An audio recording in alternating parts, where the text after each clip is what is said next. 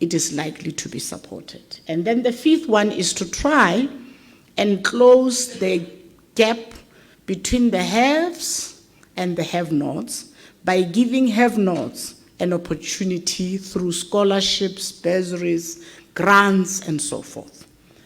Then the sixth one is to assist people living with disabilities, to avail more training for them, to give them devices, as you saw in the video, and provide them opportunities as well for them to have the same access as everybody else. In actual fact, we are assessed annually to check if in our programs we have got 5% set aside of these programs for people living with disabilities. So you might be sitting in this room and you might know a disability program that might be implemented in the sector. And therefore, those are the kinds that would set you apart. The last one is for us to look at pandemics. Before it was HIV/AIDS, and now it was COVID. We don't know what other pandemic is going to be, but we as an institution have decided that when a pandemic arises, we want to work with our partners to try and minimize the impact of that pandemic. Now, I want to share with you our sector skills plan and the statistics that come from our sector skills plan. Every year, the Stats SA does conduct surveys to check what is happening in different sectors of the economy. If you look at the transport sector, especially in Q2 of 2022, the number of people in the sector that were employed decreased. And I'm sure we all can understand that companies are now reducing workforce, they are retrenching, they are trying to really recover from the pandemic itself and the economy that is on the downturn. The workforce has been decreasing in different quarters, and the percentage stands at 5.6. But if you look at the women in the transport sector, one quarter showed that there was an increase, especially in 2021. However, the Q1 of the following year, which is the current year, there was a reduction, which means some of the women that the transport sector could have appointed ended up either being retrenched or losing their jobs. So it's almost like it's a moving target. You think you've got it in the first quarter of year one, you come to the second quarter of the following year, you realize the thing has gone down. But people that are still in the sector, that are women, especially in Q1, the number is 128,000 women. If you look at the employment of men compared to the employment of women, as much as it has dropped, men are still the majority in this sector of ours. Now, the blue represents the women, and the orange color there represents the men in the transport sector as a whole. These statistics, obviously, to a large extent, exclude the taxi industry, simply because the taxi industry is not necessarily paying levies, or even some of the companies are not recognized, and therefore some statistics are not collectible except you do a study for the taxi industry. Now, I was interested at this graph that shows which sectors have a large percentage of women. The aerospace has a large percentage, followed by rail, followed by the taxi industry, followed by freight handling, and freight handling and road passenger actually share the same. But the road freight industry, the trucking industry, has few women.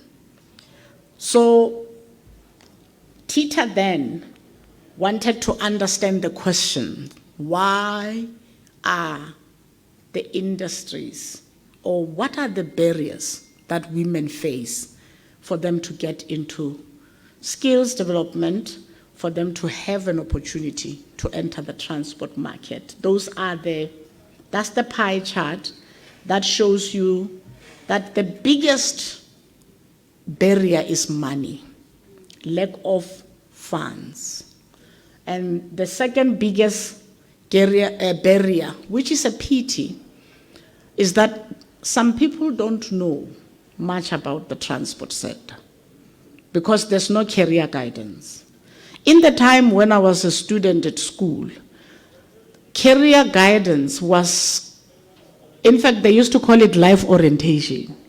What the teachers used to focus on was about pregnancy, family planning, HIV/AIDS. For God's sake, can we move on? I haven't been in the schools to know if they are still doing that. And that's the reason why TETA decided, unless we go to the schools and adopt them and train the life orientation teachers to know there is a sector called transport, and it's not about drivers. It has different parts of the value chain.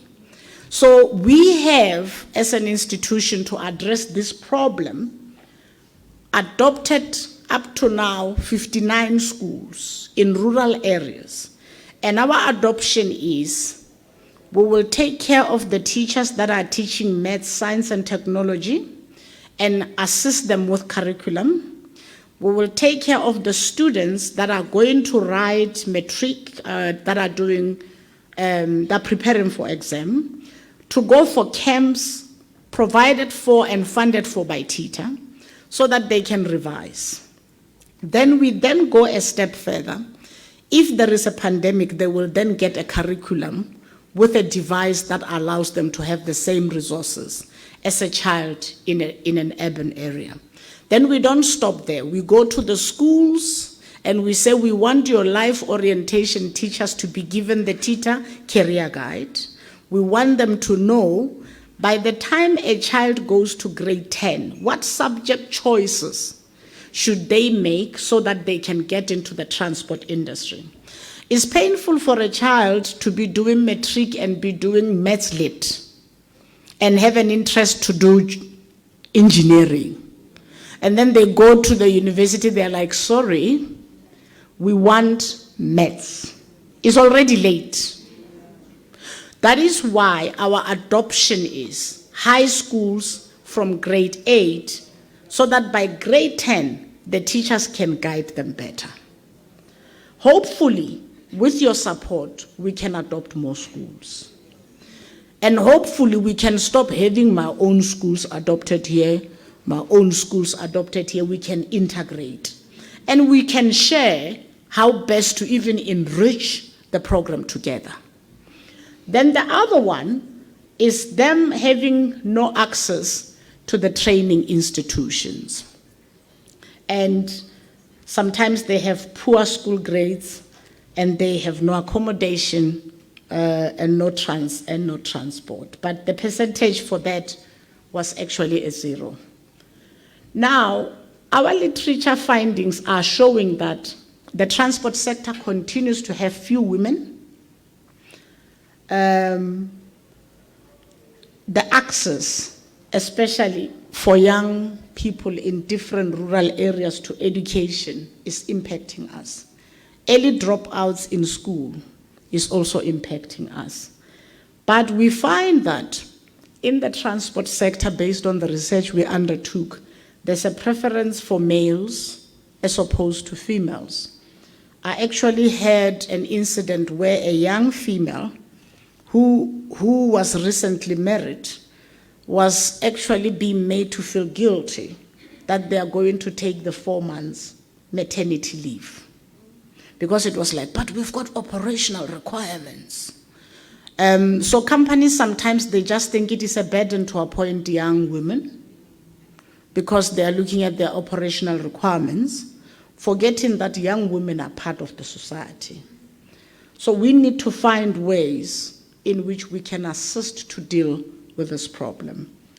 Now, another issue is our norms that are hindering girls' schooling. To a large extent, it has reduced, but it is still a problem in other communities where a girl child is regarded as, once you have finished primary school, you must get yourself ready to get married. So the norms might also be problematic. So what am I sharing this for? When you come to TETA and you have a program that addresses some of these barriers, a program we could implement together and identify a community to start with it, that would be a program that stands aside. Don't all go for learnerships and artisan development. There are things that the transport sector needs that require innovation that you can bring. The other one, obviously, is early pregnancy and family responsibilities, especially with the girl children that lose their parents and they end up being child-headed households. We can only give them a net and a support net and stop taking girl children to the workplace and make it a one-day event. But find ways in which you can adopt this child by being a mentor to the child. I'm asking the sector to stop painting schools and doing easy things and call it social corporate, for God's sake. Honestly. Unless we do things differently, things are not going to change. And unless we as the women, we then take it by force, and in our boardrooms we don't only look pretty, but we raise the volume of our inputs and presence by saying, in this company, I'm in charge of transformation. We're not painting a school. We are taking young girls, we're giving them mentors, we're exposing them. I'm a member of a WISCA, or I'm a member of another association. We do this and we do that. All of us can do something to adopt these young girls and give them an opportunity that will take them far. The other one is when women are discriminated in employment. You know, I don't regard transformation as being appointed. I regard transformation as not only entering the door, but dominating that space. Now, if we are going to calculate, there were 15 women appointed as female directors, so what? I want to know, after they were appointed, what have they got to show that they have done differently? Because we are nurturers by nature. And that is why you will see that I've been in the transport sector, in this industry, for 14 years. And I'm not finished. Hello? I'm not finished. Can I be allowed to finish? Therefore, those that are looking for my job is not available. Because my assignment is big now. When it is done, I give over to some firebrand. But, so look somewhere else.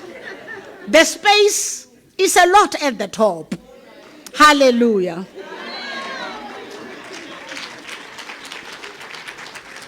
One of the problems is lack of training for women in non-traditional occupations.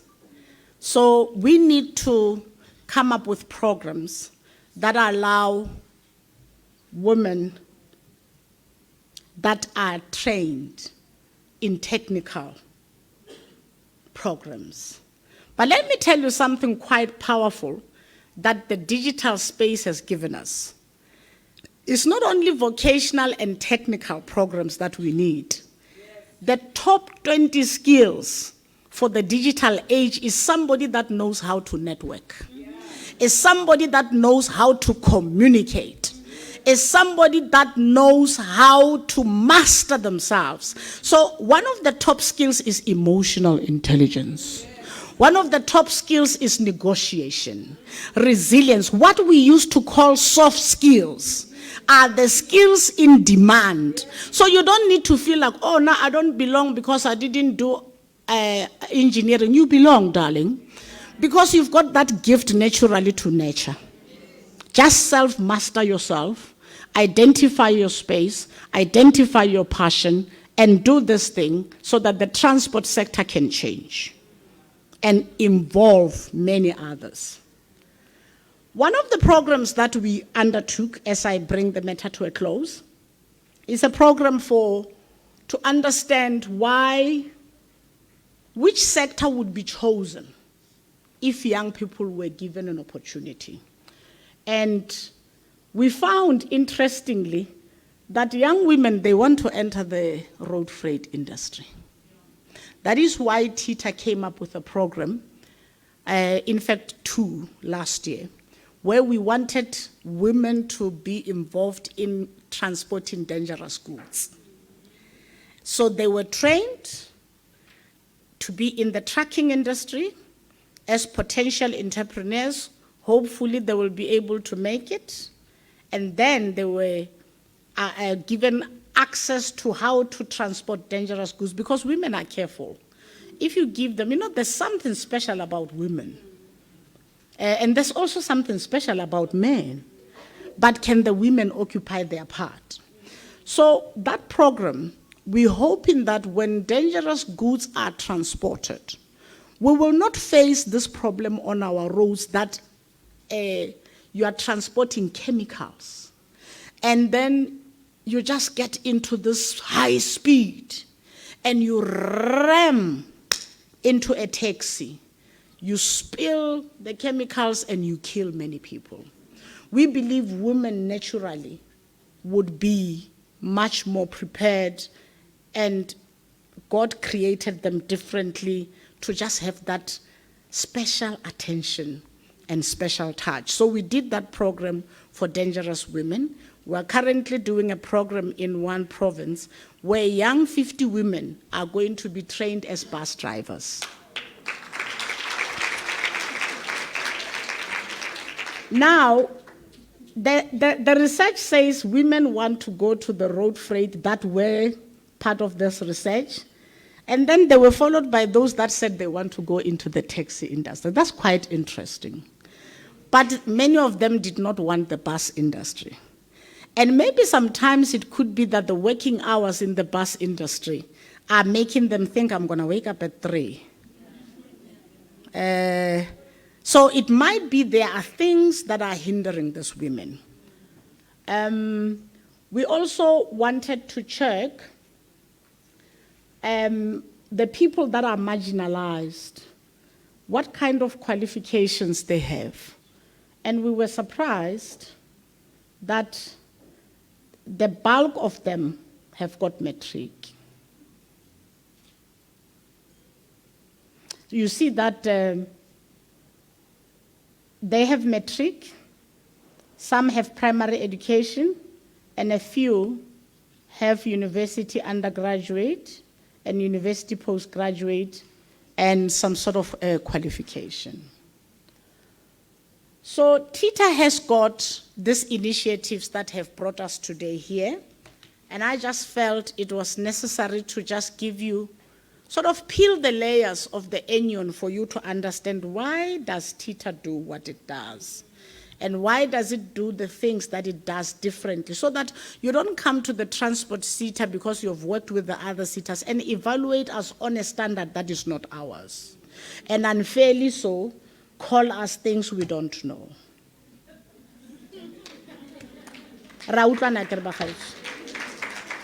So hopefully, Madam Lebu, when we leave here, these women here, they will be ambassadors of TITA. It'll be the experts. Then they'll say, I know the model of TITA. I had it and I can lead the slides.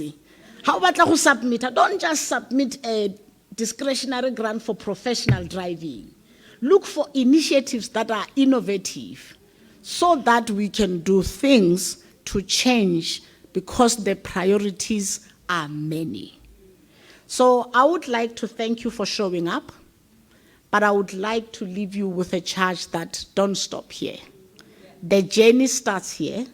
We can do more together, and we can really make a difference together. Thank you so much.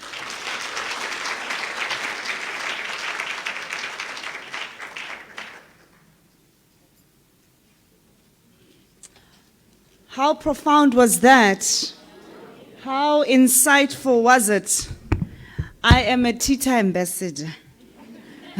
I understand the philosophy. All right. As the CEO was speaking and she really emphasized the importance of showing up, here's a quote. It says, "Showing up is essential. Showing up consistently is powerful. Showing up consistently with a positive outlook is even more powerful." With that, I'm going to choose Lebo Letswalo, who's going to be talking about the state of transport and logistics. After Lebo, we will be having a Q&A with both the CEO and Lebo on stage, so do prepare your questions. And can we please welcome Ms. Letswalo.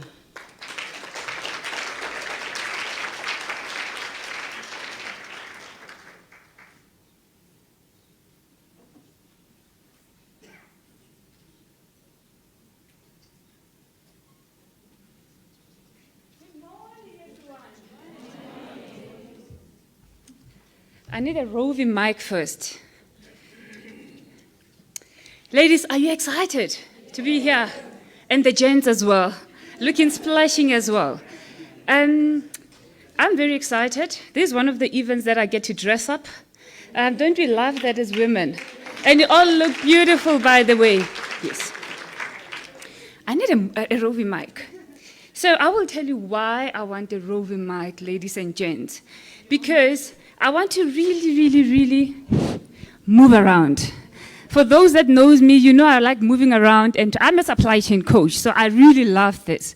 And really talking to you through my heart and really just getting to know who you are. Firstly, are you aware that some of you, your tags don't have names?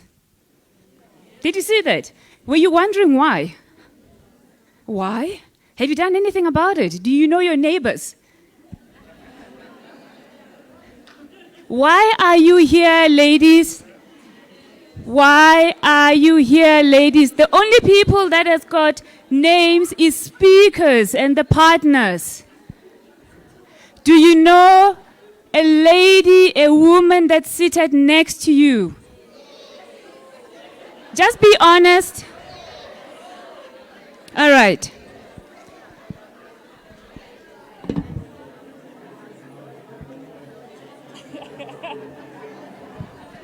I got you. I really got you.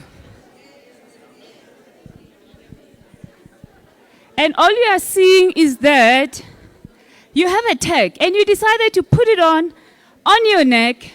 You're sitting next to other ladies. You do not know them. So you are a delegate. That's all you are seeing, right? Ladies, you are here for a purpose. We are all here for a purpose, ladies. We didn't come here to listen to myself and the speakers and having to discuss the same thing over and over again. So, firstly, I really want to thank our partners, the speakers, all of you beautiful ladies, and I'm hoping that you will get to know each other by the time we leave here, because that's the importance of us networking and coming here to get some solutions. And I'm hoping that your names will be on the tag. Can we get that? All right, perfect. So let me go back to standing still now. Yes.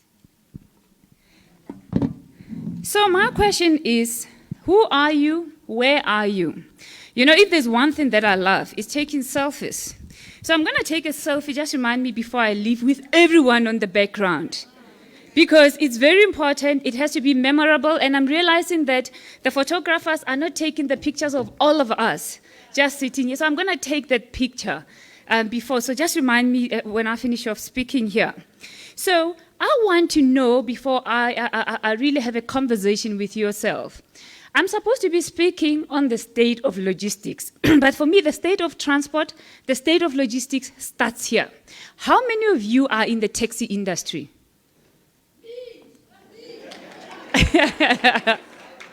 How many of you are in road freight? 1, 2, 3, 4, 5, 6, 7, 8. I can count them. How many of you are in maritime? They are the leaders for maritime, so they don't have to lift up their hands. I want them to be able to see the picture of how maritime looks like. How many of you are in aerospace? Not even a single person. Well, if you're in freight forwarding, you cut across. So I'm not going to count you as aerospace fully. So how many of you are instrumental in aviation, aerospace? None of you. So something is wrong, ladies. Something is wrong. So let me tell you about the state of logistics, what is happening right now. And I'm going to be very, very, very clear in terms of the industry. As you can see, next time you see a truck like that on the road, you must know that there's a truck that's representing you as a woman. We are taking it on the road. I'm a trucker, I'm a female, I'm in supply chain, I'm in logistics. So we are going to represent you, ensuring that whoever is supporting us can see you through that truck in South Africa. That is why we have it there. So all of you are asked the question on the state of the transport sector, looking at all these modes of transport. Very critical for our environment, because most people, when you talk about the transport sector, they think of road freight. You saw the statistics already that the CEO of Tata has just shared. Very clear in terms of what the state of transport sector looks like, and based on data, based on research that has been done. But also, I want to show you this. I think all of you understand that the transport sector is very instrumental in the economy, if you didn't know. We have 10 economic sectors in the country that are driving the economy in terms of the GDP. Transport sector is one of them. Can anything happen without transport sector in mining? Nothing. Construction? All of this economic sector, agriculture. We need the transport sector. You understand that the transport sector is the driver, the pillar of the economy. And the purpose of today is for you ladies to understand that you have the bigger impact in the industry. All of you being part of the transport sector, it means you are contributing to the economy of South Africa and beyond that. You are, in fact, enabling the industry as a whole. But I'm going to share the other important number. There's a number, if you've always looked at the Tata reports. Remember what I said, Tata does a lot of research. There's Statistics SA as well. And all these numbers are emanating from the country perspective in terms of the movement, how the transport sector is contributing to the country. 2018-2019, transport sector has contributed close to 319 billion. Less than 5% of women that are participating in it. And you are all part of those women. You go to maritime, we probably have got less than 1% seafarers. I think we will share the numbers. 1% maritime, aerospace, maybe zilch. Minimal. So, when you look at this transport map coming from Tata, it shows you when you are coming from different provinces, how the transport sector is contributing to the economy. So let me tell you how you should read this map. If you are, remember today is about opportunities, it's about sustainability, it's about you getting to find where the opportunities are. This map just gives you that idea, and it already tells you which mode of transport is in fact contributing the most, and in which province. We are in Gauteng right now. I know we have people, we are streaming live currently, that are in other provinces, but they are able to see how the transport sector, how different modes of transport are contributing to the industry. That's the state. Obviously, we have new numbers currently. But this, I want you to have a reflection and understanding of why. You know, I've been asked several times as to why women? Why women? Why the transport sector? And this is the why for me, and even beyond that. Because you can't have such numbers and have limited number of women that are contributing in the industry. You just can't have that. But my question as well is that what are you doing about it? What are you doing about it? Yes, we are here having this lovely session, listening as well. And like the CEO said, and also what Ms. Khatile said, the fourth year of running these sessions. We've been talking about challenges. We started on year one with challenges. If some of you were part of those sessions, there's been challenges and proposed solutions, and then the third year we had COVID, then proposed solutions, maybe modified. But today it has to be different, because solutions are being driven. That is why we have all the modes of transport that are part of this conversation this morning. And ensuring that all of you, if you did not know about all these modes of transport and what's driving the industry, get to know it today. Because it's you, and what I love as well here is that we don't just have SMMEs, by the way, emerging businesses. I know Florence always kicks me a bit when I say SMMEs. She loves emerging businesses, and we are. Emerging businesses. So get to understand that, and what does it really mean for you? Ladies, are you excited? You don't look excited. It's like these numbers are shocking you. Are these numbers shocking you? But that's the reality. The CEO spoke of collaboration, being part of the network, and we've brought all of you together to be part of that collaboration, for you to be part of that network, the part of the solution of the future. Which takes me now to the next level. Africa Free Continental Trade. And I'm not going to speak too much of it. I'm planting the seed, ladies. Do you know about AFTA? How many of you know about Africa Free Continental Trade Area? And then how many of you understand that AFTA is a pillar? It's a pillar, and transport is that foundation that will make the success of Africa Free Continental Trade Area. If you don't know, please be part of the network. Then we will definitely ensure that you understand it. It's about intra-trading across Africa. If you remember, simple. We're relying on international organization. Beneficiation is limited in Africa, not just South Africa. Most of our commodities, what do we do with them? Export them. And then what happens, we import a complete product into South Africa. So AFTA is driving us in South Africa, beneficiating, driving industrialization. That's what it's driving. So how do products get to the end customer? Through every mode of transport. So can AFTA happen without any of us here? No. So that 5% that we are talking about, I know we want to see it being 50% and gradually increasing as well. So ladies and gentlemen, I am planting this to say that there are opportunities, there is work that needs to happen in the industry, and we need you to be part of it. So the state of logistics is exactly that, simple to the tenth. And I'm going to ask you the question, I would love, I asked about the modes of transport. Any mechanics here or anyone owning a mechanic? We have one. You see now, two. Exactly. That's exactly what you're looking for. Aerospace, tires. How many of you are supplying tires? There is one lady there. How many of you are in bunkering? You're probably still thinking what bunkering is. I'm not going to tell you. Okay. So, ladies, there is nothing wrong. The purpose of us having conversations like this is to make sure that you understand the transport sector.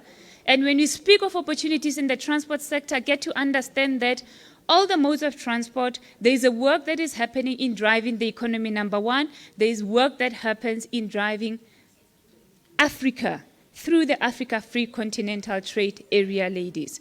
So that's the storyline and the state of logistics. And we want to transform this picture, and I want you to be part of that process. There's a lot of partnerships that is happening behind the, the doors. And if you look at your text, you have a QR code there. Did you see it? And even on your table, there's something called the pledge. We are launching a pledge this morning that will continue for the next few years. And it's a pledge, number one, towards industry supporting women initiatives. And let me tell you this, as we go and knock the doors for you, ladies, you need to also be able to make a difference. We seek opportunities, right? But I'm going to challenge you. We want to reduce unemployment in the country. As we empower you, may we all learn to empower the youth. Have the youth that are studying in the university, transport management, logistics, and so forth. I challenge a lot of women all the time that, Lebo, we are looking for opportunities. And I'm saying, what are you doing? We've gone through so many programs that we've given you. But what are you doing out there? Rural areas, where you are coming from. Can we all learn to plow back as we plant the seed with the programs that we are running? So a pledge that we have here, if you have a phone, you can scan the QR code, even the one on the frames. It's a QR code where you can pledge through your organization to either support the youth, the students. If you are incorporated in a big organization, it's a pledge for you to be able to say, we are willing to take learners, we are willing to take logistics managers, increase the leadership in the organization. If you have an ESD program out there, we are willing to develop the women in the transport sector. That's the pledge that we have. We have a pledge thermometer where we are tracking who's bringing her. And listen, it's not about big companies. It's about you bringing your skill. It's about you joining the campaign. It's about you saying that I am willing to come forward and share my skills, to share the capacity, and to do something around the transport sector. Ladies and gents, you are challenged. And I would like to see all of you being part of the pledge. I thank you.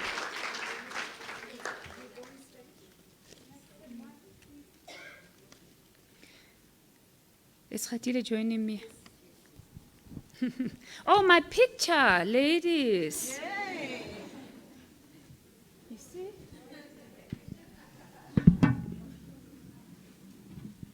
I hope I'll be able to. We need to lean in. All right. Khatile will join me as well. So.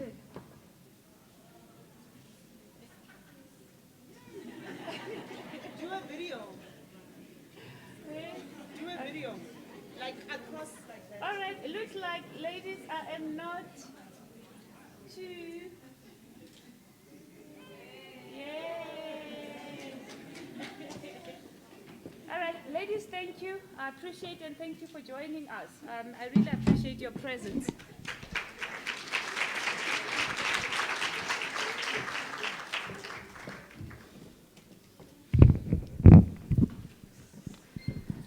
All right. Before we get into the questions, we are running slightly late for tea. So we will take on about 2 to 3 questions just to start the engagement, and then we'll break for tea and we will come back. I wanted to read a quote based on what just Lebo said, just to re-emphasize about where are you. And the quote is, start where you are, use what you have, and do what you can.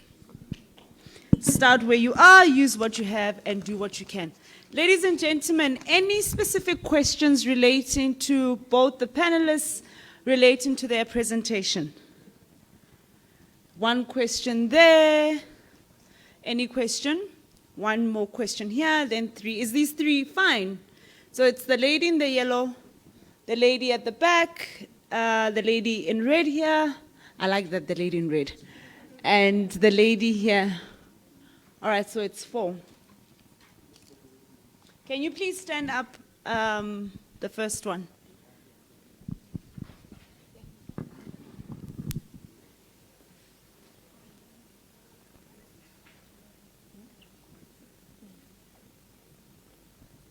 Good morning, ladies and gentlemen. My name is Anna from Mamuja Trading and Projects, a logistic company, transport company in Marigana. So this level, I was really touched by what you said together with the CEO, because in our company, we've just started a program called Aridire Mmogo. The whole purpose behind this program is to assist young women as well as youngsters in our local areas, because we got to realize that there's a gap whereby whenever we're looking for truck drivers, we'd say they don't have experience, but we never take it upon ourselves to give them this experience that we require from them. So we are offering this training, but the problem is with the aim of taking from that pool whenever we get opportunities or are looking for truck drivers. But then the problem comes where I would have a big pool and that I've trained but doesn't have certificates or some form of accreditation to show that we have done the work. How can you assist us with that regard? Do you want to take another one? Okay, can we please, it's the lady there at the back. Ma'am, can you please stand up? We'll take all the 4 questions, they will write them down, and then they will address all 4. Thank you very much. My name is Martha Shokani. I'm from CSIR, but I came here at my own capacity. Showing up. And the reason I'm here is I'm in the transport space, and transport space is highly regulated, whereby the regulators, they don't communicate the requirements clearly. For an example, you have a child who's coming, who's fresh from school, and this child wants to enter the market, and this child doesn't know what are the requirements, where to go, where to register with what. Cici, thank you very much for arranging this. What I want to ask you is, when can we have a seminar like this, whereby everyone is in the house, especially the regulators? Because this is getting highly and highly regulated, and to take stuff in the country and out of the country now, it's becoming more difficult. And I think one of the reasons why there's a shortage of women and young children in this industry is because they don't know. They might know, but the regulators are not playing a part with everyone. Thank you. Very, very important question. It's the lady here, then it's her, and then, sir, you'll be the last one. It will be 5 questions. Thank you very much. My name is Cindy Somzamo, and I'm the global president of an organization called the Circle of Global Business Women. Mine is just a comment. I'm listening to what the CEO has raised and also to what Lebo has just articulated. I think for me, taking it back to what the lady from CSIR has just said, collaboration is the new competition. And it's very important to have each and every single stakeholder in the ecosystem so that we'll be able to actually solve the challenges that we have in the transport sector. I mean, I was actually looking at the aviation. Lebu has done great work for the past 4 years. Well done, my dearest sister. And I will always support you, you know that, as a global president and taking you to global markets. And that's where you belong. Hello. And now, looking at aviation, my brother is the former chief of the Air Force.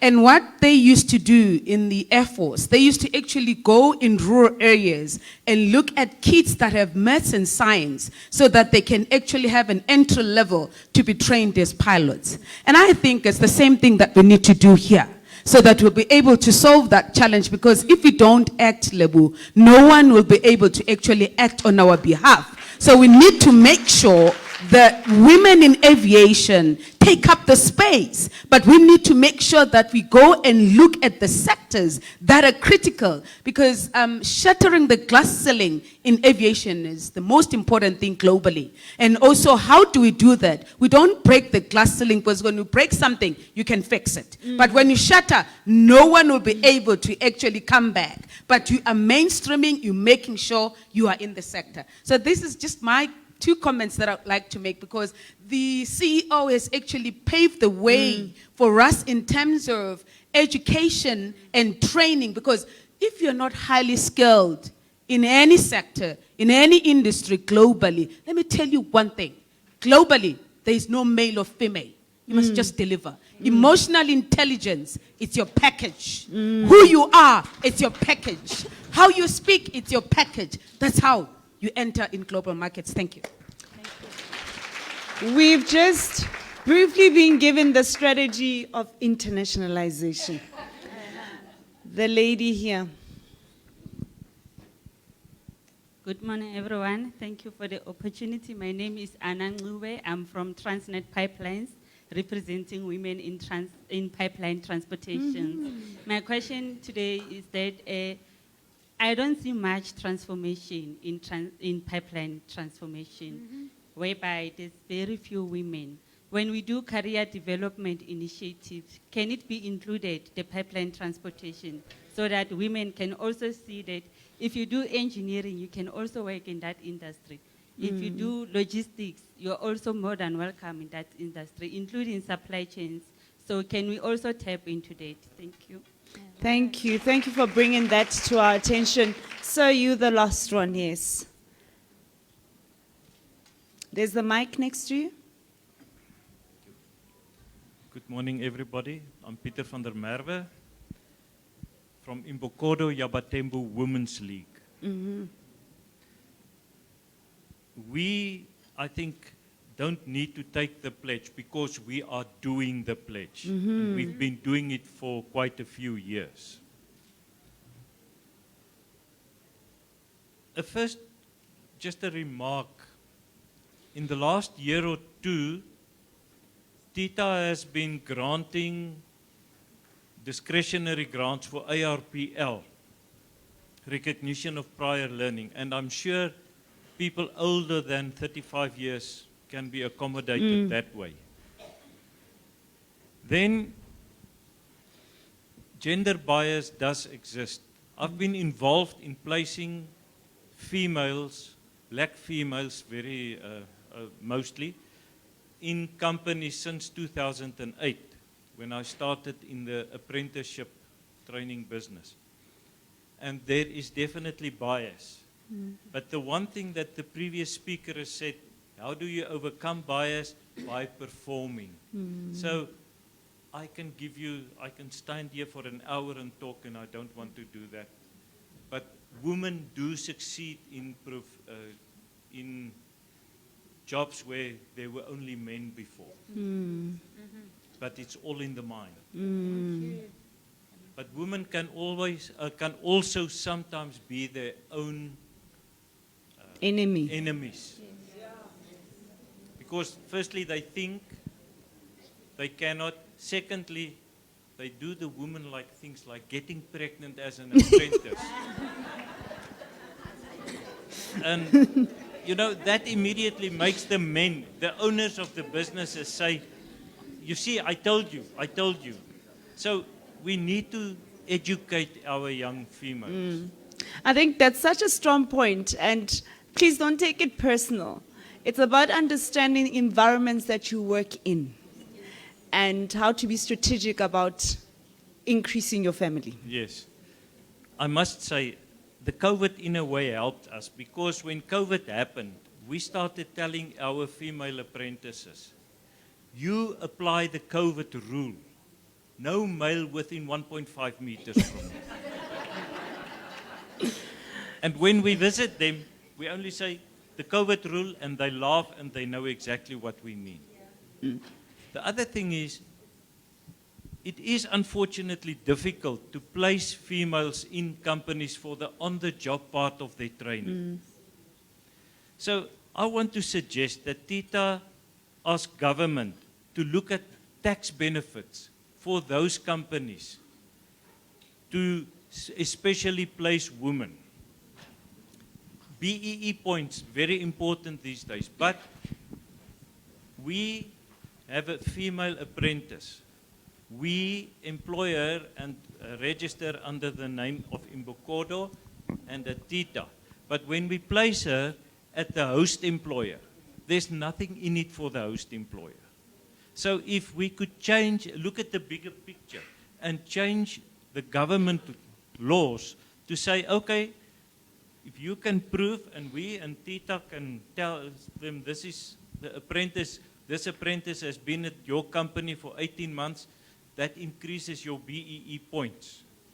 And you can get some tax benefits for the money spent on this apprentice. By, for instance, topping up the stipends because the stipends are really small. Then we can help women a lot to even perform better. Thank you. Thank you. We had two comments. Yes. We have a burning question there. Yes. The lady needs to leave. I'm Can going I- to give it to them. All right. Yes. So I was just about to say we had two comments. I'm going to give 3 more people to give questions. Oh, is it my turn? Yes. Thank you. Good morning, everyone. Lebo, Tita, thank you so much for the invite. So, very awesome platform for us as women in supply chain and logistics. As Lebo know, I've probably been in the industry more than 25, 30 years, without giving the age away. I think, ladies, so when you shared a lot of the statistics, right, I fall in all of those industries. So what we do on our business, and by the way, my business is all females, youth, 18 to 35. The eldest that I have is 28. 6 females and 3 men, 3 young men. So please do not give up on the youth. I don't want to just... My question to you is, we've done a project recently where we've upskilled young ladies in Eastern Cape and KZN, again, in areas that we cannot pronounce. So Eastern Cape, no, true. Some of us won't go to those areas, but PPOPEC Solutions has decided to go to those areas. So we've trained people in Eastern Cape, OR Tambo districts. So me and my trainers had to go there physically. 2-hour drive to the facility, but we wanted to upskill those young ladies on supply chain and logistics and actually encourage them to follow our profession. I'm very protective of my profession. 25 years in the industry, yet it is still white male dominated. Something needs to change. So, left corporate South Africa in order to go to the ground, because that is our legacy. We need to start there. My question is, how do we utilize your platform? Lebo, Awiska, brilliant. I did apply to be a mentor, but I didn't cut the thing. I'm going to reapply again. But how do we utilize your platform to actually place these young ladies in organizations like this, women-owned transporters, where they can actually also go add some value? I'm not a fan of learnerships because it's not sustainable. What we do is we do skills development program. By the way, TITA is one of Tita E is the best The question. seater. Wait, Tita E is the best seater, right? Your processes are impeccable. So thank you for that. My experience with all the seaters. My question is, how do we utilize both your platforms to actually get these young ladies into these organizations to get practical experience, but then ultimately to be absorbed? Because corporate South Africa, we had to go study triple BE so that we can ask them to actually also take on these young ladies and place in the SMMEs, which will create sustainability. However, without your support, Tita, your platform level, how do we make that impact? That's my question. How can you assist for us to make that impact? 2 last questions. Please be as succinct. We are like 30 minutes running late of the program. Any 2 more questions? There's a lady here in a duk, and 1 young girl here, and that will be it.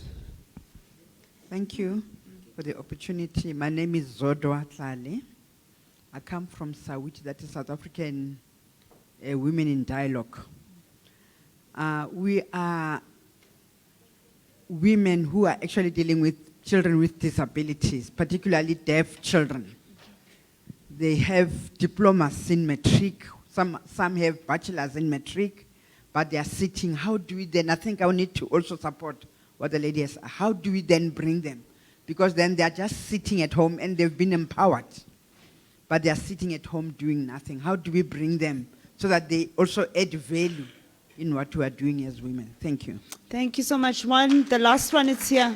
The lady in blue.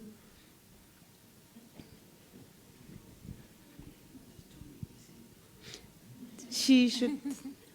Hi everyone, my name is Retabile and I'm currently working with DHL, but I came here in my own capacity. I remember when I was doing my undergrad with UJ, I struggled so much with finding my feet in the logistics sector, or rather supply chain, because there was no mentorship available, or rather I couldn't find any mentorship that could guide me into the right path of my career. So I wanted to ask, how can you ensure that there is more mentors, or rather platforms that offers mentorship to young girls, especially who are enrolled in university and that are still finding their way to the supply chain industry? Thank you. Thank you. Over to you, our panelists. That's a lot of questions, but we'll try to be succinct. Exactly. Rutabile, I'm going to start with yourself first. With regards to mentorship and coaching, our organization, African Women in Supply Chain Association, has been established, it's been 7 years. And part of the mandate of the organization is functional mentorship and coaching for the youth, for the women, for the entrepreneurs, and for professionals. And part of the the youth chapter is a chapter that focuses on workplace and entrepreneurial readiness programs. So AWISCA has got MOUs with UJ. I used to be a UG student, by the way. I studied logistics there a couple of years ago. We have a student chapter, and part of what we've been doing for the past 6 years, by the way, is taking students for site visits, getting learnerships, getting internships for them, and job opportunities. And the idea of us driving those workplace and entrepreneurship readiness programs is to ensure that we reduce unemployment in the country and we are able to give options to the young ones through all these opportunities. And hence my earlier comment as well, where I said that how do we plant the seed back and ensuring that we take the students, giving them exposure as well into businesses as well, so that they are ready to be employed. So we do have those initiatives that we have been running for 6 years. We have MOU with UJ, UP as well, VUT as well. And those are very exciting initiatives that we are driving across the country to help the students, to help the youth as well be able to succeed in the industry. When I was a student, I never got that opportunity until I left after 18 years. Now it's 23 years, and we are planting back the seed. And the platform of us also creating this pledge is to ensure that yourself and other industry players, they are able to mentor and to coach. And lastly, we do have mentors and coaches in our organization. And these are the mentors that are feeding back. We have sessions with the youth as well. We've been having that on a monthly basis as part of helping them to understand the industry. So I can say a lot of this. We just had a recent trip into ATNS from the aviation perspective, where we had close to 20 students that we took for a site visit and really exposure into the industry. We take students to the warehouses, to the rail terminals, to the ports as well. So there's exciting things that are happening behind those. It's just that maybe access of information, and we are all here to be part of the database and understand what we are doing. All right. So that goes now with the coaching and mentorship, and I will give Khatile so that I can keep quiet, by the way. So on the coaching and mentorship, on the first question in Rustenburg in Marikana with regards to the truck drivers, we've ran a program with a very fascinating program with UN Women and TITA. And that is a program that focused on building the technical skills and soft skills of women in the transport sector for all the modes of transport, by the way. So far we had close to 300 women, 350 women that went through a program. And part of running a program was having an advisory board and having facilitators that are coming from the industry that has got experience to be able to mentor and to coach the entrepreneurs. And that was an all-women program, by the way, that we ran. And really just to build the skills and the capacity around the transport sector.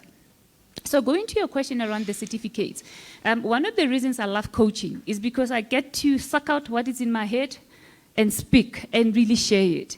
But can you document what's in my head? You can't. You can't at this point in time. That is why we have coaches, but it can be documented as part of knowledge management, right?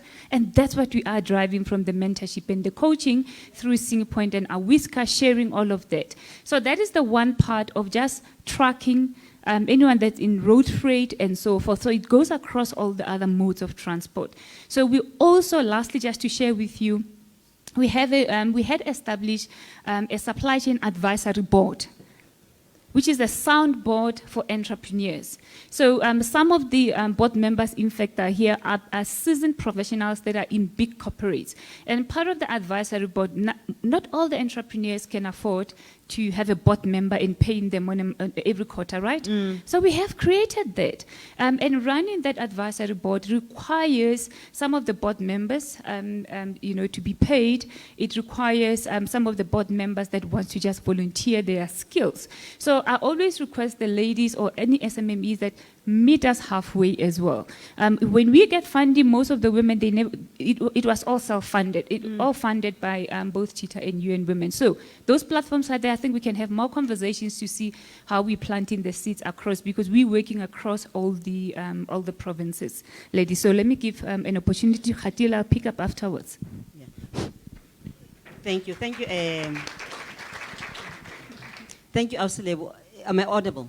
Yes, ma'am. Oh, okay, thank you.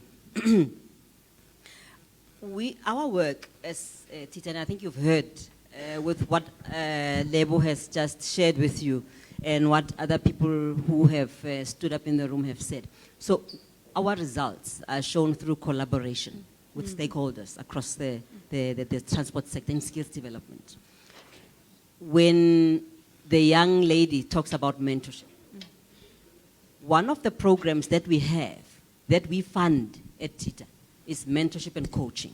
That a service provider like you sitting there may want to pursue as a way of making change for young people like her in whatever environment they come from. Now, it may be at the institution of higher learning, that coaching and mentoring, that you may want to offer it at, or it may be at a community where you come from, or it may be at an organization where you come from, where you want to implement this mentoring and coaching. And all that you need to do is to apply to us so that we can be able to look at it through a lens that the CEO showed you we look at through. And all those types of programs where we support young people. Remember, what you will be doing through that mentorship program is showing that you haven't just climbed into whichever room that you climbed using that ladder and moved it away as soon as you reach the ceiling. But you are leaving the ladder for whoever will come to climb the ladder and follow you. And those are the kind of leaders of tomorrow that we are looking for. The leaders who have emotional intelligence. You will be able to impart that emotional intelligence to the young people who are our future leaders. So programs like those we look at favorably because they meet all those transformation agenda that we are looking for. So that's the one. And then the lady from Marikana. The part that I will respond to about certification is that a program that you would need to have in order to offer certificates is one that is accredited by us.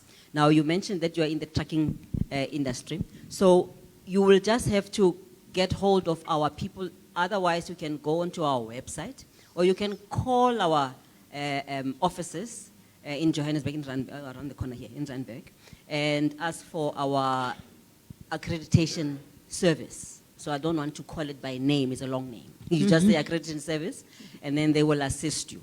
But otherwise, we've got our colleagues that are here. Just walk to one of them. We said you are not going to sit in that seat. So connect with any one of us and find out how best you can be able to get accreditation so that you can offer those certificates of those people to those people that you've trained that should be able to be eligible to be looked at differently because they've gone through your course. That's the one. So far. Thank you. I want to touch on the question from the lady from CSIR, and please pardon me, I thought I wrote your name here. With regards to regulations, our industry is highly regulated and it's very expensive. You know that. I will tell you about just trucking. You want to go into road freight, you want a tot liner, you want a tanker, you want a trailer. Those are two assets that you have to buy. You know how much they cost you? Close to 3.5 million, just as you start. Number two, in terms of you complying with the labor, on the labor side, it's very expensive for emerging businesses. Number three, before you even start a business, you need some form of insurance, right? Goods in transit insurance, public liability insurance, and I can name a lot of them. That's before you start. Remember that. You want to go into mining, they will tell you that you must have RTMS. We have Mr. Oliver today that he will tell you about compliance. They will tell you about, you go into a chemical industry, they will tell you about what? Squash audits. Just to do that, it costs you 90,000 rand, 80 to 90,000. So it's highly regulated and there's compliance around it. And yes, we have to be compliant. So the purpose of us running programs and also partnering with the teachers and the funders out there, and I was talking about the program that was run by UN Women, is to enable women to remove most of these barriers. The programs with TITA is to ensure that we create programs that enable you to understand and how you can be supported to be able to enter the market. Yes, it's not easy. You are not going to be subsidized for everything. And yes, it's a highly regulated environment. Just going into bunkering. That is why not everyone is into bunkering. So compliance matters. We understand the lives of people, understand the safety as well that comes with the industry. That is why there's so much compliance, why it's all high regulated. Not just everyone can be in trans, but what we are saying is that we're building and we have those programs that has to enable you, and the collaboration that we are speaking of is the collaboration that will build your skills. So be part of the process, be part of our programs, because part of what should be coming out of this, we are also segmenting all of you women to make sure we understand who is in which mode of transport. Remember what Florence said, the program director said, we want to have a women transport strategy that is informed by the gaps in the industry. We have to understand your gaps. We have to understand where we have to support you. So yes, we're hoping that we will win in that element because we're fighting that battle. Don't worry, we will win. Thank you so much. All right. Lebo, is it okay if the lady from Transnet's question, is it all right yes. if we take it to the coaching circle? Do you want to? I think it's brief because for the pipelining, it also speaks to the youth chapter that I'm speaking of, because the youth chapter, that's the one where we are partnering with organizations. So we are able to partner with students, and we have MOUs with the universities. So we are creating that pipeline. We just have to also structure that with Transnet, and ensuring that, and I agree with you, on the pipeline side, we have limited even students, even understanding of what is happening. So I'm excited about us building that collaborative relationship. Yeah. That's a win for me. It is. Transnet and Awiska. Yeah, may I also Yes, ma'am. come in? Yeah. Thank you, Sisi, for that comment about the pipeline transportation that is offered by Transnet. Am I correct? Yeah. On your personal capacity. Oh, okay. But it is that pipeline transportation. Oh, okay. And I'm now going to answer it with the experience that I have. I come from an operator, historically, so in an airline. And I remember years ago when pipeline transportation was becoming something for us to know about. The talk was, when are you going to start making people aware that pipeline is one of the modes of transport? We are only getting to know now when there are ill things that are said about it. Yes. So thank you for bringing it up. And for us, it was one of the things that you put up as one of the areas of development that needs to be looked at. And it's a good thing that you are here. And you're going to be in one of the circles, I hope, that you're going to share that type of information with all the other women, because that's what we are here to learn. That pipeline transportation is that mode that we may not have known about. But today we will know that there are opportunities also actually from there. And some of them might be coming from gas area, and some of them might be coming from energy that we will get to know about. And I'm mentioning this because we are here about transport that you may think in a small corner. It does not include all these other areas that I've mentioned, but they do. And today we will learn about that. And from TITA's point of view, those are the things that we will support because it will bring transformation into the future economy that we're trying to look at. As the economy is trying to develop, but we're also trying to change the way we are doing things with the conference that is going on now about, what do they call it? COP 27 or 72, whatever one it's talking about.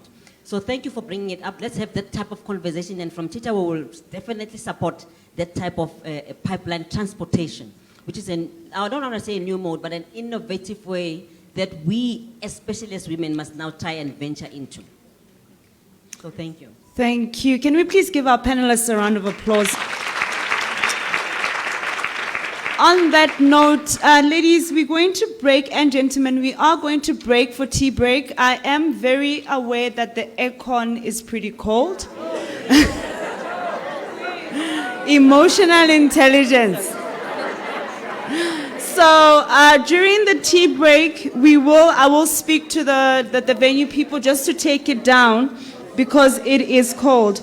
So is it all right? Can we agree? Can we make an executive decision? I'm including you in my boss stand today.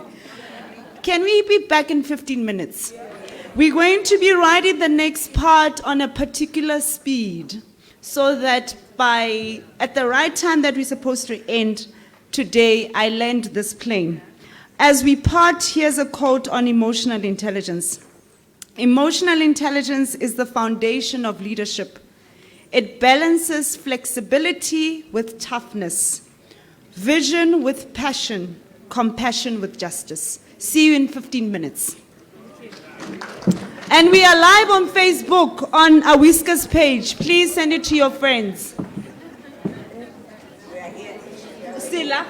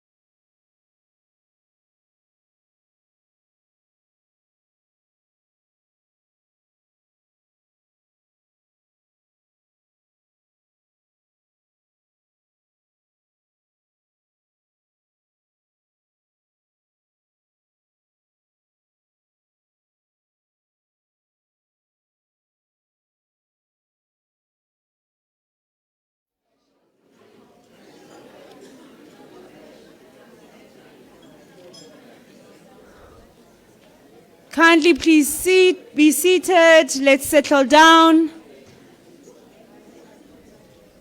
I've just given you a break on the airplane. You've just gone to the facilities. I like it. People can't find their seats because people have taken their seats. So there's a lot of networking happening. All right. May I please have your attention? Your attention, please. Your attention. Your attention. I think by the end of the day you'll be tired looking at me, but it's just for one day. Thank you. Thank you. We're trying to keep to time before I call on Lebo, and we're going to be introducing the next segment on our program, which is part 3. I'm just going to plead to all the speakers. You've been given around about 10 to 15 minutes to speak. I'm going to ask you to give it 7 minutes. I need us again to make an executive decision. Can we make an executive decision? Veto rights. Let's all, everybody, okay, we all have a right. At 1:15, we have to have lunch. May we agree that at 1:15 we're having lunch? Okay, done. I'm going to call Lebo, and she's going to come and briefly explain the reasons, some reasons. No, I'm wrong. I have to call on Tsepo first. Yes. Okay. Oh, let me call Lebo. She's going to be speaking about some of the reasons, the why, actually, of the topics within the program, which was emailed to you. So can we please just call Lebo back on stage, welcome her, and then she'll just briefly discuss the whys of the topics, and then we will move to Mr. Tsepo from Imperial after Lebo.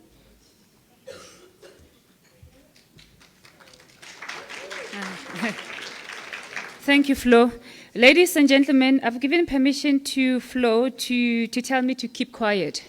Because like I said, I'm a coach and I speak a lot. I talk a lot and I enjoy doing that.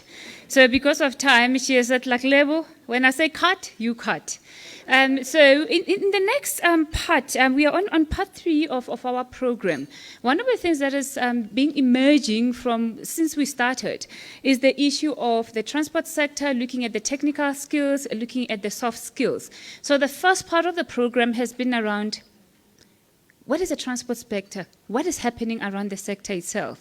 And what should we be focusing on at a high level? However, this part of the program now looks at technical skills. As you look at the program, it's focusing on why entrepreneurship in the transport sector, why women as well, why maritime. We're talking about value chains as well. So one thing that's very instrumental in the work that you are doing is ensuring that women understand value chains. A value chain approach, we've been talking about sustainability. So discussions that will be happening, and from the first topic from Tsepo on entrepreneurship and leadership in the sector itself, and he will really unpack what it really means. If talking about the road freight value chain in Africa Free Continental Trade Area, I think I planted seed around that and really wrote where the opportunities are and why we need women in road freight as well, and how you can unpack opportunities around that and be part of that value chain. And we were talking about maritime, very close to my heart as well. And we have our colleagues from SAMSA that will take us through that, and rail. So this session, without really going through the program in totality, ladies and gentlemen, it's around all the modes of transport. If you don't grab anything out of this, then the train is going to leave you.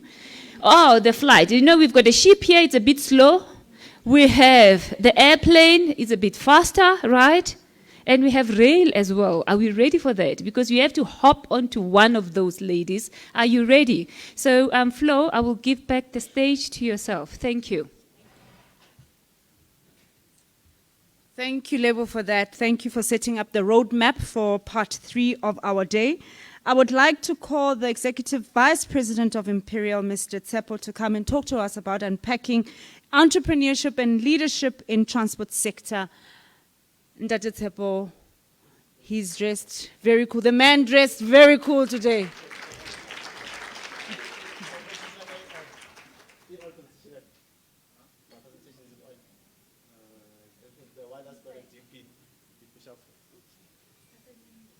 7 minutes. Yeah, I ban drop about 7 minutes.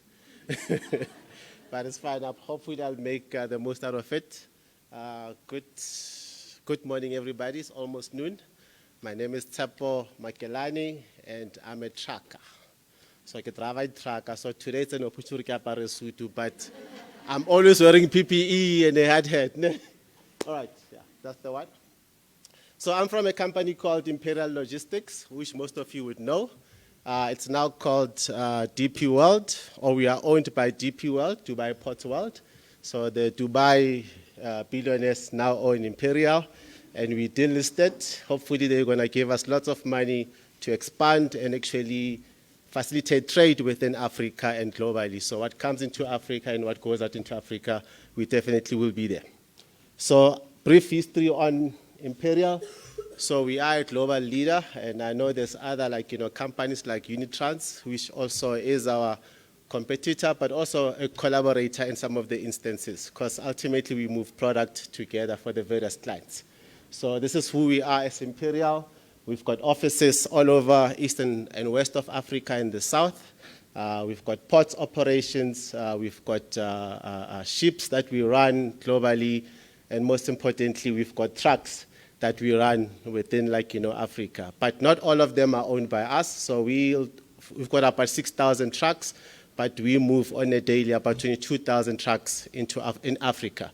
So the rest comes from people like you who are in this business, who find it sexy enough, but who find it like the strength to actually make it work in the business. Okay, so that's who we rely on. So our motto is Gateway into and out of Africa as Imperial. So these are some of the blue chip clients that you would have seen that we're working with. So if you ever buy things from Woolies, you will see it's an Imperial truck that comes to Woolies to deliver that product. If you are buying from Pick n Pay, you will see it's an Imperial truck that moves there. And that's where we've got hardcore assets. It's an asset-heavy business. But if you go to our bulk freight business, which is the tipper business, where we're moving stuff from Marikana or from Lepalale, there we are asset light. We've got 0 tippers as Imperial. The rest of the guys are the subbies that actually come. So a Magogo with 1 truck, a youth guy with 2 trucks, or they will go with 100 trucks, they all work for us within that bulk freight business. So there we are heavily spending money. So if I just give you the numbers, we spent close to about 7 billion in South Africa only on logistics, of which about 800 to 1.2 billion is spent with EMEs, youth-owned businesses, and black women-owned businesses. So that's something that we are proud of. It could be more. So without repeating what my paper from Tita said and what Lebo has also shared, this is the value chain, and it's always important for you to understand what is a transport value chain or logistics value chain. It's not only about the trucks that we see on the road. The stuff that happens prior to that truck actually moving product. So our value chain actually expands from us going from the factory, raw materials, to pick up raw materials for inbound logistics, delivering the goods to manufacture products. So if you're in manufacturing, you do understand that you have to get packaging, you have to get ingredients to make your product, make the finished product, and then that product then goes to the DC. So we've got warehouses all over South Africa. You see them, they're written Imperial. So we've got one of the biggest warehousing company called Contracts Logistics, which actually serves most of our key clients here. And then we've got distributors that we partner with as well in country. For example, in Mozambique, we've got local distribution, because in those countries, you have to use the local knowledge, the local people. You go to Namibia, same thing. You go to Nigeria, Ghana, there we are heavily partnered with the locals to actually do our final deliveries as well. Even the contracts that we win in those countries, we always say, what can we do for the locals? Where are the locals that we can partner with? Because that's what we call a doorstep community solution. We can move it as Imperial, but it's always better if we collaborate and partner with the locals as well. And then we've got the outbound logistics and what we call the sales and marketing. So we as Imperial as well, we buy product from some of the key manufacturers. I was talking to Roxy, a former colleague of mine at Tiger. So we as Imperial, we actually buy stock from Tiger Brands, we own it, and we find new channels, new route to markets for them into Africa. And we create the markets. When they see that we've got the market for them, then they come invest in that country, come and do the marketing and grow their brands as well. So we do that quite a lot. Today, I'm actually the managing director of one of the businesses which services Diageo, so the black label, blue label, like, drinks. You will see, if you see them at Konka, just not support delivered. No, because that's the channel that we've developed for them to say, I'm from the township as well. I understand the township like economy. I said I can manage that into the township, into the taverns.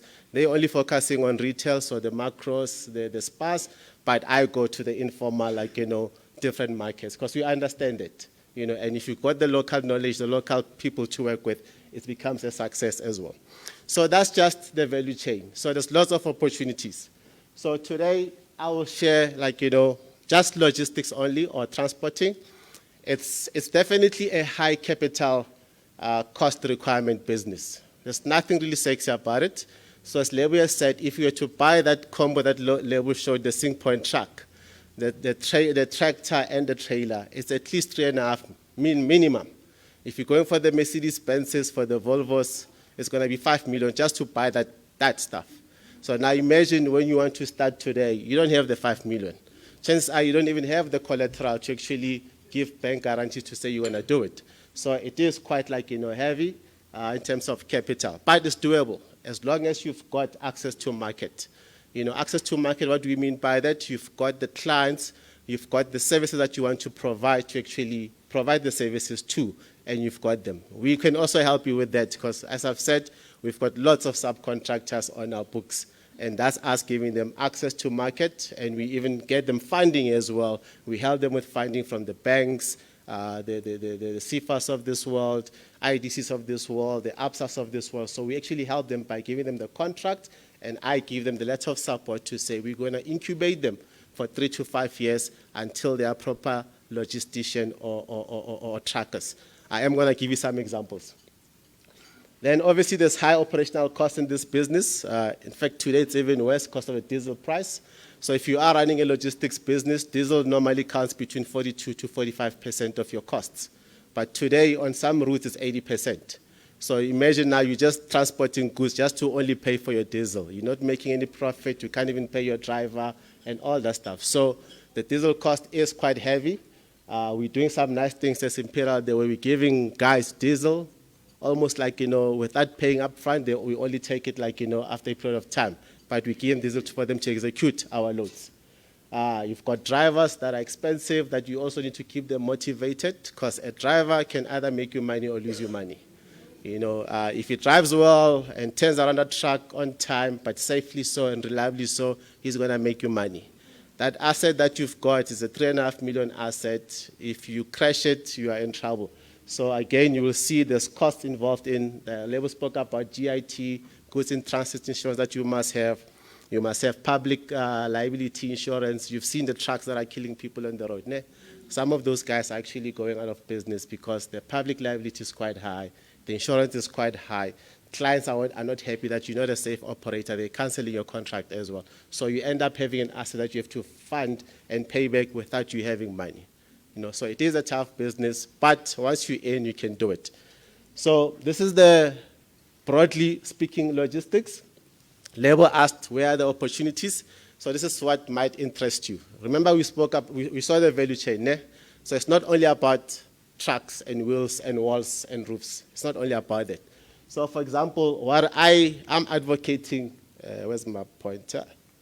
That's not. So for me, what I'm advocating today is what we call the last mile delivery. So product moves from the factory into a warehouse, it goes into a store. Last mile is from the store to the consumer, to you. So basically, body Uber, body take a lot. You've seen like they can come to you. So this is where the opportunities are, where you can say to Pick and Pay, I actually want to own, where are we now, Alexander? I want to own Alexander as the guy who's going to give you trucks that are going to come to your DCs or your stores and then go deliver to the spaza shops or to the houses in Alexander or Tembisa or Soweto, for example. The good thing about this, the capital is less because it's only a buggy, it's a 4-tonner, 8-tonner. So you're not spending or expending that 3.5 million. You're expanding anything between 250 to about 800,000. So the capital is less.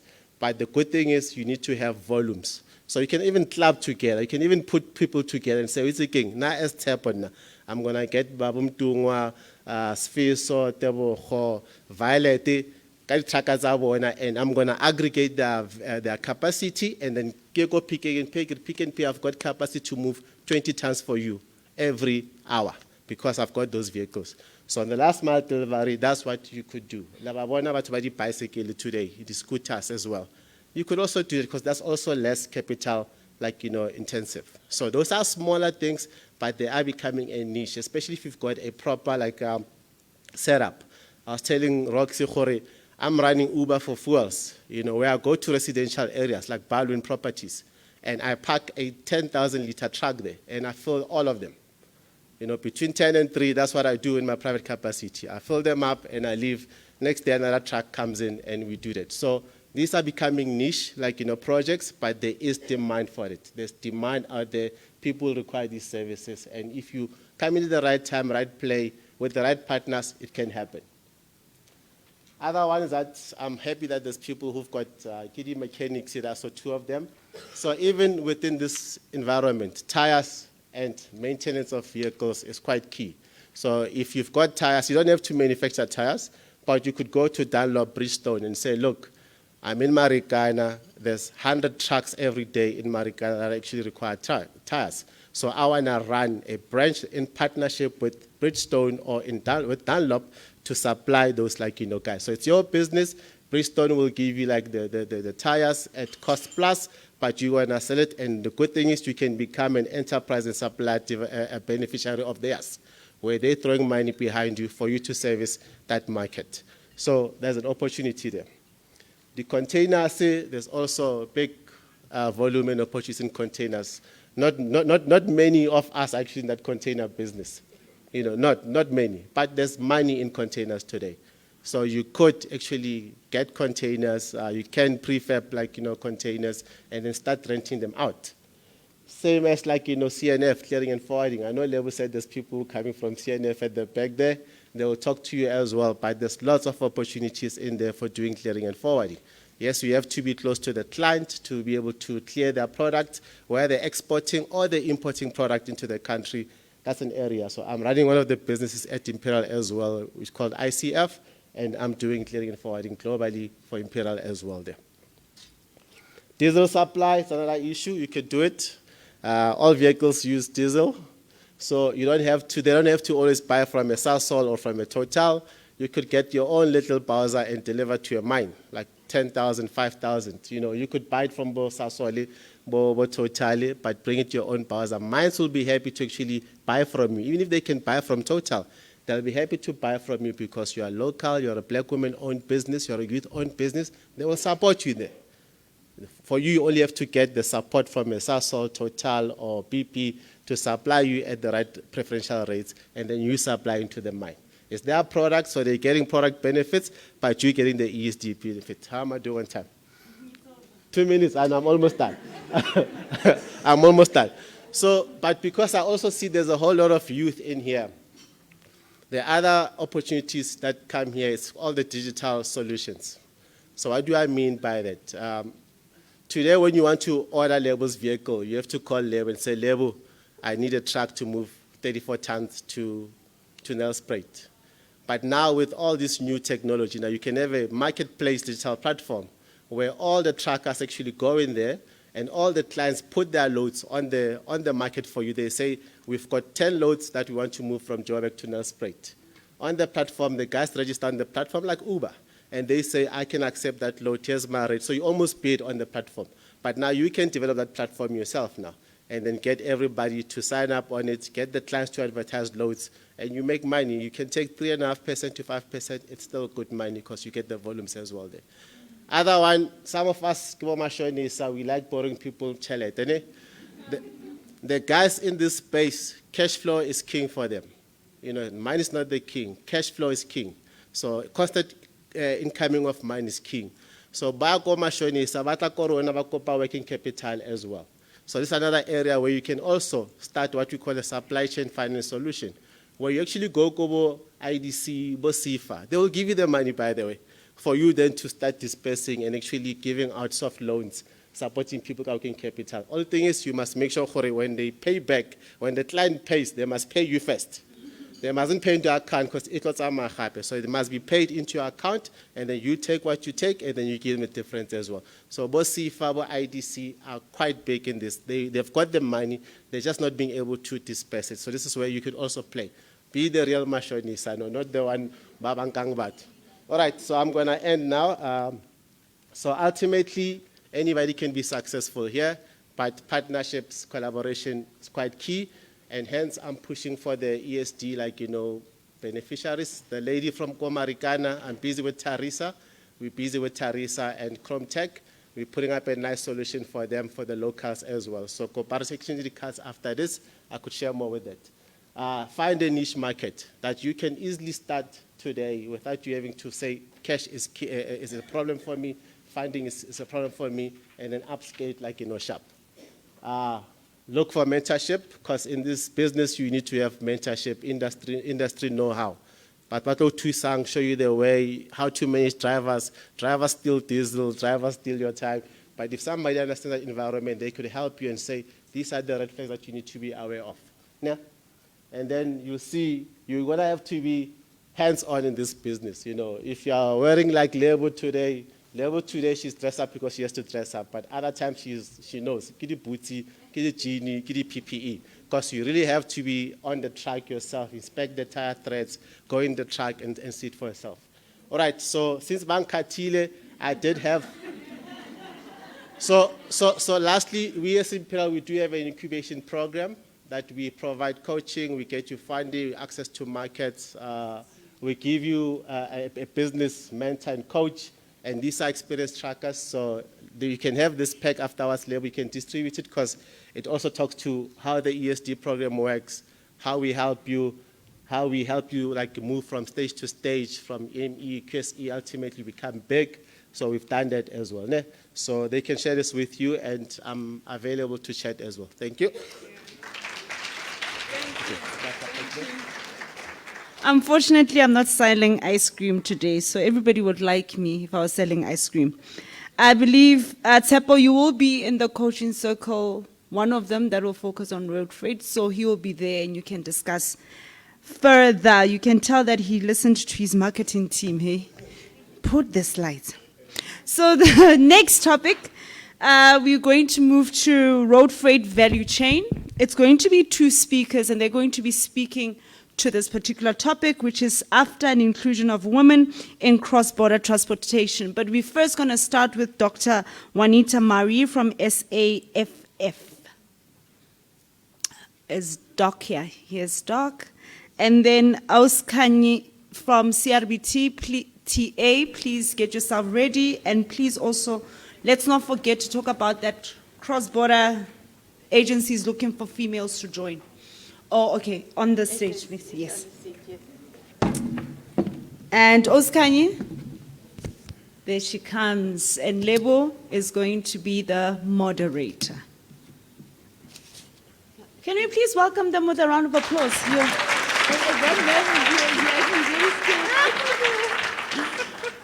I was going to put you on the spot, Doctor. Yeah, I was very scared. Tell us more. It's a panel discussion.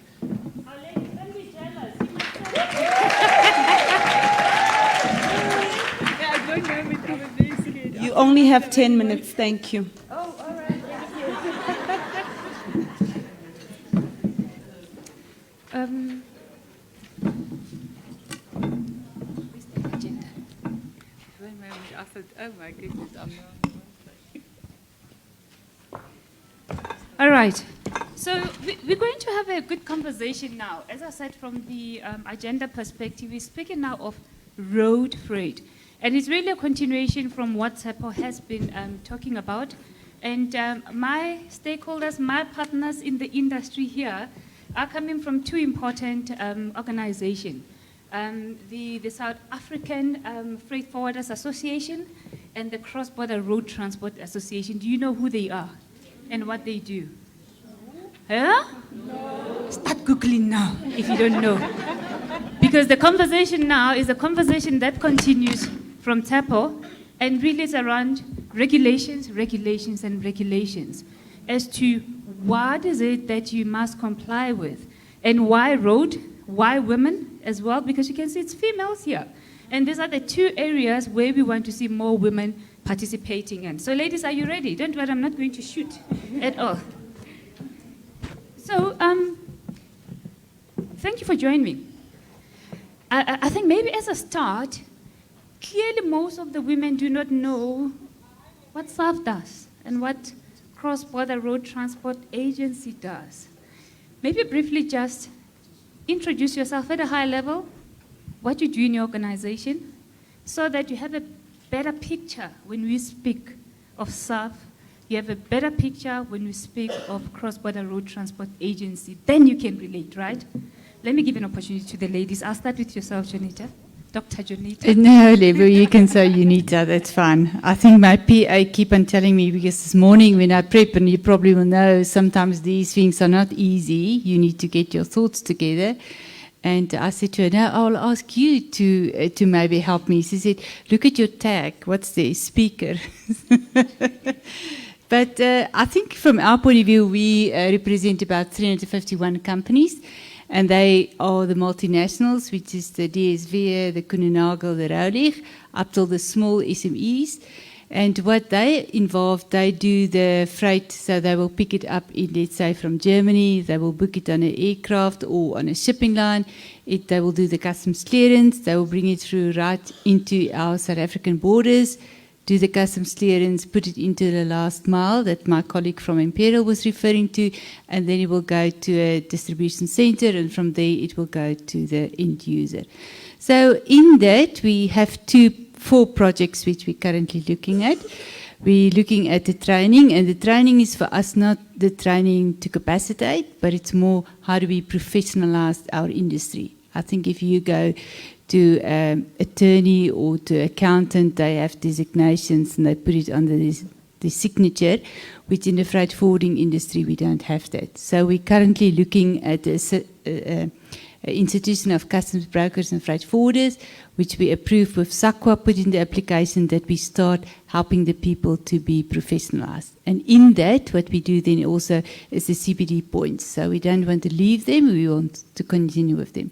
Then also, and I think Lebo, that touched very much on you, is big data analytics, because we could see now with the supply chain, and not that I want to blame and shame government, but they really didn't understand what happened when the ports are closing down.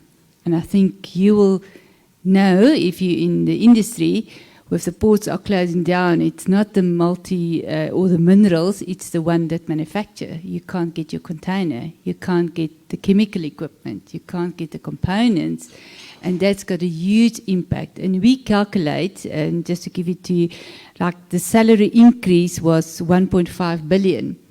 And that's worth of the cargo that we move on a daily basis equal to 6 hours.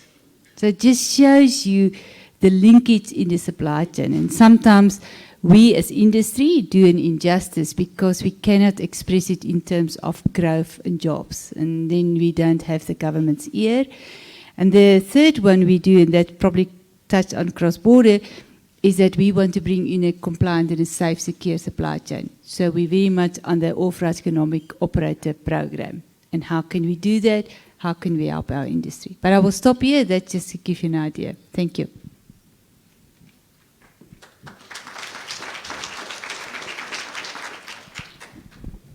Hi. Hi everyone, I'm Kanyile Selebo. I'm with the Cross-Border Road Transport Agency. And I know a lot of you might not know who Cross-Border Road Transport Agency is, which is worrying because most of you here would have done some sort of cross-border operation and you would not have had a permit because you don't know who we are. So who we are, it's an entity of government. We report to the Ministry of Transport, to be precise. We exist to regulate the commercial movement of passengers and goods. So the trucks that you see on the road, the taxis that you see on the road, buses, even tour operators, we give them permit. So we give them permission to operate across the borders. Now the distinction should be made between domestic operations and cross-border operations, right? We do not, if you doing local operations, you do not have to have a permit from CBRTA. However, if you're going to cross the border for commercial gain, you need to come to us for a cross-border permit. That's what we are in a nutshell. And I think it's important also that I indicate that what we are seeing as important currently is that we include women, youth, and people with disability in the space.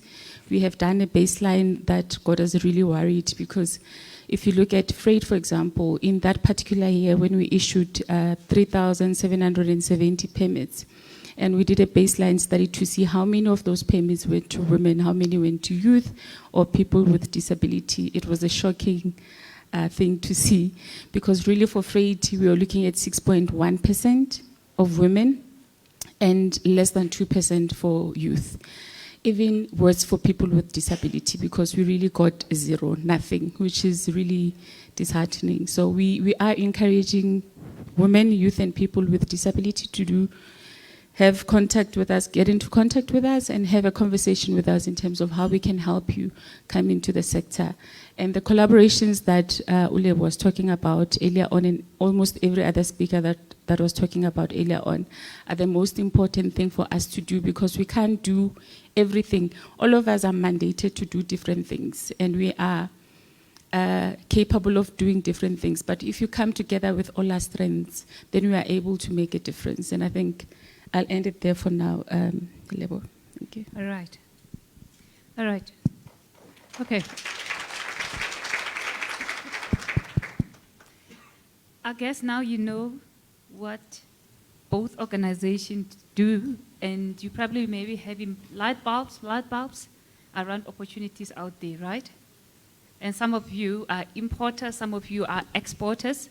You're probably still also trying to figure out what is the relationship between SAF and the relationship between SAF and cross-border at this point in time, because one, Kanye has indicated the movement of people, the movement of freight across the border.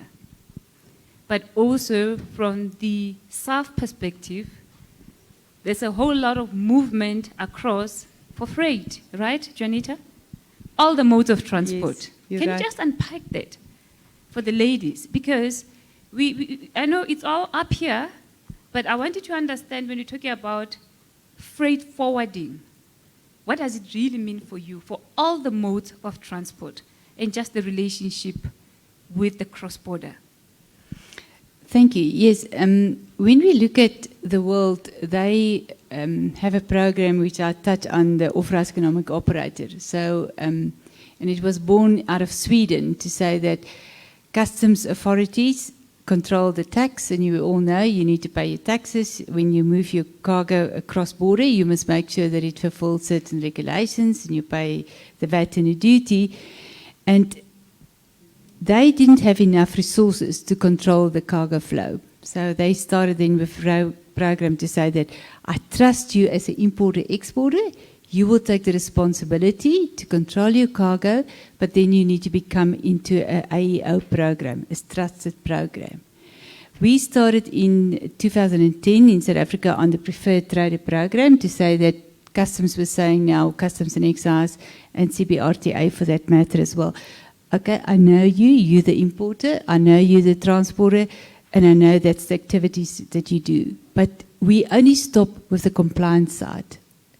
And now last year they started with CBRTA to say, we're not going to look at the compliance, we're going to bring in the safety and the security of the supply chain, which was for us in private sector really something very applaudable, and we want to do that.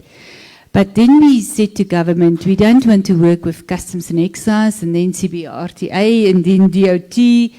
So they jointly formed together a task group, and they call it now the AEO program, and they pilot it on the N4 corridor.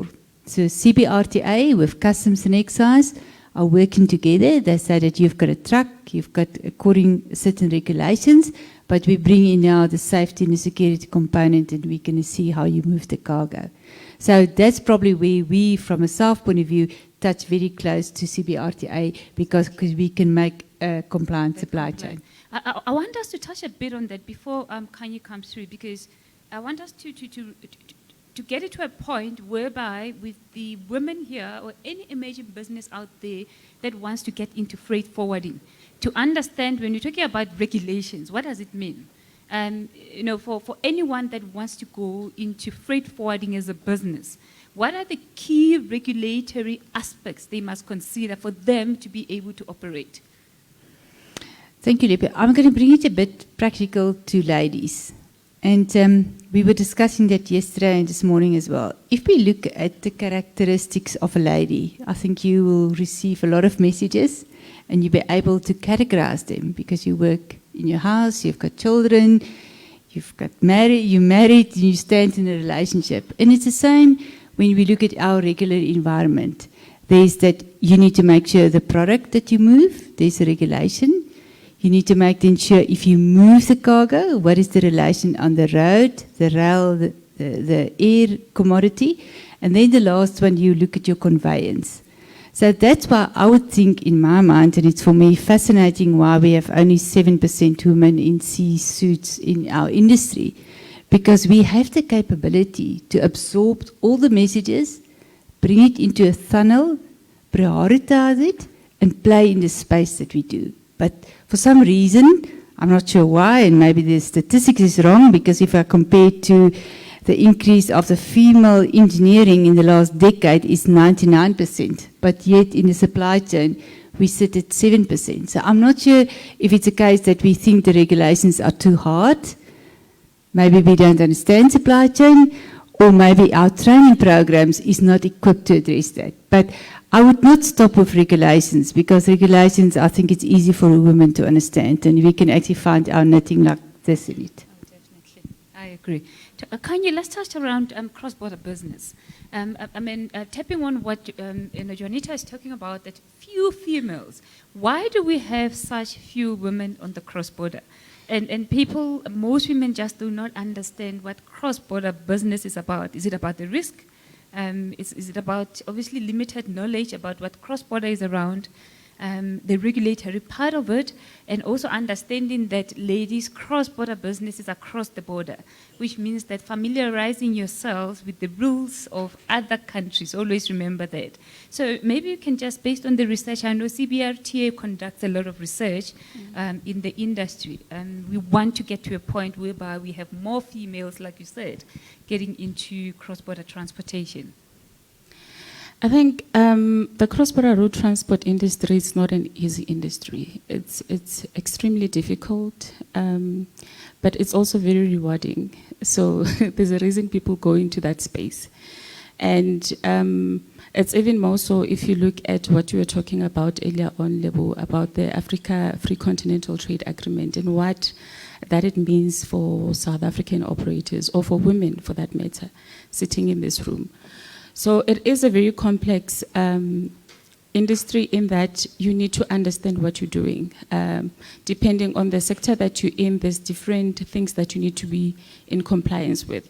Let's just talk about CBRTA, for example, just the permit that we issue with.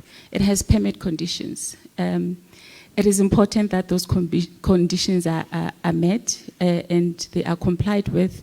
Otherwise, you risk having leakages in your business, because you could be fined by law enforcement. You could have delays at the border if things are not in place. And then you have a situation where you have operators complaining that they were stuck in the border for 3 days. But if you look at it, it's really compliance. If you had complied and if you had every document you needed, yes, there are other aspects of it that have got nothing to do with you. But if you are compliant, chances are you will be able to pass through quicker and faster. So in terms of what we do as a cross-border road transport agency, other than just issuing out a permit, we do speak to our counterparts in the region to ensure that the movement of passengers and goods across the borders is smooth. So we do have that challenge in terms of regulations that are not harmonized. Just the typical example where in South Africa, you have a certain type of, or certain amount that is allowed, or weight that is allowed on the vehicle. And in South Africa, you are within the limit. You cross the border, you are now suddenly over the limit. Things like that, through the Cross-Border Road Transport Regulators Forum, are things that we are trying to ensure that we harmonize and we standardize as a region to ensure that there is free flow. But it's important that as an operator, then you do also understand what is required of you when you cross the border. Throughout, so in South Africa, at the border, in the neighboring country, you need to know that you are aligned to the regulations and the laws of those countries. And, yeah. Ladies and gentlemen, this is just dipping in, just a bit. I think you would have seen that on our program, we have breakaway coaching circles. And those are the circles that will enable you to ask more questions around cross-border, around freight forwarding, around Africa Free Continental Trade Area. The idea right now is for you to understand what this is all about, and for you to understand that there are opportunities from the cross-border, and we need more of you around that. As part of our discussion this afternoon, we are inviting you. We have Cross-Border Road Transport Agency this afternoon. They are outside. And we have requested that as part of their mandate of getting women to be part of this program, to come and register them to apply for the permits. So they are coming to you.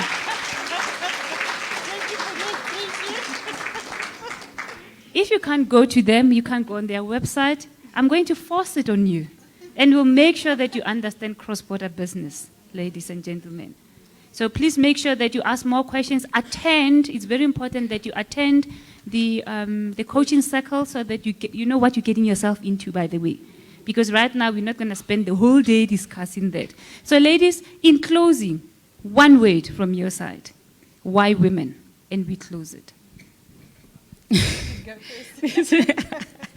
I think the saying that you offer an opportunity to one woman, the woman would be able to feed a village is not an exaggeration. So I think for that reason, we need to see more opportunities opening up to women, because we know the reality on the ground is that there is utter poverty that we can no longer sit back and watch. And we can, I think, deal with that through giving opportunities to women.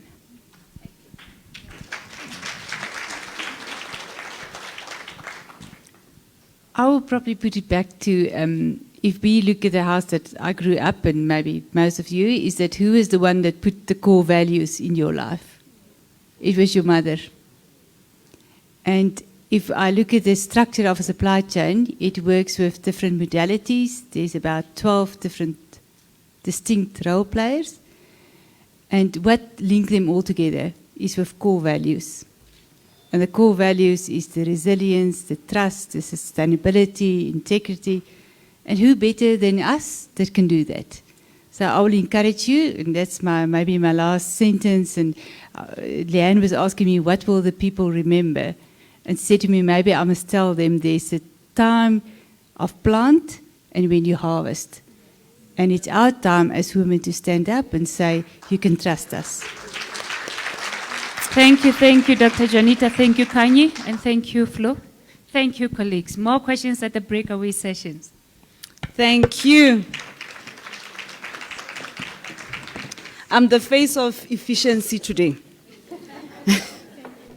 We're moving to the next topic, and I'm going to ask Ms. Zama from SAMSA to come, and she will be talking on creating and enabling sustainable environment in maritime value chains. Can you please welcome her in pink? How gorgeous does she look? Presentation, no, there is the presentation. I think it's up now. Thank you so much. I'm actually being given 7 minutes, but you should have seen the amount of writing I did in the presentation. Is quite long. And reason why we did that is because, like most of you guys, I think I joined the Maritime 2 years ago. So the first time when I put my application and I was applying to be a CFO, I'm thinking, listen, they're just looking for a CFO. I don't even know who these people are. I applied and I walked in and I'm like, oh, they're calling me for an interview? I go in and obviously now it's preparation time and I need to read about this company that I've applied for. My goodness, was I shocked. I'm like, they exist? Someone actually regulates the ocean? You know? and I think I must say that I've fallen in love. I think we've got amazing people within the maritime industry that have been willing to teach me as somebody who's not within or has not studied maybe maritime to know more about the maritime. So I'm truly grateful for that.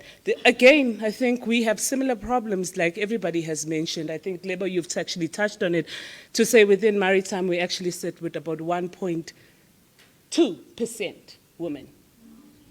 Whereas we have seafarers, and I'm just talking about the technical people, your Lulama, who will basically tell you that when you look at the seafarers, and those are people which will operate the beautiful vessels that you see going up, your MSC, when we are all visiting and having a good time, as it is the festive season, we have almost 1.8 million seafarers that are represented there. Only 1.2% is actually females. Shocking.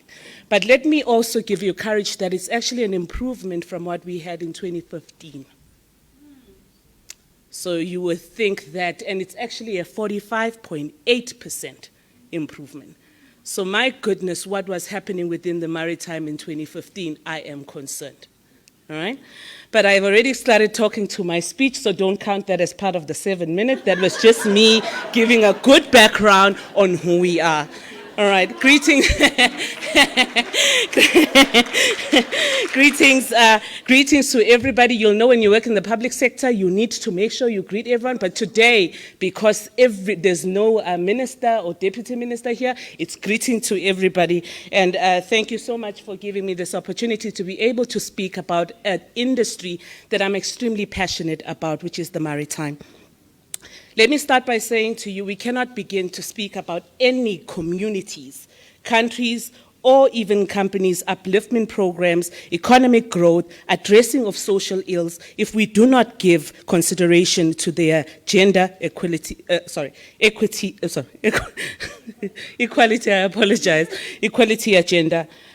I must thank, though, our government and other organizations such as the International Maritime Organization as well as the United Nations for the firm stand that they've taken in terms of emphasizing the importance of this topic.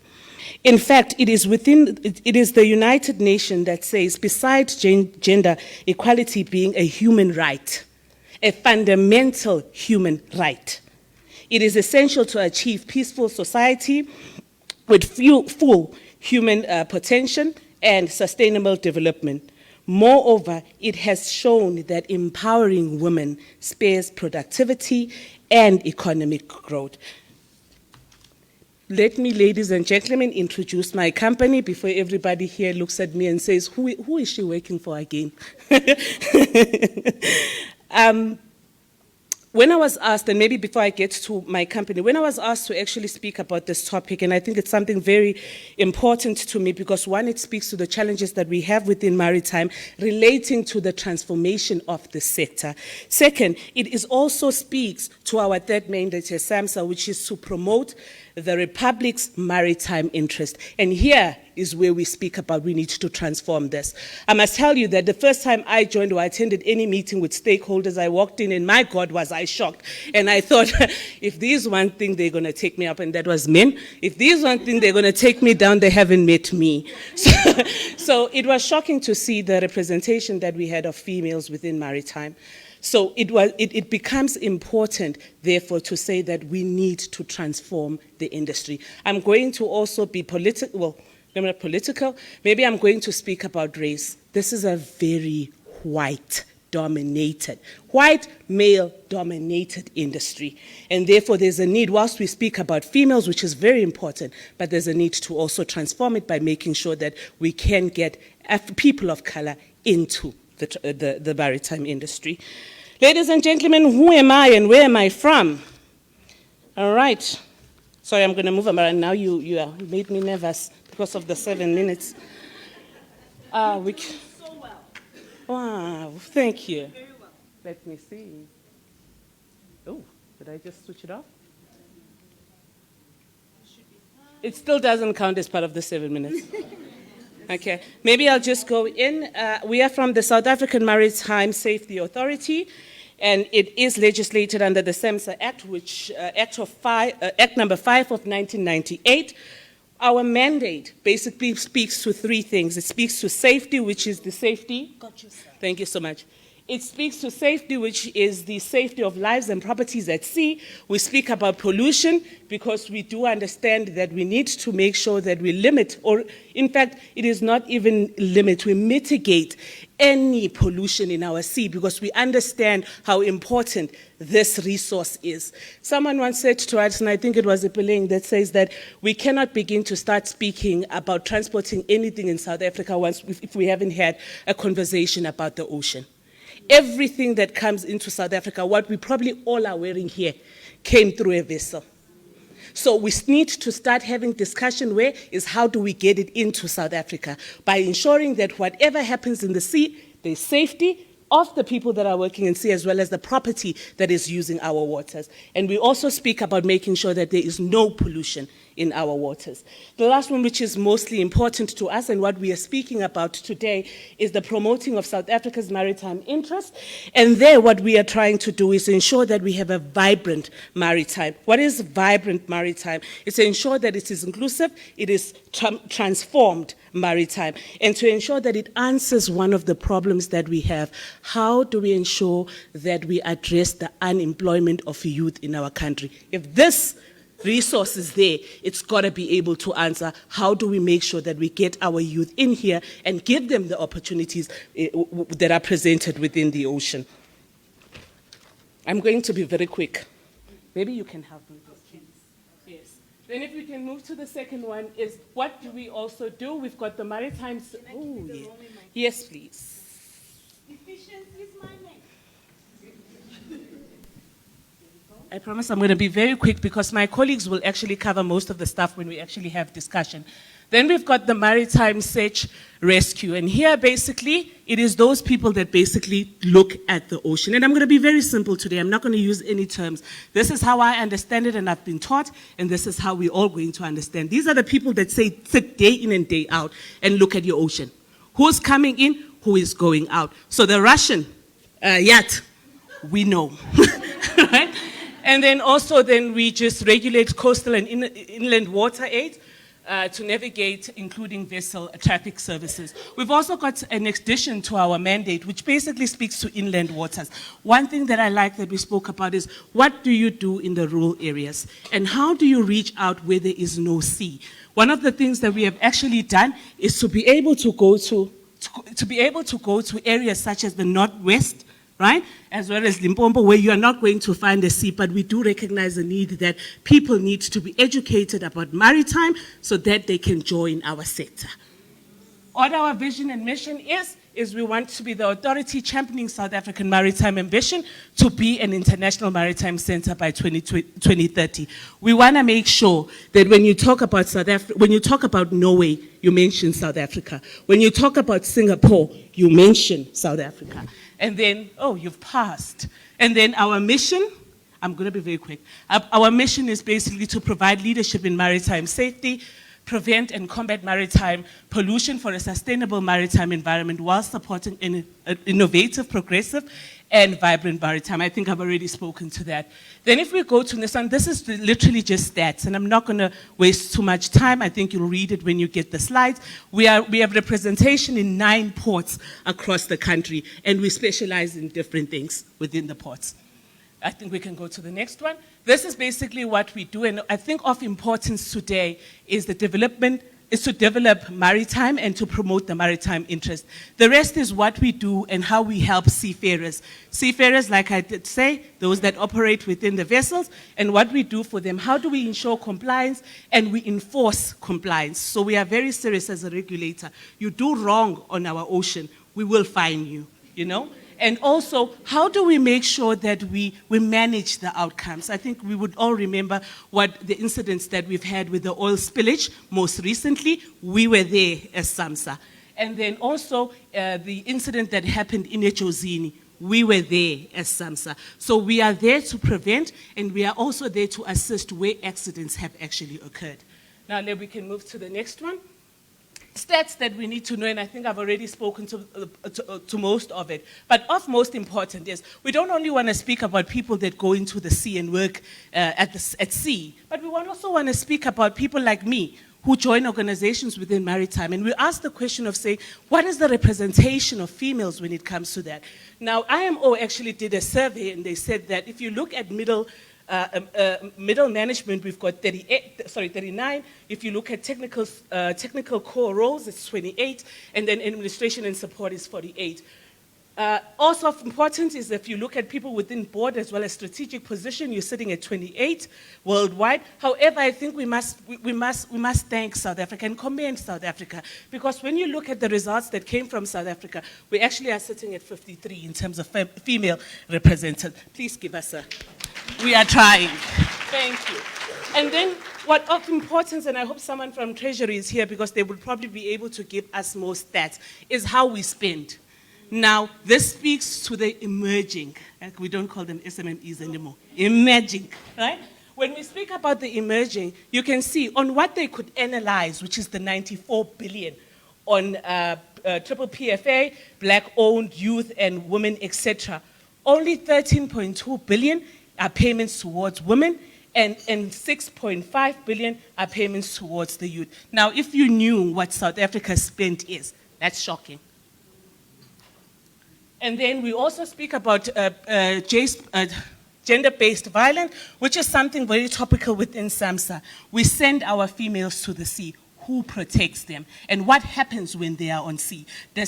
We need to provide them with a platform where they are able to speak to us. Just to add to that, we are hosting our GBV, which Lulama will speak to also, in Cape Town from the 24th to the 25th. Am I correct, Lulama, event?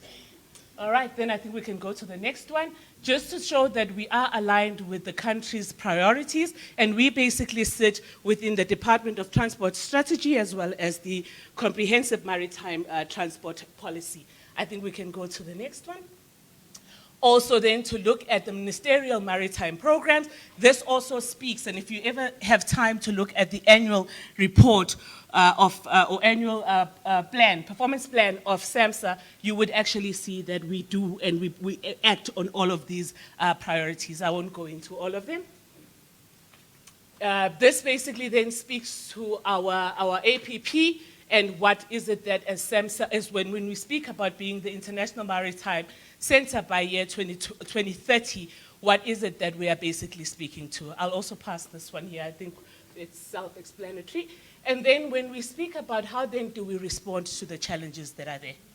So we've noted that there's a challenge in maritime. How are we responding to it? So the first is we facilitate growth of the number of new entrants in the maritime sector through various initiatives in partnership with DTIC and other strategic partners. We've got something, and I think you mentioned it, Lebo, which says, what is bunkering? I'm going to make it very simple for everybody. Because when I first got there, they started going, bunkering services. And I said, what's that?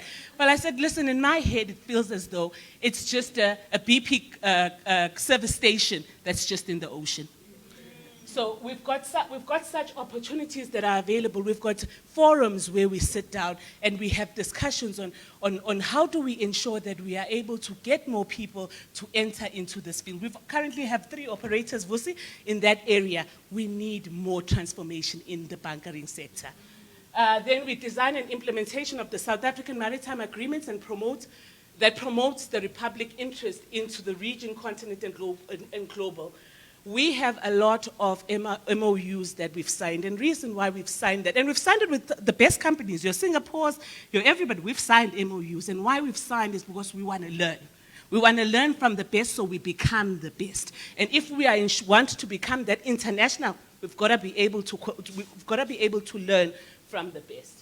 And then we've got, through our CSI program, we continue to implement new maritime development initiative in rural areas. And one of the things that was actually spoken about, and I think it is the chair that said, it's no use going around and telling people that are close to the coastal about the ocean, even though you'd be shocked. I'm from KZN, but I never knew what the ocean could do for me.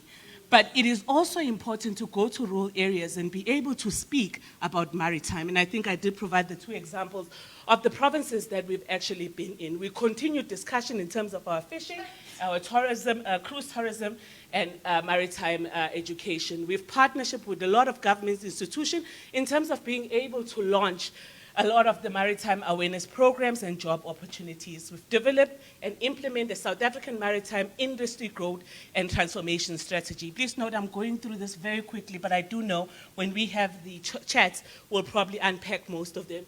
We continue to participate and influence maritime sector support forums, like I've spoken to the Bunkering Forum that we actually sit in, and other forums where we are given opportunity to be able to speak. There is a business of chamber, there's also a business of chamber, maritime business of chamber, where we often get invited and we are able to speak to SMMEs about opportunities that are available within the maritime. And then I think then we promote and grow the South African Ship Register through foreign joint ventures and local ownership of vessel, most important in South Africa. Now, you will hear us a lot within maritime saying we want to have vessels in our flag.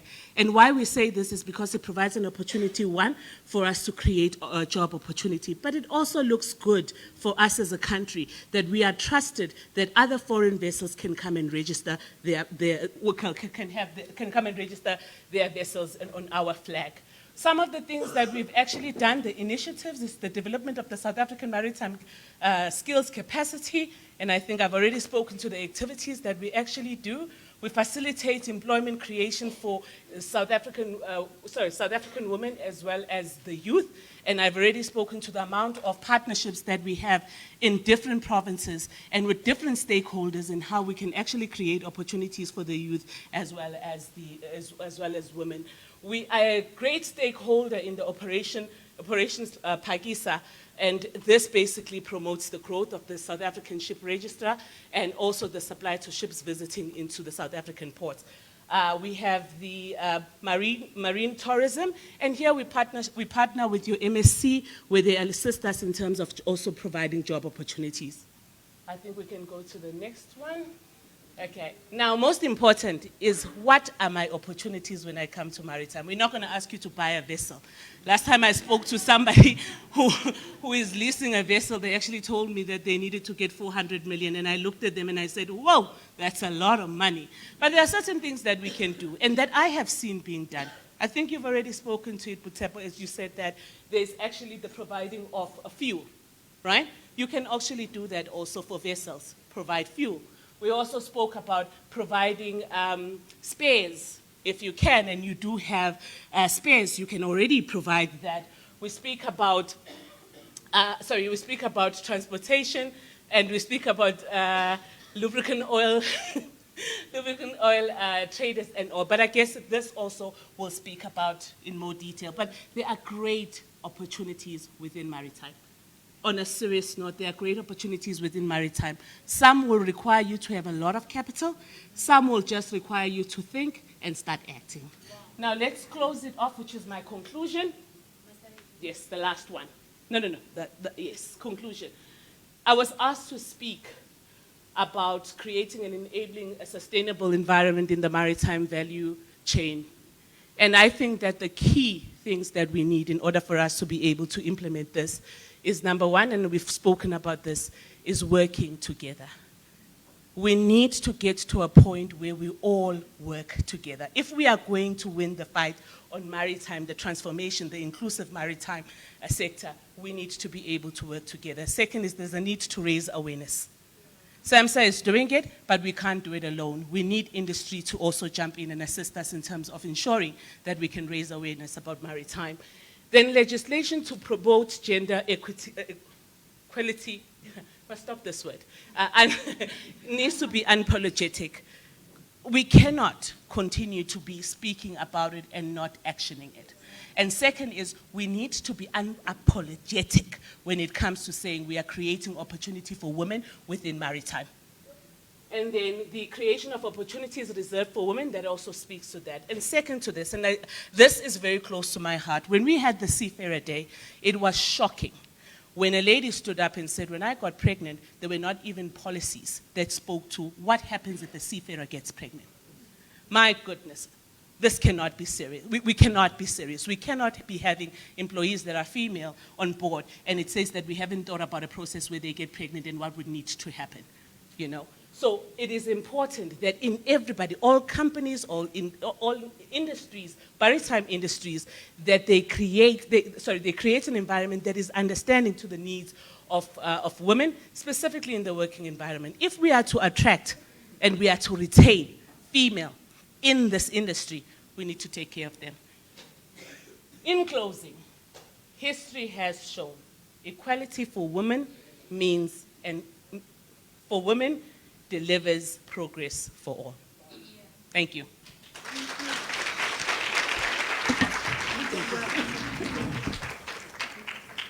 You did well. Let's give her another round of applause.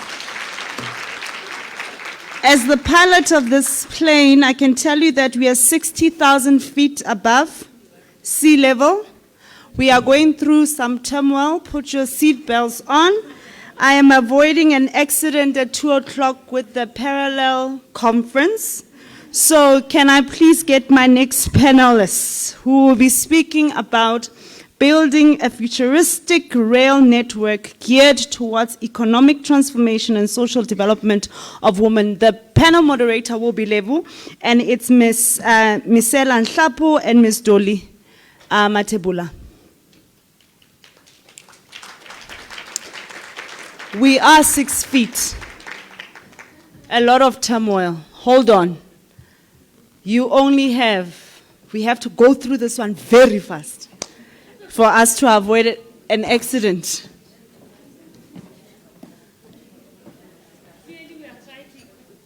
Yeah, we are against that.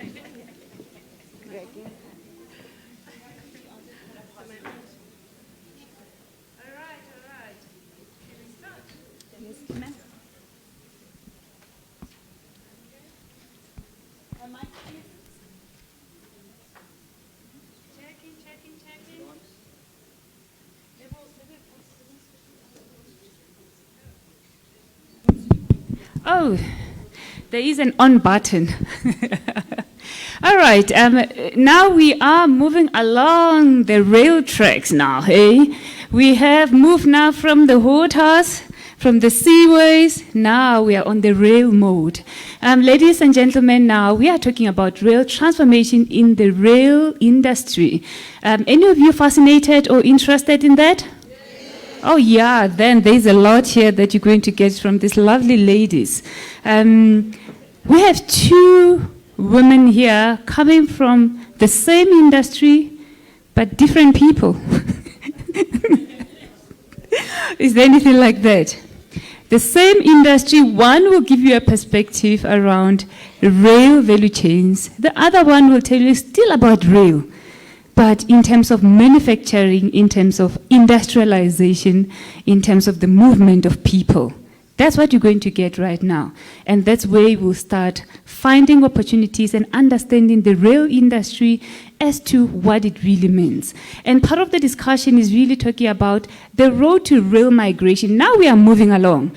We've been talking about road, that there is some exciting opportunities around that, right? And then we went into maritime. Now we are on a third layer talking about the rail, where most of you would have seen on the news that we want to move more freight on rail tracks. What does it really mean for you? Now I'm starting to confuse you ladies, right? Because you are probably sitting there thinking that I want a truck, I want to see myself on the road, but now we're going to bring another different element in terms of the state of the industry as to why rail and why women within rail. Ladies, if you can please introduce yourself, where you are coming from and why your organization and what you are doing, so that each and every person can understand rail on its entirety. And I would want us to have a discussion around the rail value chain from the manufacturing perspective in terms of passenger, let me not just be upfront, because you have to share as much as you can what you are doing in your organization from Gibela. And from ARIA perspective, Marcela, I know there's a lot that you can say around here in terms of women being in our rail industry. I will start with yourself, Dolly. Thank you. Very much. I don't know if I'm audible. You can use the, okay.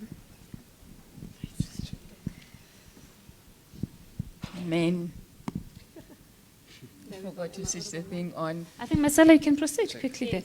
Okay. Okay, I think let us. Oh, you connected then. Yeah, if I'm audible. I am Dolly Matebula. I am from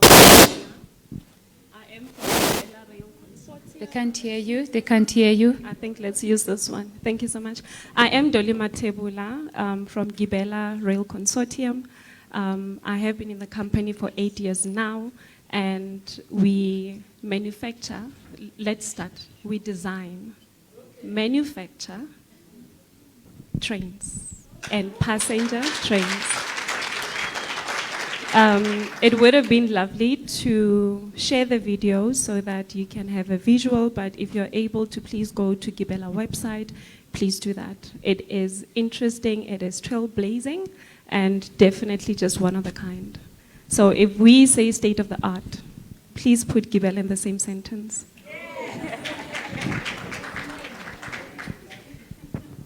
How do you follow that? But I don't know if it's not morning anymore. I'm sure some part of the world is morning. My name is Misela Ntlapo. Apparently, I'm the CEO. It's something that is very close to my heart, the titles. Niccolo Machiavelli says titles do not honor men, men honor titles. And I'm saying that the work that I do, it's something that I'm passionate about, and I have had to work a number of days because it doesn't feel like work.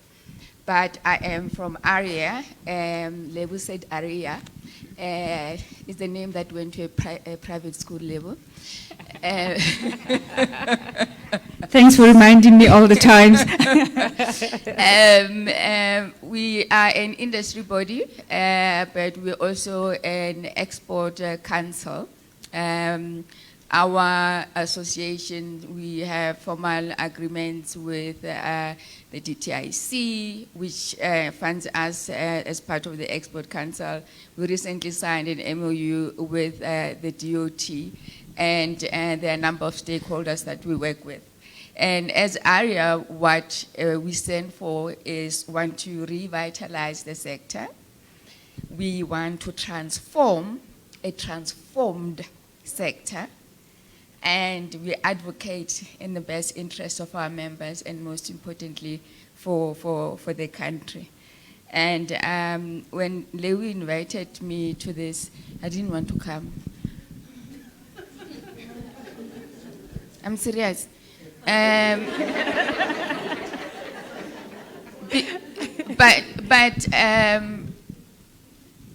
I've got there's certain things that are principle for me. You know, when a sister calls, I respond.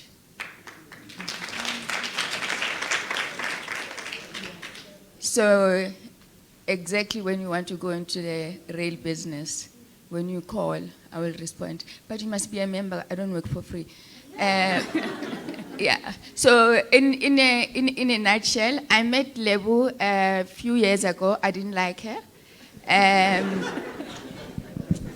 You had to walk into an office, and she was there, and she wouldn't see you without an appointment at Duva Power Station. Okay? And I am very happy that she's a sister now, and I now know the real person, not the person that was in a position. And then to the 7-minute person, there was a time when the president went on a train and it got stuck. So for us railway people, we can wait for a train for no reason. So don't count 7 minutes.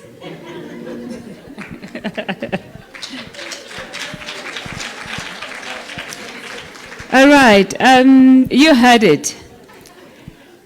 Ladies and gentlemen, we're speaking of rail. We're speaking of yourself participating within the value chain. And the better part of it is around how we also enable exporting and importing through the rail industry as well. But we are also speaking of infrastructure, and that infrastructure is the one that is built by Gibela. Can you take us through that value chain? Because very important that when you see a train as a complete set, right? And did you know that when we speak of ancillary services, there's a lot of components that goes into building that train. And it's all part of our sector. Thank you very much. I'll do that. If the MC would allow, maybe with muting the sound, maybe we can play the clip on the other hand on the background, if possible.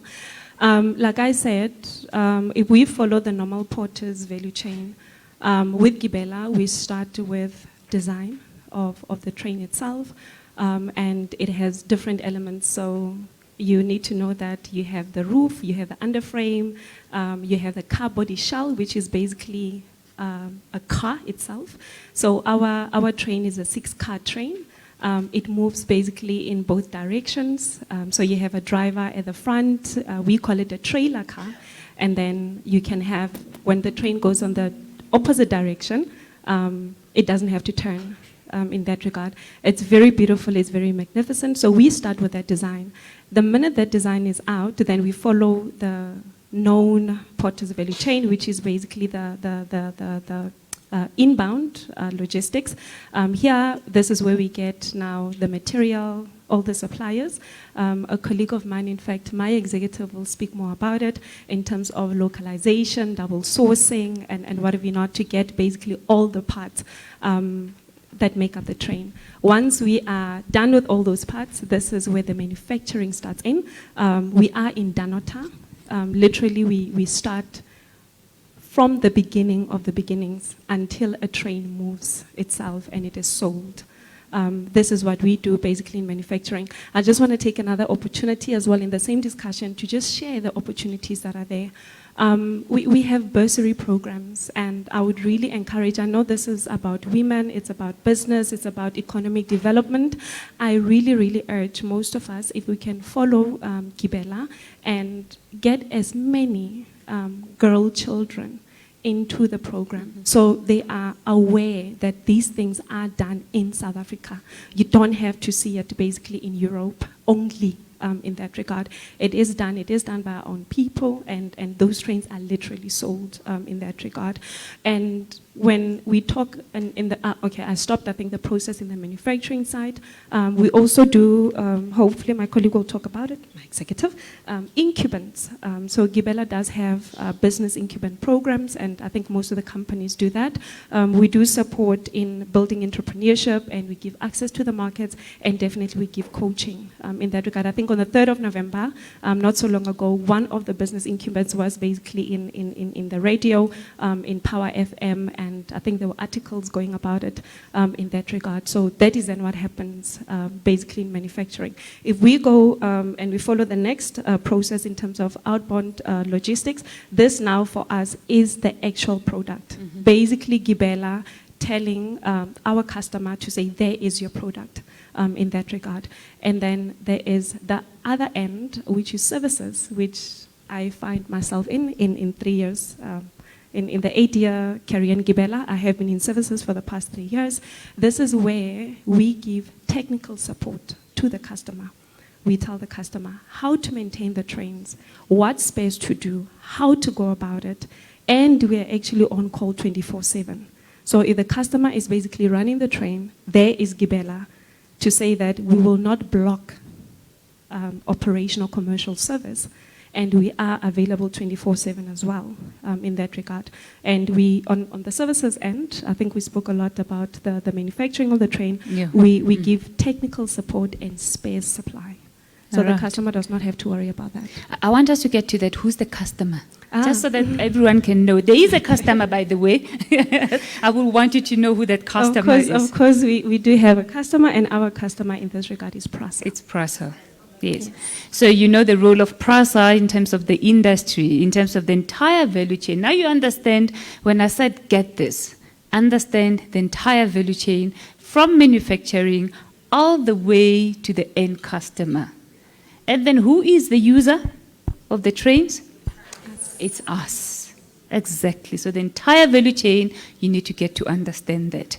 Maybe let me just move to Marcella. Marcella, you know, I'm very fascinated when you're talking about the road to rail migration. We always had that strategy from Transnet. I don't want us to go into that, but I just want to speak to the recent events. I think we have seen that we have had some incidents in the industry, and there's a lot of exciting discussions around how we now beef up the networks, how do we ensure that now we move more cargo from the road into the rail. I think since this morning we've been talking about opportunities on road for women, but at the same time I think we are aware and we acknowledge and we agree that we need to move more of the cargo on the rail tracks. Are there opportunities for women? I need to have a, can you hear me? Yes. Disclaimer. Is there anyone here from Transnet? Yes, there are. There's the industry at large. Don't kill me, because I'm already in a sin bin. Okay. I think the most important part about the conversation is looking at the rail network in terms of moving from road into rail, because we're encouraging more women to go to all the modes of transport. Yeah. So now when we now go onto the rail part, the question is, can women participate into those, in those opportunities within the rail networks? And understanding that, I think firstly, whilst I was transitioning from the Gibela side and thinking of passenger movement, and we're also now talking about cargo moving onto the rail tracks. Yes. Okay. No, the reason I asked that question is that I'm always in trouble. And what makes me survive is like I have, so Faketlet has helped me get through a lot of situations, because as women, you are not, don't wait for an invitation, you must kick that door down and sit on the table. If there's no seat, you bring your own chair. And our railroads are not where they are supposed to be. And that is a problem statement, by the way. And where I come from, or how I operate, is that where there's a problem, there's an opportunity. So we need to find out where the problem lies, and then where we can tap into.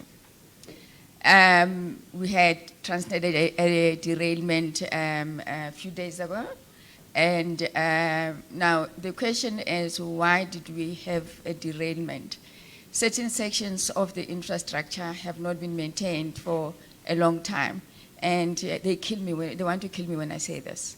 But we need to stop being in denial, whether as Transnet or as a country. Until then, we're going to be doing Chinese mathematics when it comes to our financial statements. We are going to but we will catch you out, because I'm like Sonia Booth, I investigate.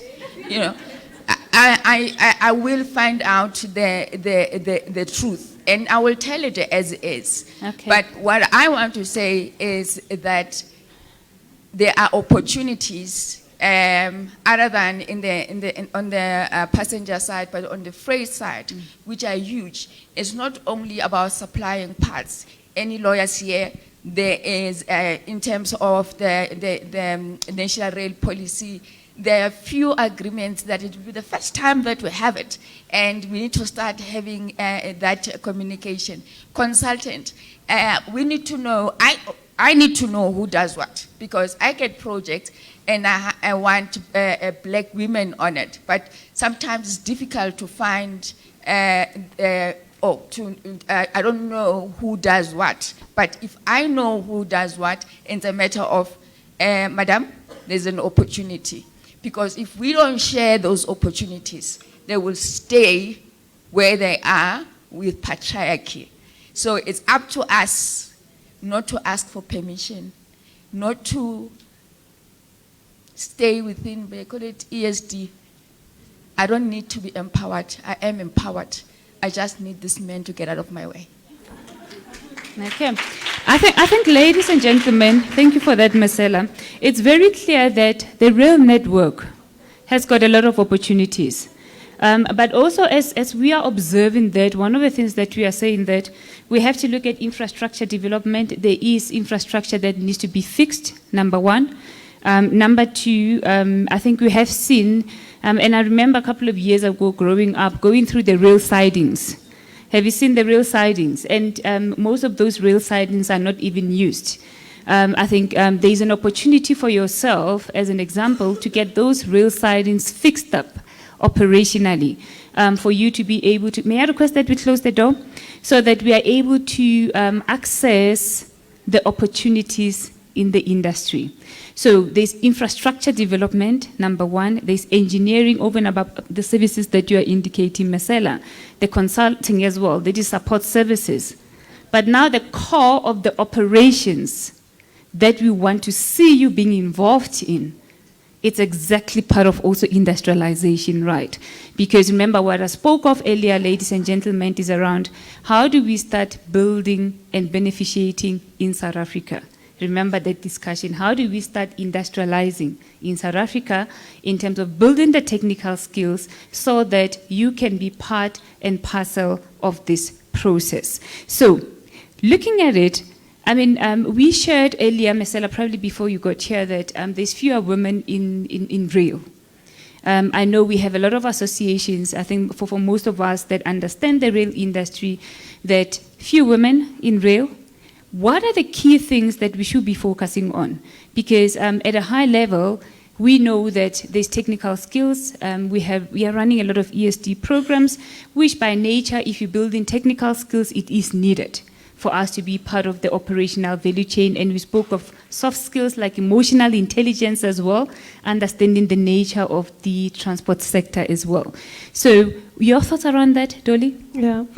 What I can say is identification and being able to relate is very important. For us, we always talk engineering. But then if we talk about engineering, transportation, rail manufacturing, it's not necessarily something that is quite common, basically, to most of us.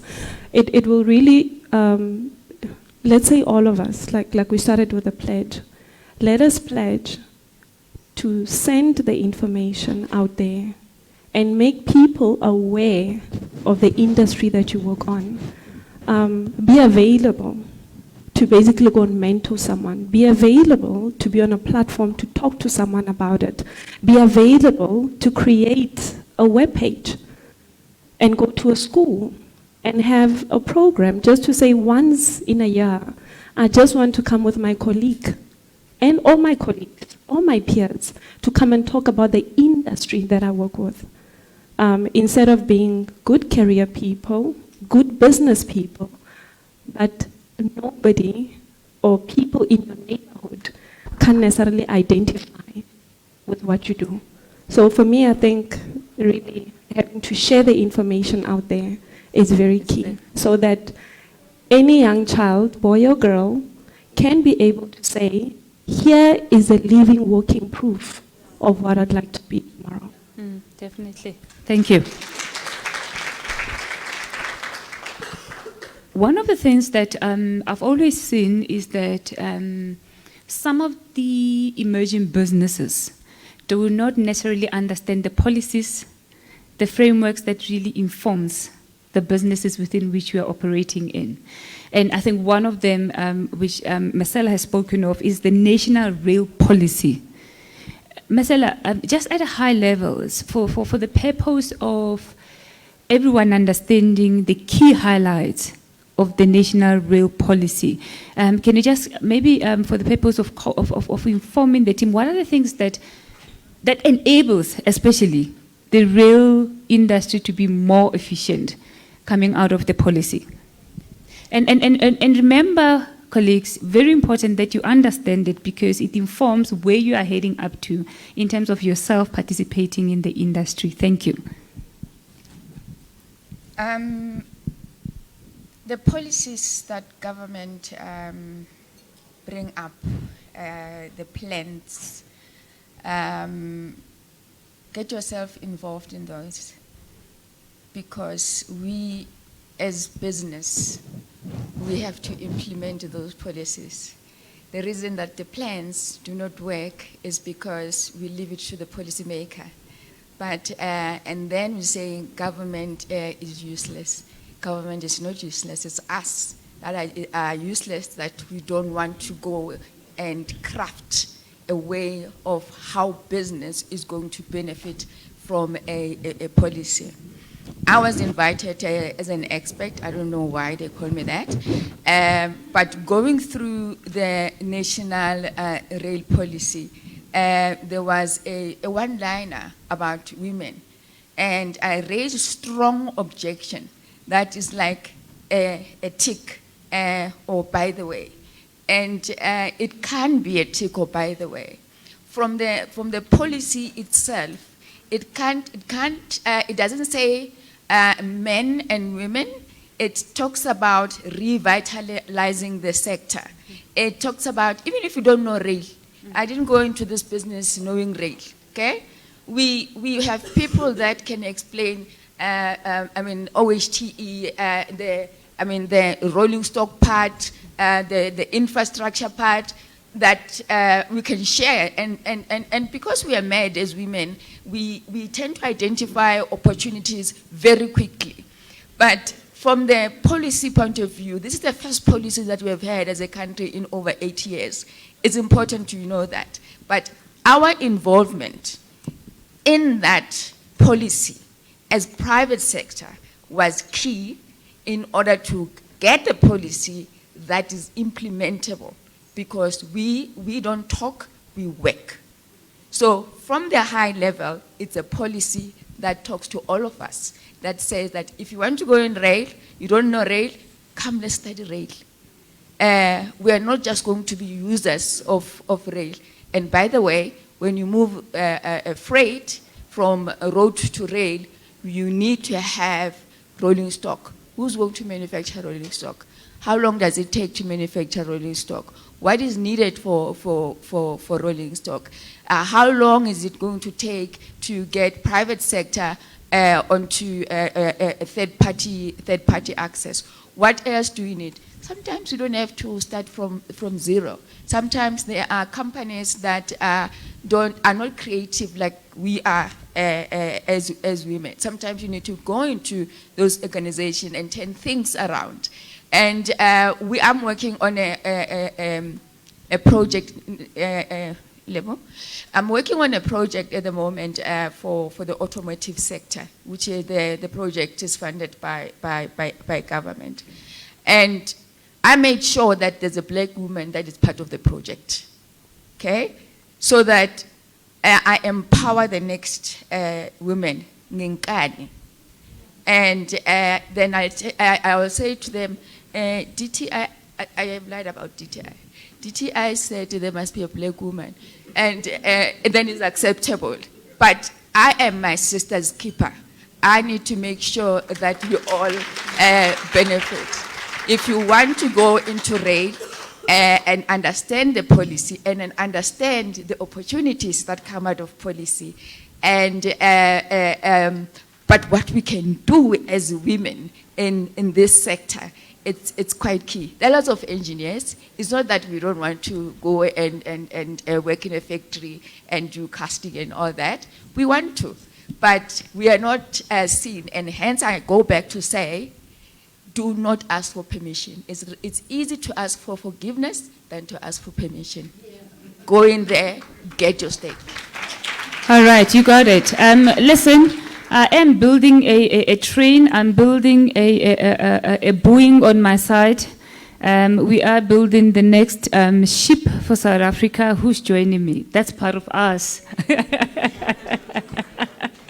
Well, we're saying that we're going to build a table, right? Right now, we're not building the table. We're going to build the infrastructure that's needed to move, to import, to export. So, ladies and gentlemen, there will be more conversations on our coaching circles, like I said.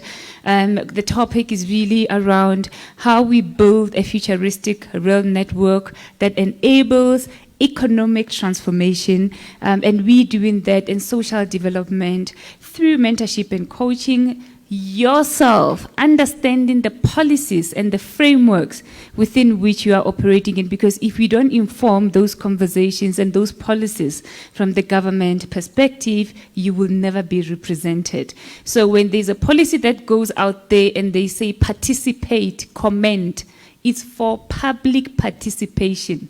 Remember that. You are allowed to be that person that informs the direction of the future of rail in South Africa. With that, I close this panel. Ladies, thank you so much for joining us, and we'll have more conversations on our coaching cycles. Thank you.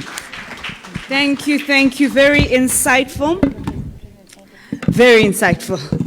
I just want to thank 3 speakers that have agreed to come at 2 o'clock, which is Ms. Ayanda. Ma'am, I want to thank you for agreeing, from the UN. Ms. Kathy Bell from Standard Bank, and also Nonkululeko from GP. Thank you for understanding. I'd like to call Oliver Naidu from JC Auditors. So we're going to have Oliver's presentation, then we're going to break for lunch. I hope that we can, they said I mustn't ask for permission. I must ask for forgiveness. So I'm going to execute that. Right? So can we please welcome Oliver Naidu from JC Auditors, and he will be speaking on using systems frameworks to drive sustainability and business growth. You are between me and an accident and lunch. Sure. Thanks. Can I have the little mic so I can take it off? Okay. Good afternoon, everybody. Good. It's a bit warm in here, so I will try and keep my discussion fairly short, but hopefully it will have high impact. So we've been chatting most this morning about inspiring emerging businesses, especially women. And I'm going to be looking at, as an emerging business, the critical importance of putting in systems into your business so that you are able to, I'm not sure what happened, you are able to sustain what you have and to ensure that you grow the business. So when we talk about sustainable, there's a number of terms that come to mind, right? People think about a sustainable business being one that's profitable, trusted, and credible, and that's important. If you're in business for any number of years, you will know that your reputation is what either makes or breaks the deal. And I cannot overestimate, when you're building your brand, you need to protect it and safeguard it like it's your little baby, because it can so easily get damaged due to lack of systems or lack of other business processes that are crucial in developing your emerging operation. Safety, compliance, being ethical, doing the right thing. Doing the right thing is something which, sadly, nowadays, doesn't seem to be that commonplace. But those of you who are in business for a number of years, in the long term, or have a long-term view, will know that you can go to bed at night and sleep well, knowing you've made money in the right way and doing the right things. And you cannot put a price tag on a clear conscience. And long-lasting. I mean, we all want to have our businesses here 5 years, 10 years, so our kids can have a base to work from, something that we never had, right? So it's important in building our businesses, we're always looking ahead. What we're doing today is going to make a difference to future generations. So right now we do have an unlevel playing field. That's a fact, right? As a woman or as women, you are even more disadvantaged than men. So the unlevel playing field means that those who are in that, the new entrants to the market, often don't have an adequate view of the playing field. And if you don't have an adequate view, it means you're not going to fully understand what the hell's going on in the supply chain, what's going on in the economy. And part of, well, I've got 9 minutes, I think, so I want to plant a seed all I want to do is all I want to do is plant a seed to get you thinking about why systems are important. And this is what the end goal is to equip, capacitate, build systems in, build proper governance into your business so that you can, as a women-owned enterprise, as an emerging operator, you can see just as well as those who have been in business for 30, 40 years, the Imperials, the Unitransers, the supergroups of the world, who are all our clients. So what I'm saying to you is not just theory. We've been doing this for well over 20 years, auditing, compliance, and certification. We do the best companies in the world. We do work for SA Breweries, for Coca-Cola, for Nestle. So what I'm telling you is tried and tested approaches that have proven to have long-term benefits. 9 minutes, okay, I'm going to skip a number of slides. They say as a business person, the one thing you have to always do is to be agile, flexible, and change with a changing environment. So given my 7 minutes, I'm going to change and skip that slide. But suffice to say, there's a whole lot of systems that need to be considered. And any one system that's not adequately implemented can have severely negative impact. So if Florence wasn't giving me bad looks, I would have spent more time on this slide, but I have to go on a bit further. We know that as a growing business, one needs to ensure that we look at things like ISO systems, and you know that often, how many of you need ISO certification to tender for certain contracts? A number of you, right? So if you are a big corporate, the corporates are saying, if you want to do work for us as an emerging or a small business, we want to see if you have systems that protects our brand. So if you are transporting for SAB or Coca-Cola or Nestle, their brand is critical. They want to protect it.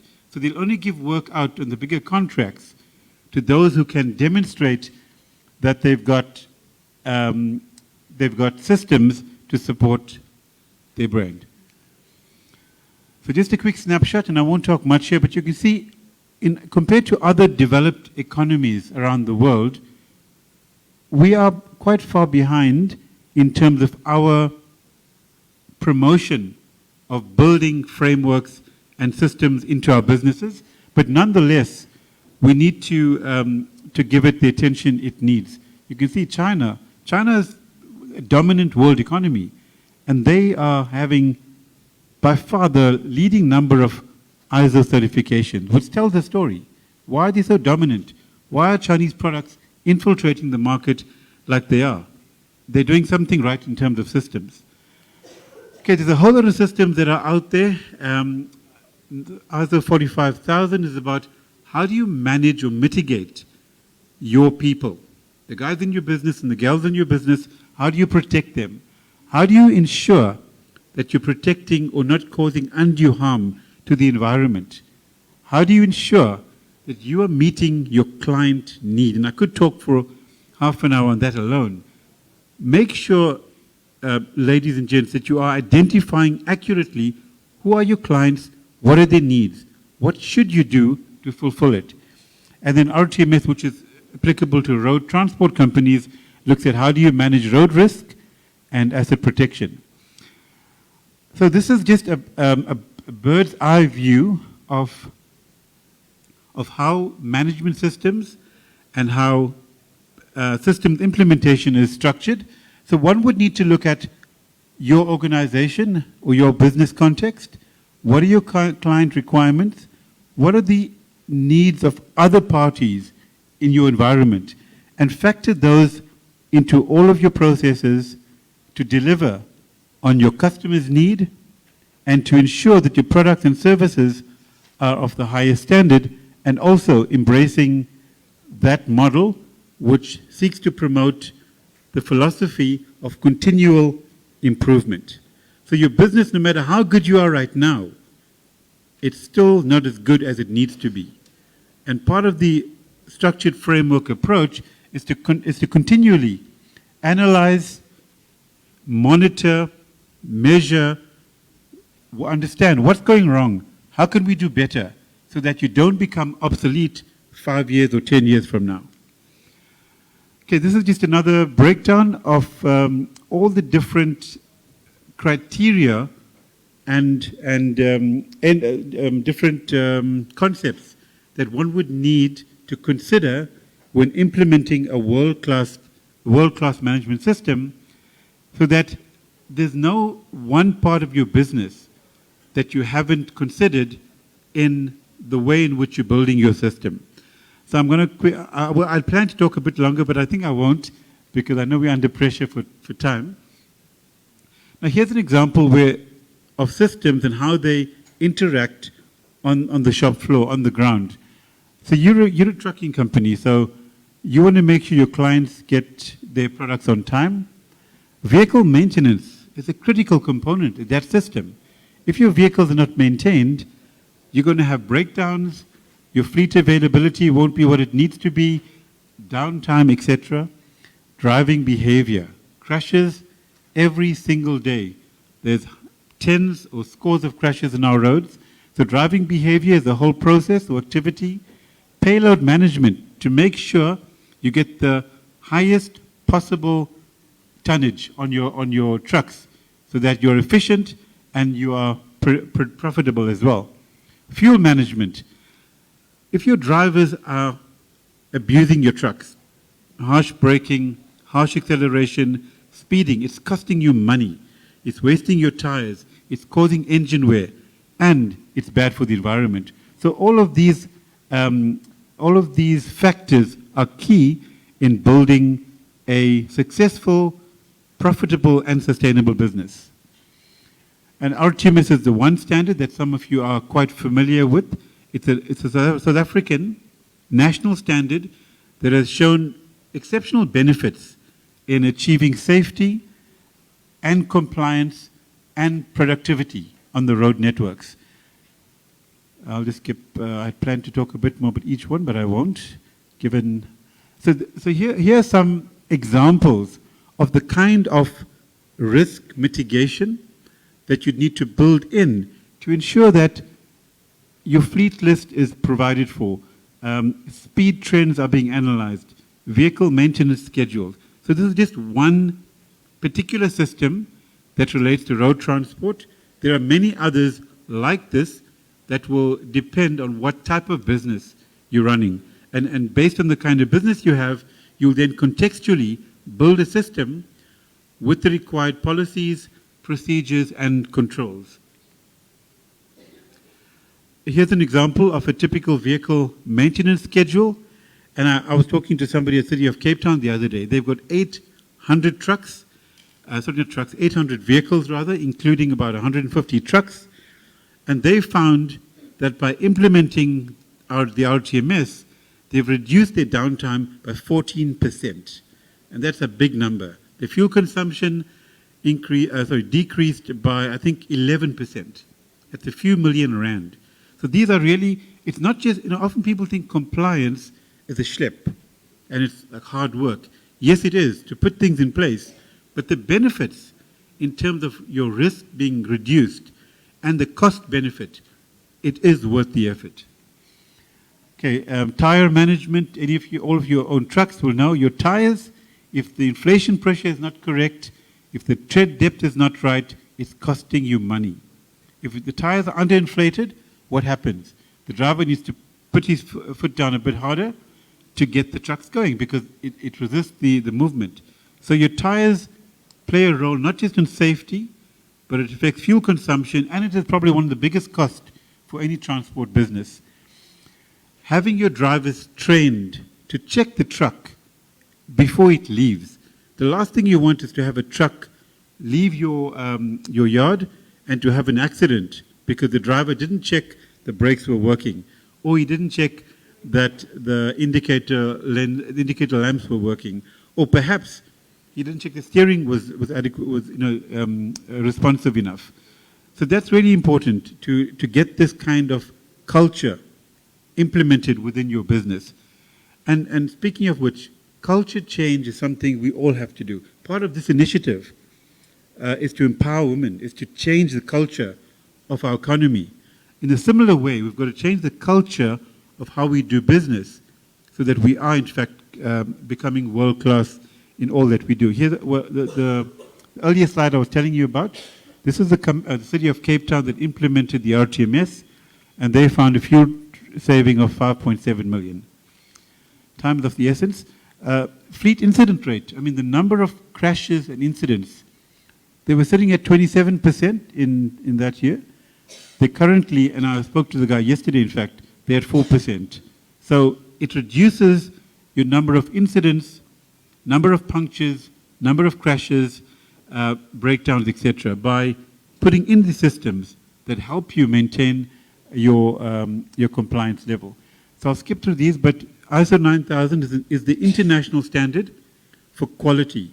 So if you want to compete not just in our economy but globally, this is recognized all around the world. So if you have a business where you're selling products or service to Europe or to North America, then they recognize this. ISO 14000 is a standard that demonstrates that your business is not harming the environment unduly. ISO 45001 is a standard that demonstrates that you are taking care of your employees' health and safety and their well-being, including mental health, which is becoming an increasingly significant factor in all economies, not just ours. ISO 39001 is an international standard for road traffic safety. And of course the RTMS standard, which is a local standard that we are very proud of in our country in terms of the significant benefit it has achieved. So in summary, Florence, I've done well, haven't I? Yes. Systems drive sustainability, and sustainability drives business growth. Thank you very much. Ladies and gentlemen, it's lunch. Kindly, please, there are tables outside, and you can also grab your lunch and come and eat inside. At 2 o'clock, we'll be starting the program again with the 3 speakers as specially thanked. Thank you. It's a tight day.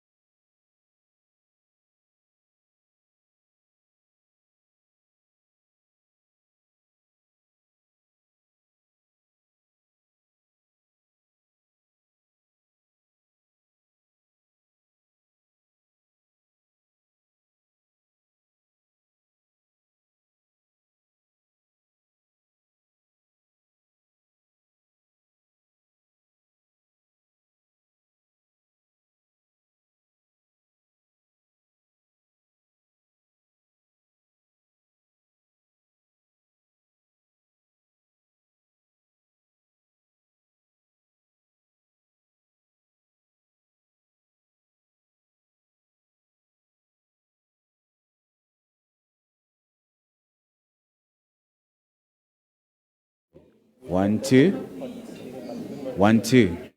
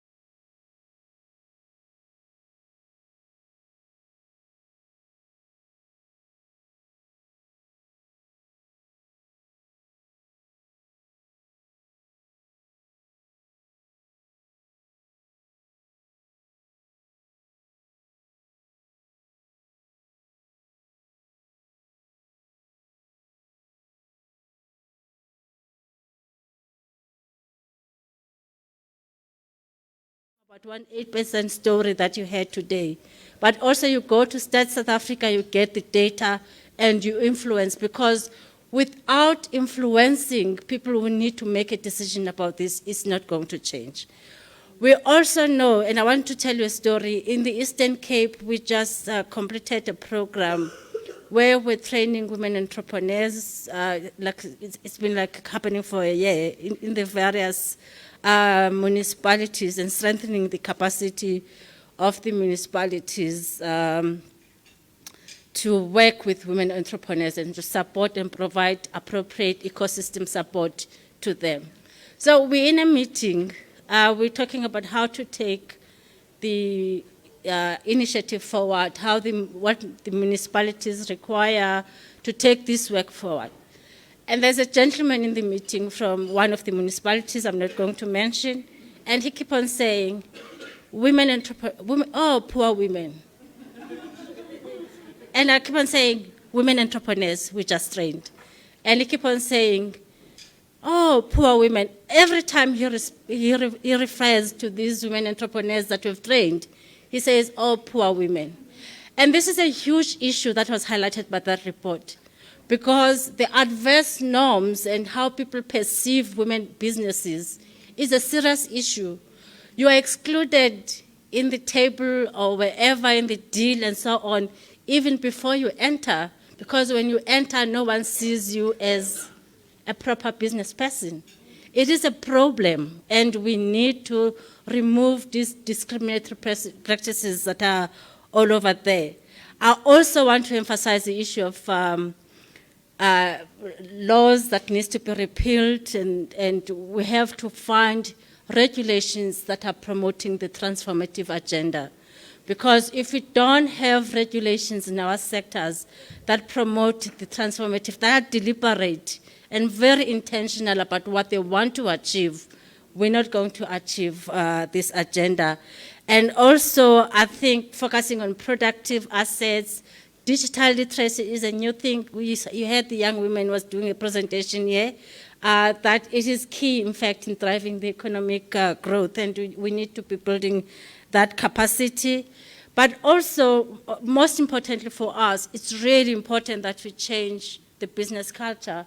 And I've asked her to, UN Women, together with the UN Global Compact, we developed 7 principles on how business can ensure that they drive gender equality in the whole value chain of doing the business.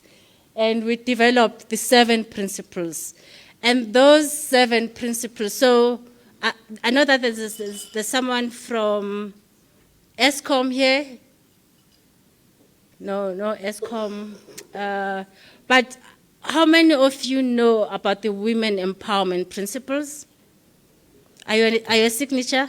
Are you a signatory? So the women empowerment principles are really critical, because what they do, they support businesses to be able to develop clear agenda in terms of addressing gender inequality in their institution. The issue of the business culture and how it's driving gender inequality. We heard from Oliver was doing a presentation about the uneven levels. And if you don't have a clear business strategy on how you tackle gender inequality, the uneven level story is going to continue for another 20 years. And last but not least, but it's very important, is how we use procurement as a strategic lever for transformation in our institution. I mean, like if you look at the size of procurement, and you've heard from the different presenters, it's trillions and trillions of rand globally. With the ACFTA, it has added another 3.4 trillion contribution to the GDP in US dollars of the opportunity that is there. But us and the different actors in this whole ecosystem need to look at how they're going to use procurement as a key driver to ensure that we achieve the transformation goals. It is really important. So we need to do practical things in our institution. how much is my opportunity, my procurement budget, or whatever you call it, and how much is going to whom, and who are these women, and where are they from? How do I change this? It needs to be a deliberate thing. It should move away from just being a conferencing issue, the commitment and so on. It needs to be operationalized by the institution. It's really important. The second thing that I want to highlight in relation to this is that what we've seen, and as UN Women, we've been implementing this work globally in different contexts. And what we have seen is that without the political will and leadership at the highest top, it doesn't happen. You can have a very enthusiastic person who's at an operational level, but if the head of the institution is not buying to it, it's not going to happen. So it's a real appeal to people who are here to really work with their institutions within to ensure that we are able to achieve and operationalize this. The second thing I want to say is that there is a lot of investment, and it's in billions of rands on ESD. But when you track the investment on ESD versus the impact, because if there's an investment on ESD, it should translate into more building a pipeline of women suppliers who are accessing opportunities. And if that's not happening, then there's something wrong with the recipe that we are using. And we need to be looking at what is it in the space of enterprise development that we're not doing right? Why are we wasting a lot of resources that do not translate into increasing the pipeline of suppliers, and what do we need to do? And perhaps one suggestion we're discussing in my table with my colleague from the Global Circle of Women is that perhaps it is time for ESD practitioners to meet together and strategize and look at and present what is a working model. Has it been proven where? Okay, so should we adapt it and so on, and implement just one strategy? I mean, I know there are different variations within the sectors because you have to have technical skills. But this on and off and different things and so on and mixed masala is really just working against what we're trying to achieve. The third thing that I want to say is that the issue of financing is a critical one. We talked about capital, and everybody where we speak and they say, oh yes, there is capital, don't worry about that, you'll find financing and so on. But all the time we hear women like, sorry, I couldn't access finance and so on. And we really need to think about this because it is so strategic to access this capital and be able to be players, because without that you're not going to be able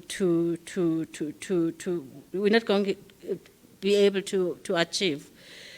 And the last thing I want to, the last thing I want to say is that for women entrepreneurs, those in the room and elsewhere and so on, speakers talked about you being courageous, resilient, networking. That is so important. I'm looking at, I don't know how many of you shifted tables between the morning and afternoon. And if you have not shifted tables, it means you just met 4 people in this room. And in this room, I don't know, we have probably 100 billion investment combined. And if you're not tapping into that by sitting in one corner, then you are limiting yourself in terms of what you achieve. I want to conclude by calling on each one of us in our different roles in institutions to ensure that we listen to this evidence and we use the evidence that we're hearing from people to change the status quo. Because we know the status quo is not sustainable. Something needs to be done to achieve this transformation. We've worked with SYNC and African Women's Supply Chain in mentoring. Lebu shared that information. And it's a program that has worked, and we want to encourage more people to invest in developing and building that program. I also want to say this journey is a very important one for UN Women and for myself as well as Ayanda, because transformation is at the center of what our work on gender equality and women's empowerment is about. And women's economic empowerment is a game changer. And it is critical for all of us to collaborate with each other, to partner with each other, to ensure that we are able to achieve this. And I think the first thing that we need to do immediately after I sit down is really to translate this into our hearts and minds, because that's where it's all going to start. Thank you so much. And those who have not signed, whether you're a women-owned business as well, please sign the Women Empowerment Principles. There's a network of different players across the globe, but also you learn a lot about the strategies that will help your entity to drive the gender equality and women's empowerment agenda. Also, it will give you what are the good practices, but also it's a great networking space for businesses, because we want to encourage you to create jobs, decent employment, to procure from other women as well, and to grow the economy. It is critical. So for that to happen, we encourage you to look at that. Thank you so much for the time and listening. Thank you so much, Osayanda, for that presentation. I think some people are now saying, oh, there's a face for the UN woman in the group. So that's the face for the UN woman. We're going to now move to a woman I call an igniter. You will understand what I mean. She oozes a lot of energy and electricity because of her passion in supporting females and also SMEs in the space. Her name is Kathy Bell from Standard Bank.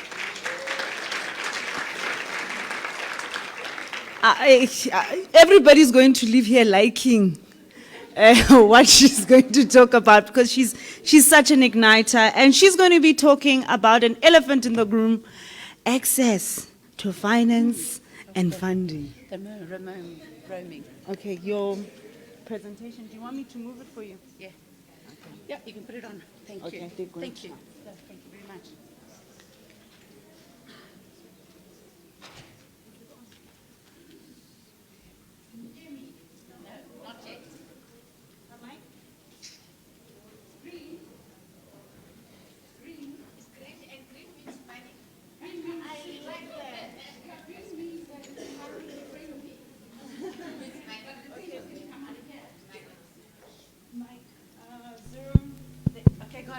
Alrighty, there we go. Thank you very much. So we've heard a lot today around what is good, what is bad, what's going to work, how to access finance. You've heard Oliver speak about best practice. You've heard Tsepo. Where's that young man? Tsepo. Where's he? Has he gone? The imperial dude. So you saw that presentation he did around how they are helping SMMEs, etc. My turn. My turn. My turn. So I think what is important, and I must just say, all the speakers today, it was fantastic. Lebo, you've put together such a full schedule. Flo, it's amazing. So it's no good me saying all these lovely things. Say, yes, we have money. Yes, it can work. How about I share a story that's not mine, but it is what we did do. So in other words, we enabled it. Isn't that better? Okay, so this little case study is from Africa Link Transport, Mr. and Mrs. Sunshine Bennett. And they went from 6 old scorers to 60 trucks in 6 years. Doesn't that sound fantastic? But it's not easy. Nothing really that's worth the risk is easy. But there's a process, there's a journey, and you have to start it, and you have to walk it, and you have to make it happen. Your presentation was magical also. Really great, thank you. So, and the presentation, I've not tinkered with it, I've not improved it, I've not perfected it. What's the point of that? Because you lose the essence of who is doing the presentation. I'm just the mouth. I'm just the mouthpiece. So Africa Link, you can go. Where's the dude that's going to do the clicking? Fantastic. Oh, it's Flo. It's young Flo. She's clicking for me. Gotta love that. Alrighty, so if you look at the Africa Link story, Sunshine Bennett, but there's also Mrs. Bennett. She's quite low-key, but she's there. She's a presence. She makes it happen. So they had a fleet. They started a couple of old trucks. So I kid you not, on a Saturday morning, I went with Sunshine to his depot. They were running the Palesa contract, which is coal. And I arrived at his depot and he had these old six, wow, scorers, hey, that's about the best description. They had scrap metal value. Oh, and they had some rubber, some tires. This little bit of rubber on them. Anyways, yeah, it happens. But he's amazing. So he was an orphan. He's got to stand at 6. He's got to stand at 6, young Sunshine. And he bought himself a number of trucks in time. But at the time I got there, I said, oh, Sunshine. And you can see he gives me the look. You know when a customer gives you that look, to say, you're just going to look for an excuse not to finance me. So I said, no, I'm going to finance you, accepting this is what we're going to do. We're going to batch them, all 6. Scrap metal value. I'm going to sell them, and we're going to get you 2 new trucks. Yes. A deposit for 2 new trucks. Yes. Because you need new trucks. How do you secure a contract with SAB, with scorers? That you don't have enough brake lining, you don't have trailers that have got proper ABS, any of those things. That's what trailers need. Who knows road freight in this room? I saw this morning, there were very few. There's a road freight, there's a road freight. Who knows trucks, really knows trucks? There we go. Okay, there we go. There's a couple in the room. So I must just tell you that I'm very close to traction. So if it's going to buy me brownie points in the rail side, I'm very pro rail centricity. Does that buy me some good? Who's in rail here? Who's in rail? More hands up. Okay, there we go. Alrighty, and I don't have a boat, so I can't even. Yeah, it's okay. Yeah. But I live at Harties. Does that count? I live at Harties, close to a dam. Okay, that's what I thought. So the story of Sunshine is that he was trying to obviously secure some financing, etc., and the bank refused him. His words. Yeah, the bank refused him. So that's why we thought, okay, let's go visit the lad. Let's have a look at what he's got. And he was so passionate and so organized, but he had no systems. Zero, nada, nothing, zilch. And his trucks were in terrible conditions. And his drivers were stealing his diesel. It's kind of like how it is. If you don't control something, if you don't measure it, you don't manage it, it's going to find its way out of your business. And it's going to be at the expense of your profitability. See, you like that. Right, so now that is where he operates now. So that's their location. They're in Bronkhorstspruit. And by the way, young Sunshine and Mrs. Bennett now own a huge big property out in Bronkhorstspruit. He even builds trailers. He's got SABS from the NCRS. He can build site tippers from someone who could barely get financing. You cannot help someone with financing if they don't know what they're going to do with it. Because all you're going to do is you're going to force them to take financing. And if it's not the right financing and the right application and the right contract at the right rates, what is that financing going to do for you? You're going to dig a big hole. You're going to lose your mom-in-law and your sister-in-law and your house and your pension fund, and you're going to have this huge big debt. Surely it must be not just access to finance, it's got to be the right finance. It's going to sustain you, it's going to have a function for the right outcome. Otherwise, you might as well just buy McD's and go flip a burger. Really? If you want to get yourself into a truck. And quite rightly, someone said it this morning about how much does a truck cost? 1 truck. And if it is a Volvo 440 or if it's a Volvo 520 running PBS trailers, remember that word PBS trailers, it's going to cost you upwards of 3.5 million rands without the trailer. Because you can't just run a truck highball. How are you going to load? You need a trailer. And a trailer, PBS trailer, costs you 1.1 million rands. So let me just count. Almost 5 million bucks. If you think about it. 1 truck. Imagine you don't have a system. You've got no controlling your drivers. And your drivers are in the truck and they're tired. Or they have hypertension. Or they're fatigued. Or they haven't eaten. Or they are maybe under the influence. Maybe from the night before. It happens. It takes at least 10 hours for alcohol to work through your system. So your driver could be in the truck. Imagine it, 4 million bucks. 4 million bucks, you got a driver who's tired, he's not focused, not well trained, and he goes around the corner, or she. We have some women drivers, it's highly unlikely to be a woman driver because we are far more organized. And I'll tell you the story about the women drivers from Basco, remind me if I forget. And he goes around the corner, as I said, or she, but not she, and there goes the whole load, and you got GRT, so that's 5 million bucks. And then you have no insurance because the driver was fatigued or inebriated or something along those lines. So then tell me, that financing, did it help you or did it hurt you? You see, so financing, it's all about sustainability. Do you have a reason? Do you have a way to manage it? Okay, so let's flip this one, next one. So they were a growing transportation business. You've got to love this. This is just amazing what they're saying. And he wanted to build an empire. He's still building an empire, young Sunshine and Mrs. Bennett. And so they want to be one of the top providers, but he's moved from being an empire to being the best. It's lovely to see you again. I think the last time I saw you was in East London. East London. Yeah, Mercedes-Benz. So short version is that he wanted to build this empire, but to get there, to do a few things better.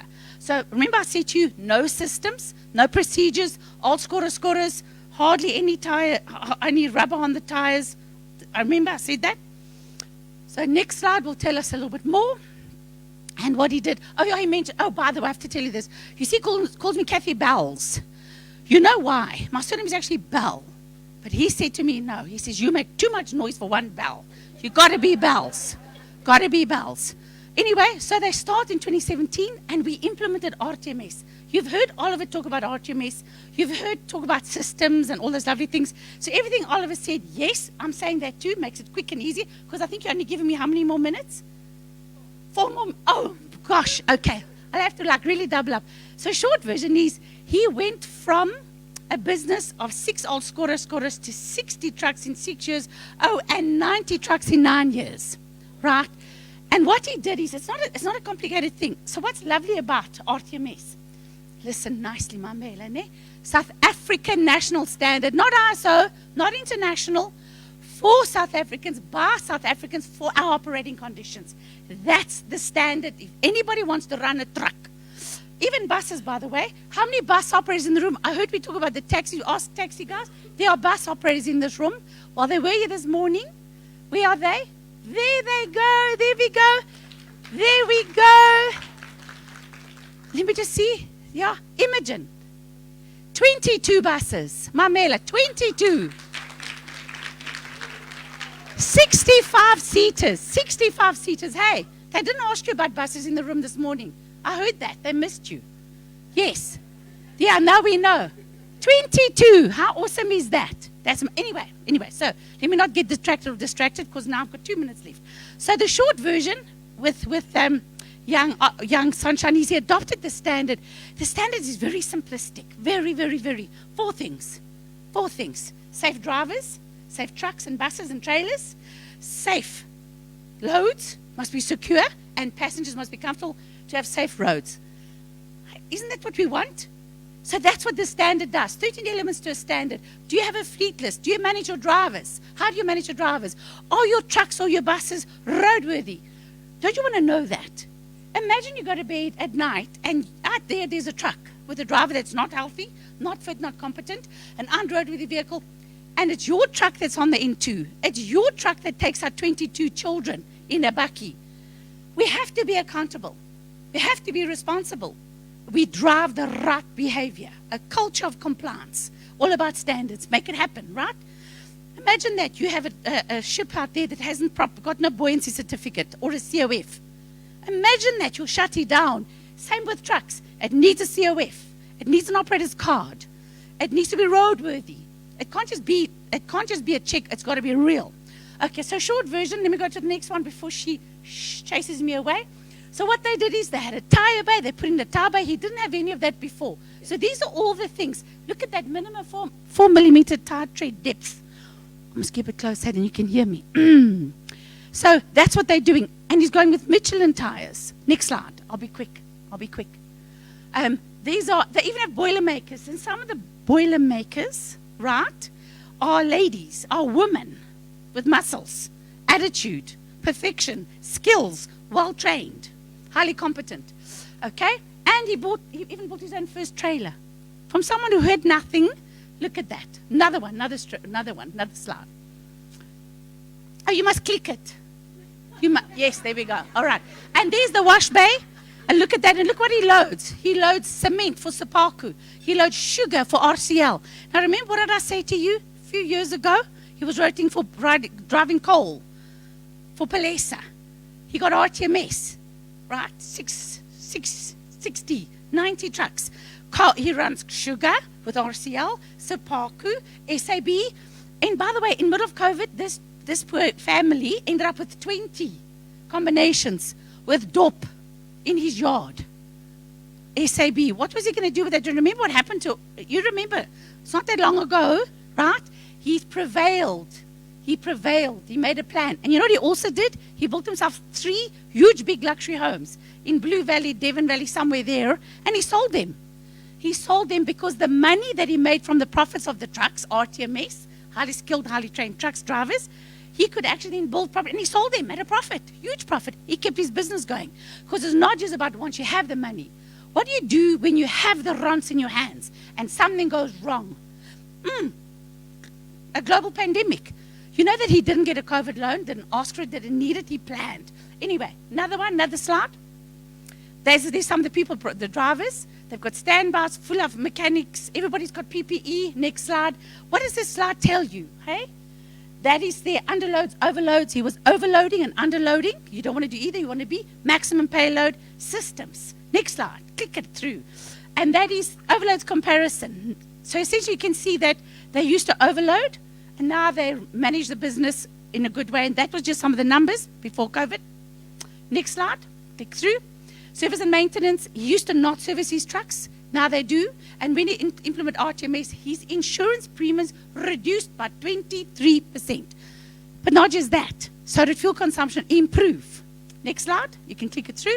Just shows you also the road safety. Look at where it was. From 15 incidents right down to 3 over a period of time. Just shows you. If you manage it, you measure it, you can control it, and your business can run well. It's not just about the money. So you see, access to finance is not just about the money. What do you do when you have it? It's what you got to do to make the business better.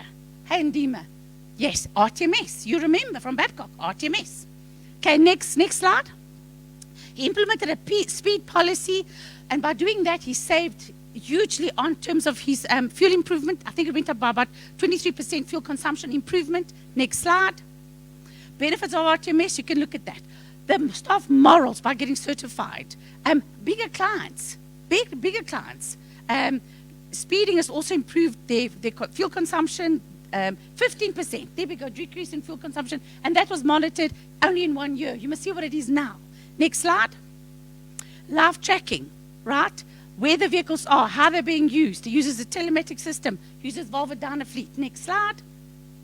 Driver wellness. That's a big part of RTMS. The drivers are the pivot. Driver health and wellness. Happy, healthy drivers make happy, healthy profits. And if they are women, whoo, double profits, double profits. Okay, next one, next slide. And that is, so those are some of the customers. I think the short version, because I think I'm going to be counted out, is that if you are wanting access to finance, right, there's a start to it, but you have to have some expertise and experience, or you might as well look at another opportunity. Try and work in a business, work at a transport company. That's what Sunshine did. Try and understand all logistics, have some kind of understanding, because it's not that easy. It's much easier to get funding, but to hold on to it, to make it work for you. Because 50% of your fuel consumption, of your operating expenses is fuel. You watch that diesel run out the door, 50%. Right? You think you're making 300-400K a month on a truck. Half of that is your, and also you got to make sure the fuel goes in, and that the fuel goes through the engine and doesn't go out through some little, exactly. See, you know what you're doing, but you could do this presentation with me. Yes, jolly good. So I think the short version is, yes, finance, it's viable, there's all sorts of things. Oh, and then Tsepo, the dude is not here now. So we finance many of the KWS. He spoke about KWS being asset light, remember that? That means, asset light means they don't own a single side tipper truck at KWS. None. Because of the risks. They outsource it. It is possible, but you've got to know what you're doing, and you've got to make sure you do your trips. And you mustn't think that you're going to do 7 trips if you're loading coal at one of the big mines. It ain't going to happen. If you're lucky, load one trip. You got to do your numbers, unpack your fixed costs, your variable costs. Are you going to make money?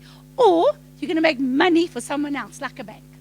Financing. But we don't just want that. We want sustainable, viable operations that we can look. We can talk about them like this. We can say, right, 10 years ago or 6 years ago, and that is the success story. I think that's what's important. So, short version for today, the women driver story.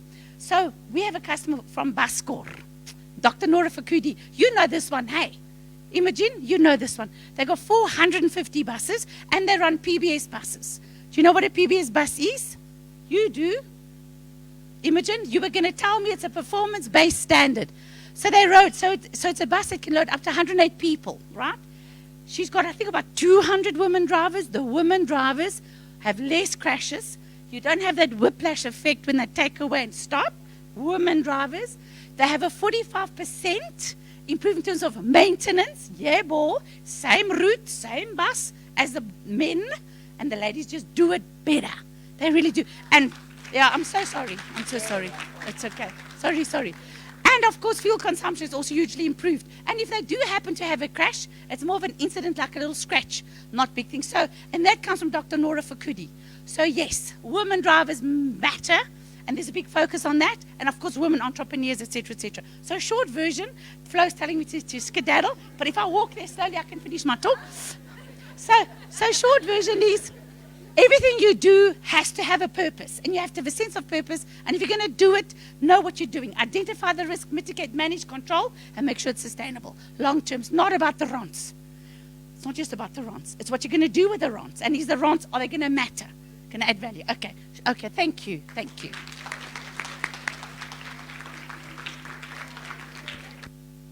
How exceptional is Kathy Bell? So exceptional. Can we please give her a round of applause? So exceptional that she knows the industry in and out, and even the people in the industry. That is great. So we're going to move to Osnonkululeko from Gauteng Enterprise Supply Gauteng Enterprise Propeller. And she's going to talk on enabling initiatives to equip entrepreneurs with developmental skills, a collaborative private and public approach. May we please welcome her with a round of applause. I think all my speakers have had a lot of whiplash. I'm sorry. There we go.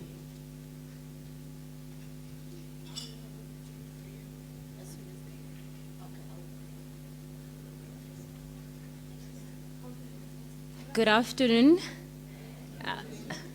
Wow, what an honor to be in this gathering.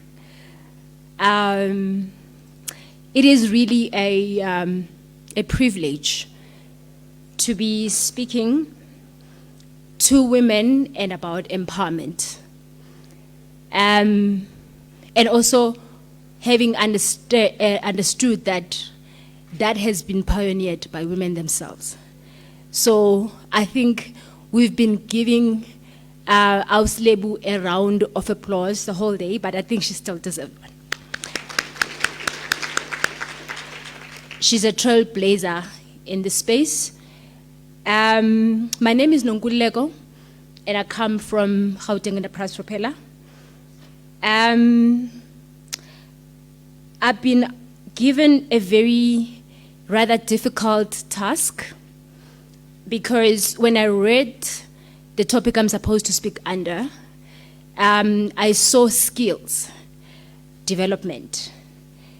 And I'm like, we don't necessarily deal with skills development because we don't have the resources of giving skills, but we rather deal with enabling the environment by providing financial and non-financial resources to entrepreneurs.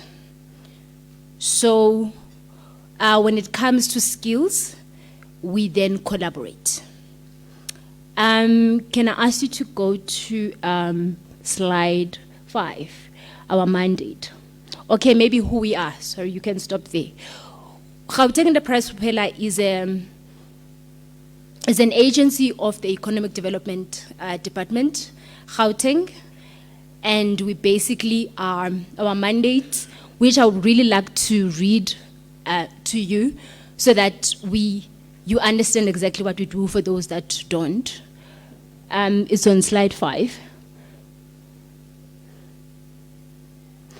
We promote entrepreneurship, mobilize resources, and facilitate an integrated approach of entrepreneurial development and support in Gauteng. We provide financial and business development support for the growth and sustainability of SMMEs. We facilitate investment in high-impact business enterprises that transform the structure and competitiveness of industrial sectors in the province. So which are those sectors that we're talking about? All 10 sectors, basically, that the South African government focuses on. And yes, transport is one of those sectors. Maybe just to add a few more, construction is one of those. ICT is one of those. And agro-processing and more, but there's 10 of them. So how do we do that? We do that by providing non-financial and financial support. On financial support, we have loans that because we are a development finance institution, so we try and put on the lens of development when we offer loans. So our loans are at prime +1. So whatever the prime rate is, you just add 1 to that. And we also offer contract finance, which is in high demand at the moment. You have a contract to deliver a job somewhere. You come with a proof of that contract. And obviously, then we put through to the due diligence that our investment department does. And then if you succeed, but the most important thing is that you must have your financial statement, and you must be residing in Gauteng, and you must your business must be 51% black owned. That's key. If you don't have at least those 3, we can't help you. And then the last one, we offer, in terms of our financial support, we also offer asset finance. If you want to buy equipment, we do assist you with that. And then on non-financial support, we do offer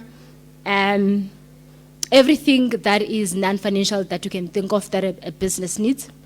For example, we would assist you with your marketing collateral. We'll assist you to be compliant. We'll assist you to register. We assist you with your idea. We basically, everything that is non-financial that you need. Of course, as I mentioned earlier, we don't have all the resources. We partner and partner and partner, but yes, what we can do in terms of, we basically look at what your business needs, and then we provide a tailor-made solution. Then we come to my favorite part of my presentation today, which is strategic partnership, is the unit I come from. Why do I say it's my favorite? Because all the speakers today that I've listened to, they spoke about one word: collaboration. As government, we have limited resources. We cannot do everything on our own. I mean, we all listen to the news. The budget keeps getting smaller and smaller. So that says that even with the resources that we have, we need everyone, to plug in. And also, we don't have the resources in terms of skills, for example. we don't have mentorship in-house, but we do offer mentorship as part of our service offering. How do we do that? Through collaboration. You know, we need people like Auslebu here who are basically doing what we're supposed to have been doing to segment the sector and bring everyone on board to say, this is what the transport sector looks like in Gauteng. Of course, I know that she's not only doing for Gauteng, but yeah, this is what it looks like. So we can come to you, you know, for that information so that we can incorporate in everything that we do. So, collaboration is the word that I understand. Partnership is the word that I understand. So whoever that is interested in collaborating with us, please, I'm happy to listen. The gentleman that's from Imperial, he spoke, part of his offering, he spoke about incubation. We don't have incubation at GP. Yes, our sister agency, the incubation hub does that, but that is in ICT. So as I said, as I was opening, that we focus on all 10 sectors of the economy. So we need to plug in with the players there that include yourselves. So partnerships is the word that we understand. Okay, lastly, before I close, GP is, we've got 5 regions in Gauteng. So we've got an office at Ekurhuleni, in Germiston, we've got an office in Joburg, Town 124 Main Street. We've got an office in also, which is a head office. And then we also have, also at 124, situated at number 7, what is the floor number 7 is our regional, Joburg regional office. So in town we have 2 offices, but in the same building, head office and regional office. And then we have Tshwane in Pretoria, we have West Rand and we have Sedibeng, Vanderbilt Park. So we are also accessible in Google. So if you want to get our numbers, you want to get how to GPS coordinates, we are there. How do you then apply? We try to eliminate as much human interaction as possible when it comes to application. So you go to www.gp.co.za and then you follow the prompt there. It's easy. You're gonna have a choice of either applying for non-financial or financial, and then you load your application there, and then we will then come back to you. I know that we've been bashed a lot about our turnaround time, but we try and put it to at 30 days to come back to you.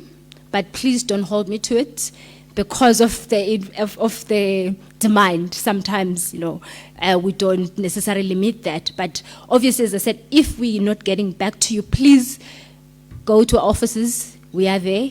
COVID is over. In fact, we're even there, even during COVID, because we couldn't close. We closed only during the hard lockdown. And we had to have people there because businesses needed assistance.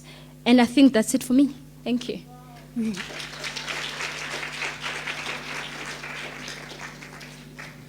Thank you so much, Osunkululeko.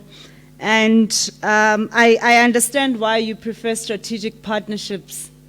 It's because it's very effective to work with partners, especially them that you share the same value and the same principles with. So we're going to move to our panel discussions, which is going to be run about the last part of our program until we break away into our coaching circles. But I want to close off with something that I've heard in the conversations that we've been having, that indeed perseverance is key. And I'm going to again say it with a quote. Perseverance is the key to success. Never give up and keep making efforts. It's often the last key in the bunch that opens the lock. And today it might just be the last key for somebody here that will open that lock. So with all that we're hearing, and we know that it does take time, there is risk. Let's keep on making effort. I am going to call our moderator, our fantabulous moderator for the day, Oslebo, to please come onto the stage. And I'm going to call the panelists. The topic of this panel is the procurement plug. I like that. Bare plug. So always be plugged. Meeting industry requirements and creating an enabling environment through procurement. Ms. Colette Yende from Girbela, please join if you're here. Ms. Unati from Masmat. Thank you. And Ms. Annette from Celsi. Thank you. Yeah. No, I have concluded that people are in a state of awe today. So they're in a state of, am I wrong? We've been so indulged with such great content and such powerful and quality speakers that the only thing they can do to show appreciation is to just stay, because they're in awe.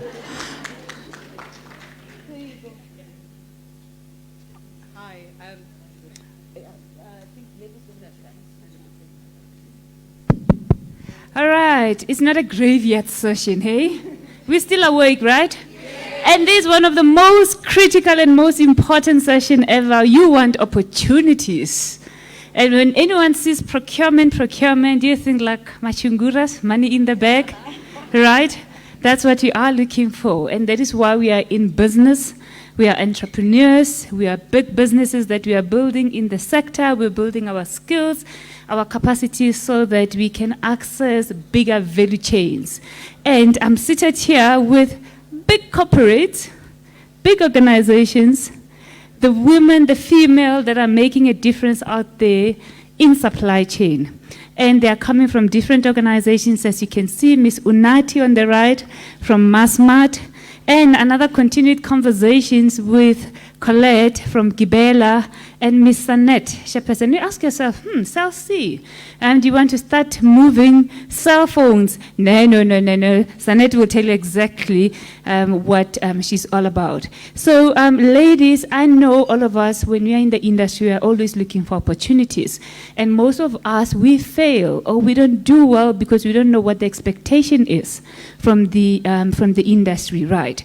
So part of our session this afternoon was to really ensure that this is not an emerging business or a women-only entrepreneurs in business. This is a session that also includes business, because you have to sell your business to Masmat. You have to sell your business to Gibela, to Celsi as well, and to just about anyone that is in the industry, because at the end of the day, remember what I said, transport is the pillar, is a foundation of the economy. Whatever is manufactured, whatever all of us as end customers are looking for, it's all of us here. So the purpose of this session, I know we have a short space of time, but it's a session that has to equip you and inform you on procurement. How do you get enabled to get access into the value chains from the procurement language perspective, and getting to understand what's happening in their organizations? Maybe you may be a lucky one that gets to be on their value chains. So I'll start with Unati. On your side, if you can please introduce yourself at a high level, what you are doing, and try to fascinate the ladies on the great work that Masmat is doing in enabling women in transport and logistics. Thank you. Hi everyone, good afternoon. Thank you so much. This is really a wonderful opportunity. My name is Unati Gildase, and I head up operations planning nationally for Masmat. That includes all of the inbound relationships with our suppliers into our national distribution centers. It includes all of the labor planning for our national distribution centers, as well as all of the mid-mile delivery to our 400-odd stores across the country. And that's I think we can start. Yes, and I've worked with Lebo before as a facilitator on one of the freight programs in 2019, and that is our history on how we met. So I have met some of you ladies here before. Thank you. Good afternoon, ladies, and I've seen some gentlemen as well, so I dare not exclude you. My name is Colette Yende. I am the procurement executive at Gibela. I think my learned colleague here, Dolly, did a great job of painting who we are. Yes, I manage the entire procurement of Gibela, both direct and indirect, and I think I'll take you through what that means at the opportune time. So yeah, we run a very tight ship, and I'm looking forward to working with some of you who are able and are willing to partner with us. Thank you. Oh, my name is Sinette, and I'm from Cell C.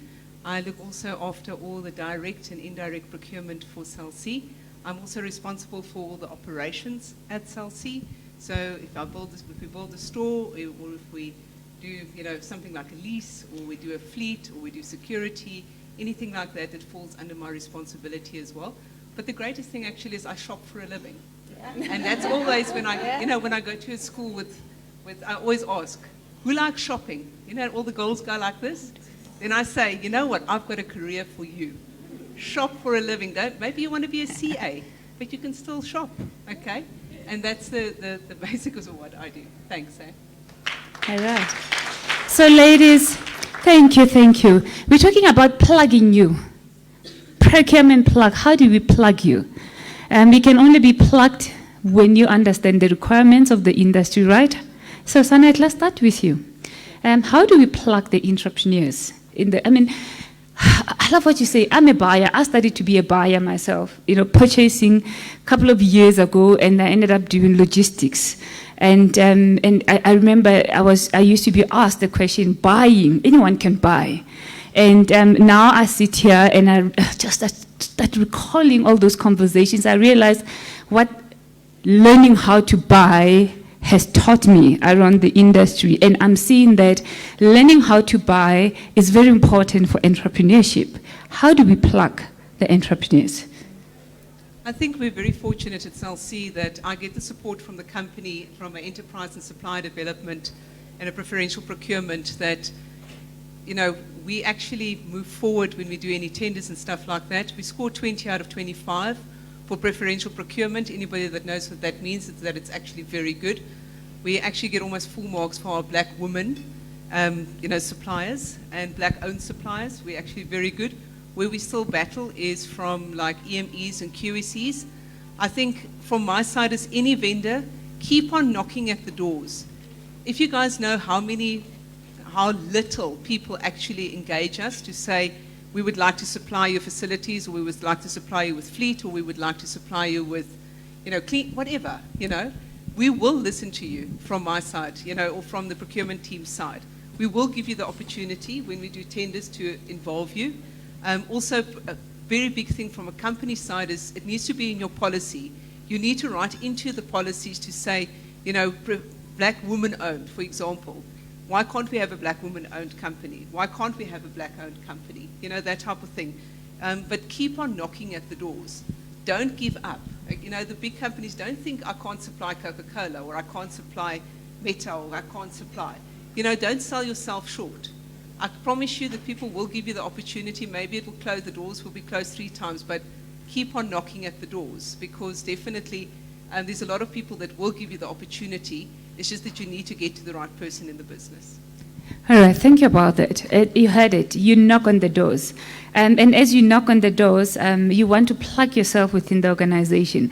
So, having been in supply chain in corporate a couple of years and being out of it now, knocking on the doors comes with so many challenges for most entrepreneurs. And you spoke so well around policies and framework that's supposed to support the women so that they are able to get access to the opportunities. You spoke of ESD, which is very important. Colette, that, I know that Gibela has been instrumental in really supporting entrepreneurs. I'm aware that the agreement with PRASA in terms of industrialization and really manufacturing locally is supposed to enable a lot of entrepreneurs. Can you speak of that? Because for me, when you're talking about policy is very critical in really supporting the female entrepreneurs, because we can talk about it and say that we are supporting women. The gist of it is that each and every organization has to make that decision from policy and framework perspective, like what you are saying, Sanet, to enable women to participate. That's the first thing. And the second thing is, which I want to flag as well, if you think of preferential procurement, where government has been challenged now in terms of the rulings that National Treasury, they were not supposed to make certain decisions around the percentages in terms of empowerment and so forth. Don't you think those are disablers for the entrepreneurs? I shall pack it there. Thanks, Leba. I think I need to start, you're correct, by painting the picture. What is Gibela's mandate? Gibela's mandate, in actual fact, is to revitalize the rail industry. And with that comes a heavy reliance on the industry that is there that just needs to be supported to get where it needs to be. So that means our train has to comply to 65% local content. That's the very first big thing in terms of our mandate. The second part of it is that we have to ensure that we incorporate businesses. And while others are talking 30%, our contract with PRASA is 51% plus Black women-owned businesses. So we're not at the bare minimum. We already start at 50 plus, so it's 51% plus. And all of that, there's the skills development, etc. So talk about how do we incorporate supplier development.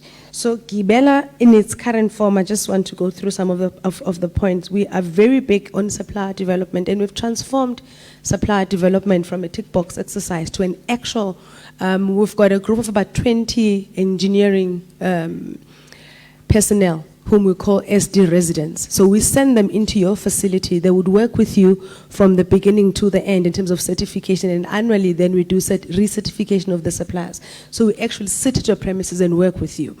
And the other part of it, Gibela also, we've got a fund that we use to support emerging businesses under what we call IDF. And we also do have our own ED fund that we use to incorporate businesses.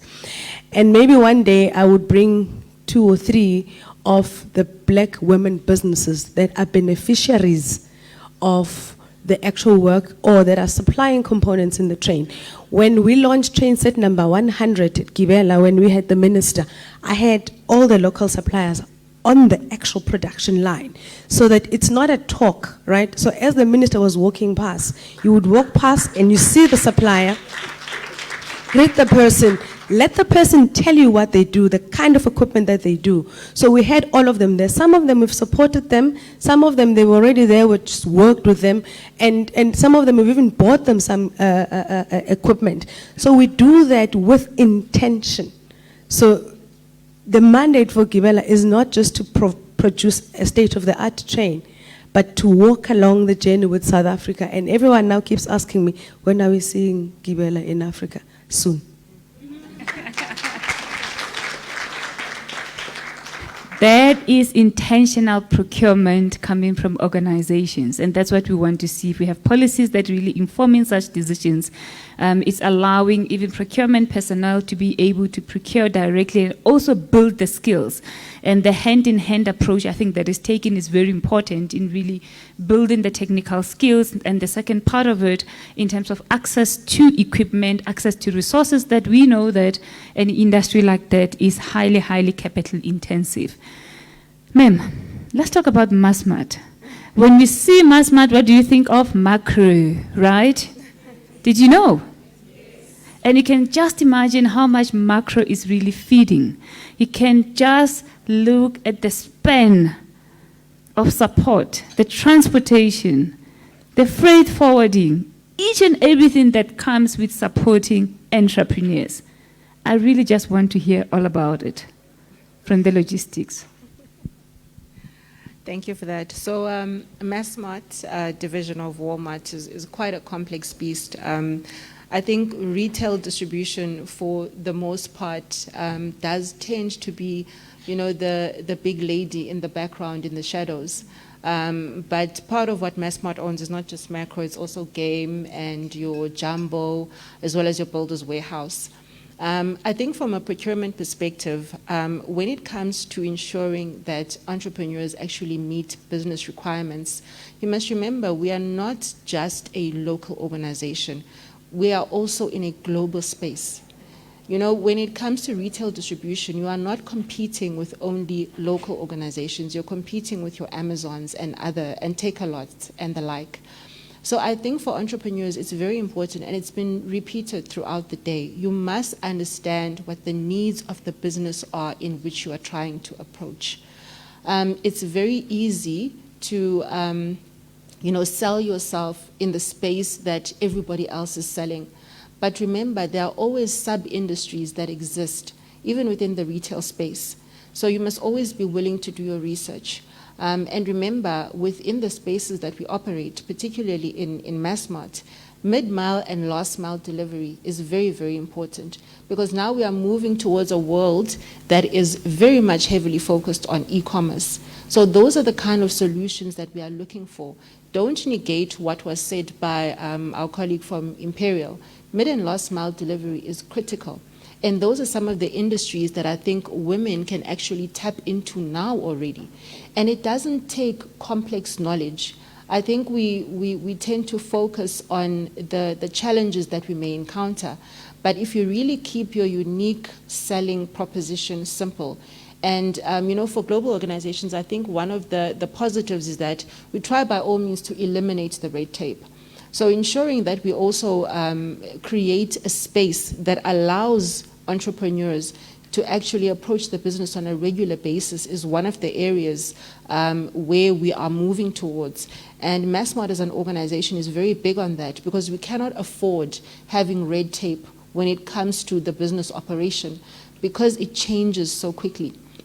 So from a plug perspective, like I said, mid-mile and last-mile deliveries to stores, and that's on different types of deliveries. Don't just look at the major trucking types. When you look at what you can offer an organization, look at the sub-industry that services it.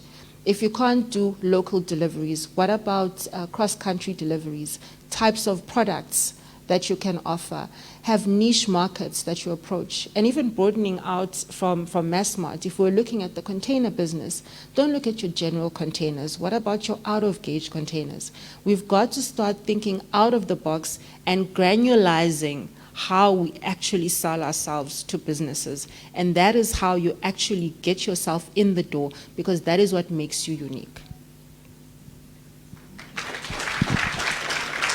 Thank you. Bafaz, you have a lot to learn, hey? Can you hear everything that's coming out of these ladies? You can just imagine if I can bring the entire procurement community here. What does it really mean for you? So that's plugging. Let's get you plugged this afternoon. There's opportunities. Massmart, an artist saying last mile delivery. Can you hear now that these conversations are just following each other? From what Tepo said. And one of the things that's coming up in terms of technology. I think a couple of years ago, when we used to be told that women do not belong in the transport sector, and now looking at e-commerce, looking at technology enabling that, there's no way that anyone can sit and say we cannot have any woman coming in the transport sector, because technology, e-commerce has already enabled us. If you think as where we started with the Uber business, with e-commerce during the COVID days, what's the only thing that kept us going? Technology. And that's exactly what you took. And it's still continuing to be the main drive in the industry. But one of the things that's coming out here is the issue of think local, act global, and which is going to come onto the conversation that's coming up, and I really want to hear about, because Massmart is a global organization that when you start being in there, don't just think local, you have to prepare yourself to be able to operate beyond that. Coming back to yourself, and I really want to wrap up this discussion, because there's so much. We need to have an extended conversation for just a day, hey, for procurement. Opportunities. I think when you talk procurement, people want to know more. Listening to Unati has at least unpacked at a high level, look at the magnitude of products that you are moving. There's more opportunities around that. Coming to yourself as well, Colette. That 51% that you are talking about, where are your challenges from Gibela? Because if there is challenges in getting women there, we need to start building that capacity, right? And building the skills to fit in the value chain. Don't worry, we'll help you. Yeah, so I think if I were to just break down three things, the train is made up of three subsystems. We've got the metallic subsystem, which is the easy one, and most of the women-owned businesses are sitting in the metallic scope, which is the fabrication, etc. Interior, it's the interior part of it, right? The seats, you know, the cabs and the cabling, etc. Today I've got one. Subsystems, I think subsystems, I don't have any. So one would then need to understand what is inside the subsystem scope of a train. Obviously, I must also state that subsystems is also an issue of safety critical.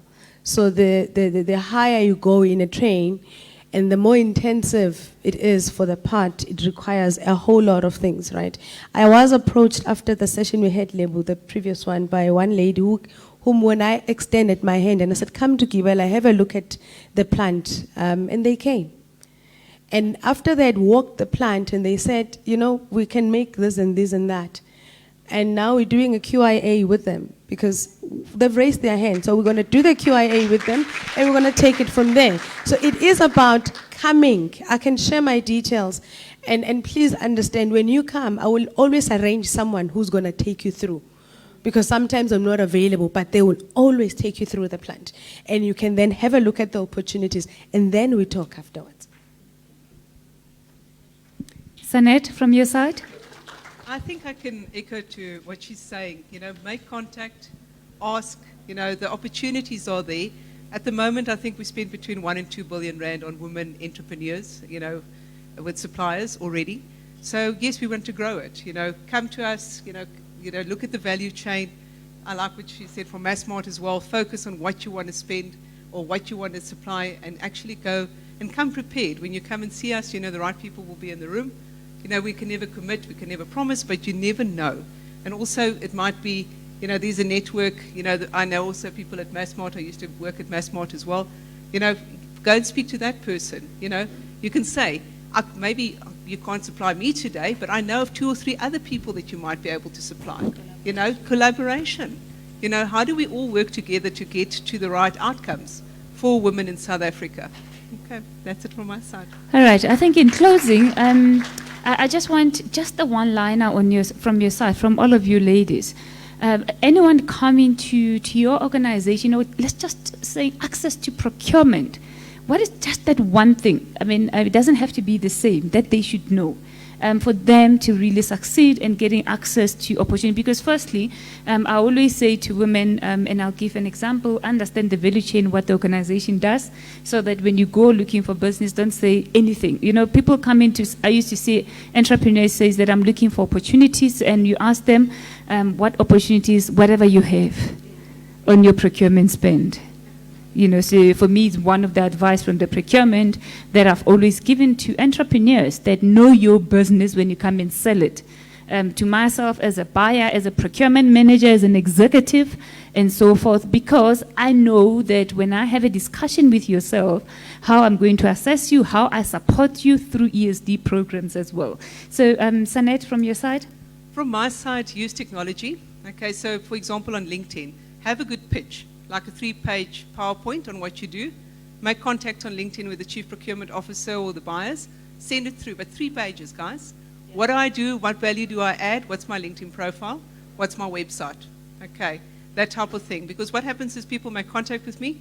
I will send it on to the correct person in my team. I will be copied in, and I will copy them in, and I will copy you in as well. Okay, to say, well, what's the next tender? When is the dates? You know, what is the route and things that we follow? Okay, so that is the type of thing. Don't, like, and spend some time on that presentation. It's the hook. You know, like catching fish. And you have to throw out as many hooks as you can to as many industries as you can, but be succinct in what you're doing. Perfect. Okay, thank you. Colette, one. We have not been advertising properly our opportunities label. We'll be starting towards the end of this month on the Gibela website. Please have a look out for it, because I think most of you have not had access and understanding how we advertise these opportunities. Please be on the lookout, or else just do contact us on, I think I'll prefer that you contact me directly, and then I'll arrange for a visit. In fact, we want to arrange a side visit for a couple of women. All right. Okay. So on our end, most of our information goes through our central supply chain team within Massmart. And my advice would be never waste a good crisis. It's easy to look at what is already in the industry, look at what a business could potentially need.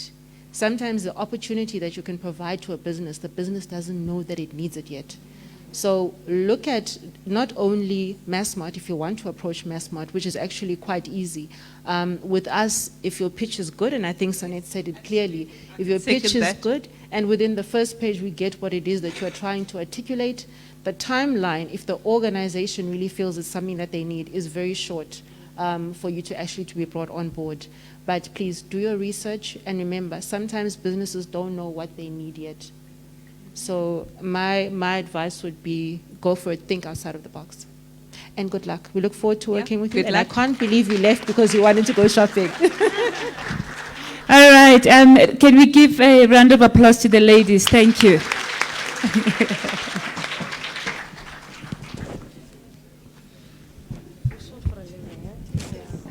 Very intriguing panel.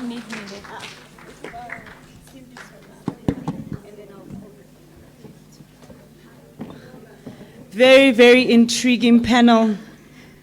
Two things. Clarity is important. And that's what this panel tried to give us, is to have clarity on your side as an entrepreneur, and also understanding as to what it is that you do, and also the mind of the procurement professional. And innovation is key. Technology, the two men. Are you happy we mentioned technology? Okay. They kept on saying to me, Florence, I haven't had too much technology. So we are still in the air. It's going to land. All right, so we're going to move to the second portion of the segment.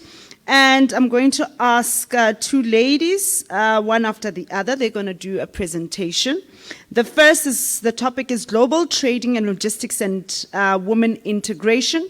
And that will be done by Ms. Verona Naidu from the World Logistics Passport. I want a passport. After I join cross-border license. Please do.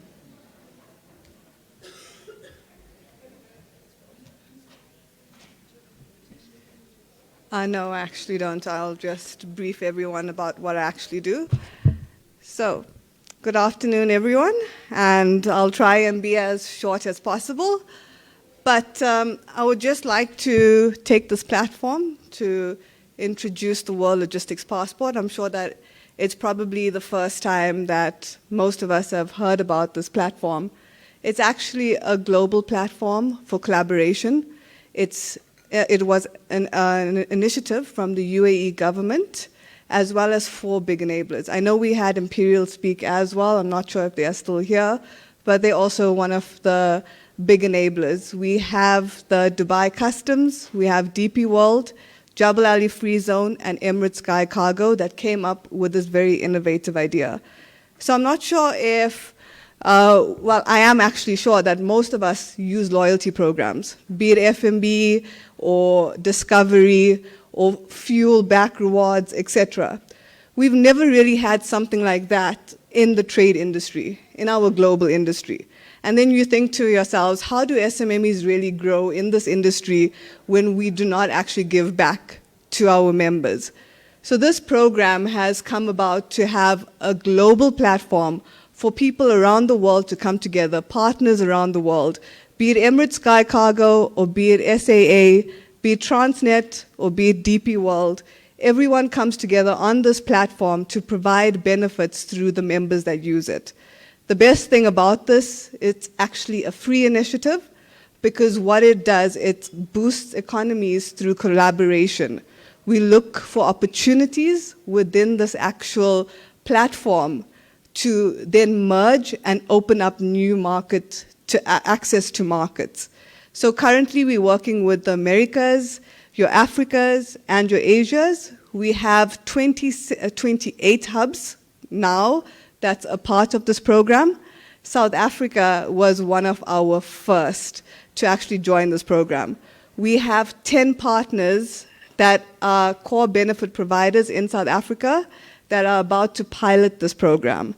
I actually am traveling down to Durban straight after this, and we have a very, very huge SEZ in Durban itself that will be availing benefits by the end of November. Now we need members to use these benefits to actually propel their businesses forward. We not only have SMMEs that use this loyalty program around the world, we also have global members. We have Amazon. I know there was a lady from Massmart that just spoke here, so we need to speak offline. We have Samsung. We have many huge Imperial as well that comes on board. And we are looking at basically just developing the economy. It's a much deeper discussion, and I would love to take this forward with everybody else that's seated here. Our most recent partner was the Circle of Global Businesswomen, and that's why I'm here. I think that there's a lot of opportunity, but women need to be directed to it. They need to be informed about it. So we are going to onboard women in global businesses to this actual program, and then we are going to avail benefits not only in South Africa. If you're a business that's doing global business with China, or if you're doing global business with the UAE and America, we will then facilitate that trade and make sure as you grow your business, you get back. I think a loyalty program is that innovation that you were talking about. We need innovation in trade, especially around the world. And I would love to definitely take this conversation a bit further. Like I said, there's a lot of depth to the program, but I just wanted to make everyone aware that we might not be able to get financing that easy. We might not be able to get access to hard liquid cash, but we can get access to benefits. We have many service providers that just have their facilities that lie barren, but we need to come onto a collaborative platform to avail that. And the more you do business, the more you should get back. So this platform of a loyalty program in trade, it's the first ever of its kind, and it is powered by the biggest entities in our industry. And I would definitely love to take anyone through it offline.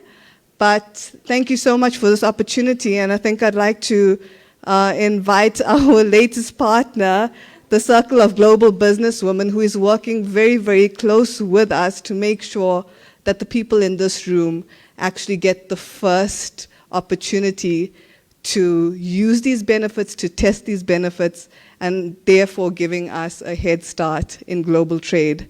So thank you so much.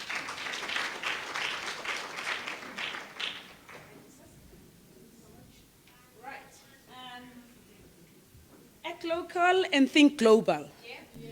This is who we are. This is what we represent as women.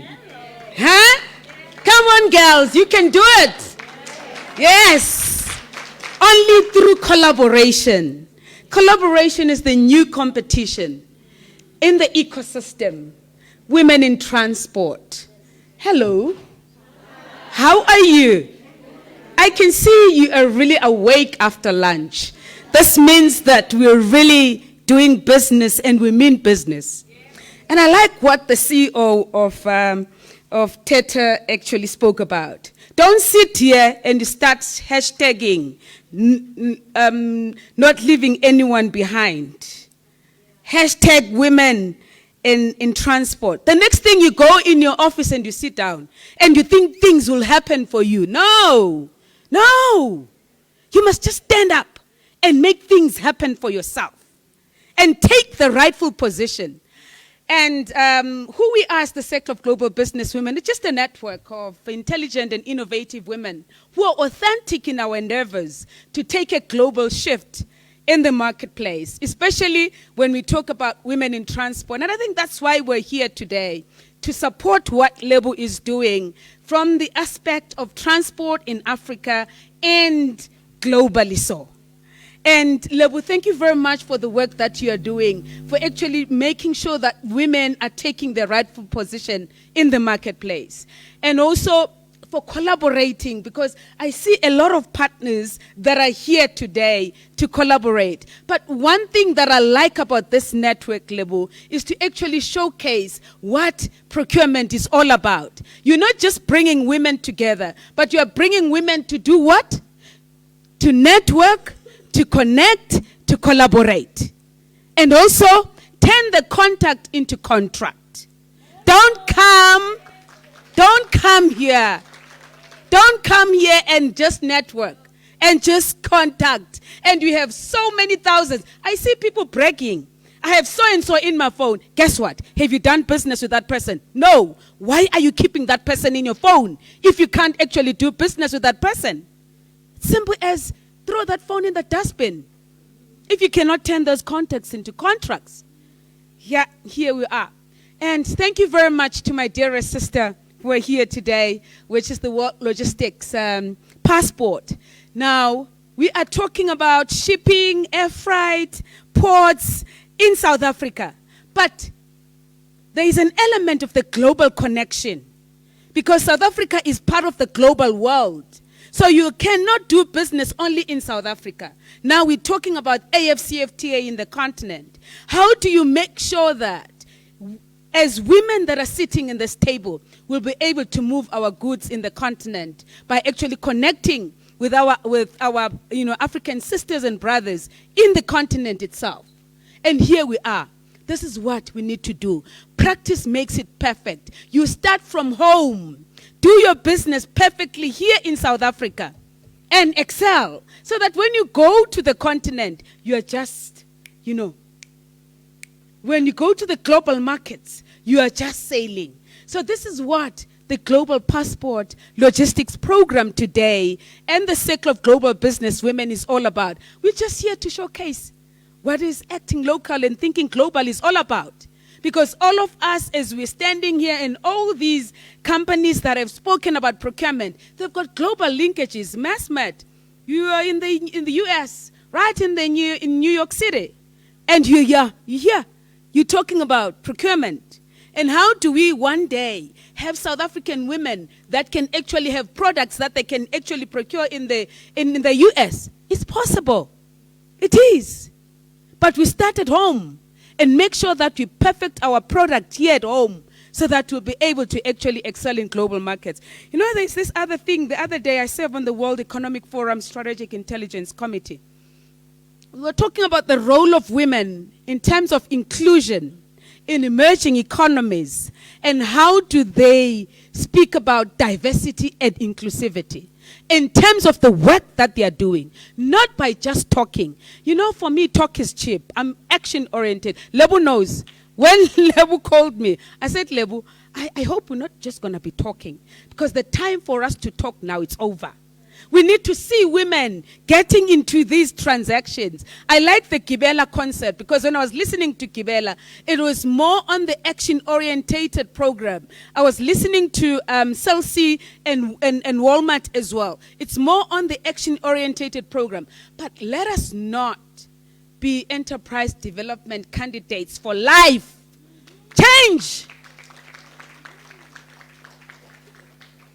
You are always going to be at the receiving end. We must create empires as women globally, in the continent. Take that step today and say, after a year, I'm getting myself out of an enterprise development program. I'm going to stand on my own and run this empire. This is what we need to do. Remember, when women rise in Africa or in South Africa, the nation would rise.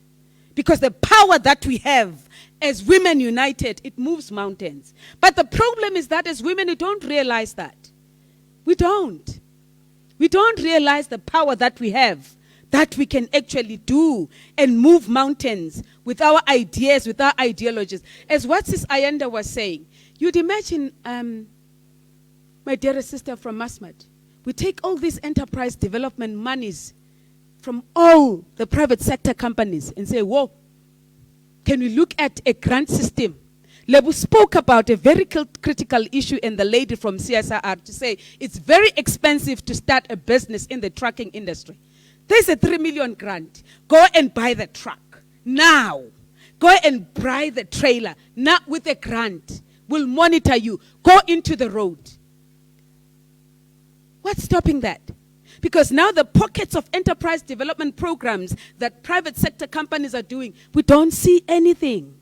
We don't see the progress of the women in the transport sector or any sector. So if we combine this money in a pot and say grant system, and thank God we no longer have SMMEs, emerging women entrepreneurs. What is an SMME? There's nothing called SMME because it's a soup. You take different sectors, you put them together, and you call one person. And we think that that one person will survive. She will never or be able to actually move a step because it's cluttered. Now, if somebody is emerging, what are the products that we need to bring for that emerging person in the transport sector? And I think this is what we need to do as the platform that we have here today, including the World Logistic Passport Program, mainstreaming of women globally, so in the continent, even with the products that we're going to provide in terms of the support and mentorship and coaching programs. It's going to be very important. You can't coach for somebody for a year and that person remains the same. Lebu? No. I refuse. You'd rather be out of the business than you go and work and you don't belong into the... Sorry, I talk very tough. You'd rather give up and not remain in the sector and pretend to be in business and yet you are not in business. Time for pretending is over. Let us shape up, women. Let us take our rightful position and be who we want to be in the marketplace and run businesses and showcase intelligence and showcase wisdom and showcase discipline and showcase perseverance. You know what? Failure is a university that has been attended by people that are successful today.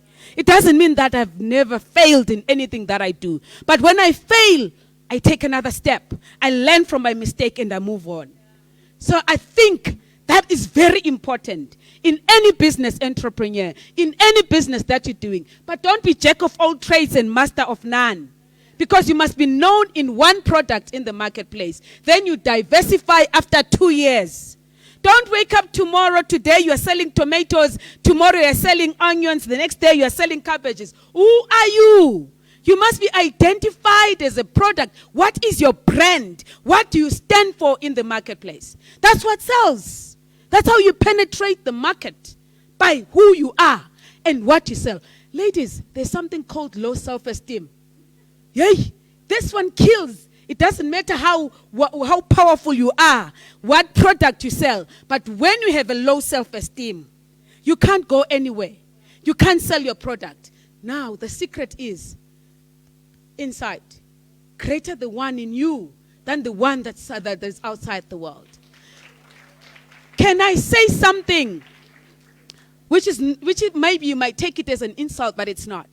Do you know what? It's better to bury somebody and say rest in peace rather than to have somebody who is dead walking, who is remote controlled, who doesn't have a backbone. It's because that person is dead inside, but the body is like remote controlled, left, right, and center. Change.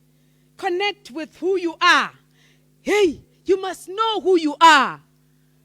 Because once you know who you are and what you belong to and what you want to do, no one would actually deter you, hey? You become a trailblazer because you believe in yourself. The most important thing is confidence. Confidence conquers everything.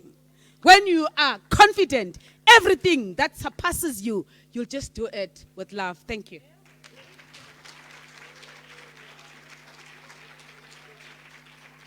What a powerhouse. If you go to a Christian charismatic church, you'll say, Kai! Kai! Very two key points you've raised. It's commercialization and internationalization. And commercialization, it goes also to the many degrees some of the professionals in this room have.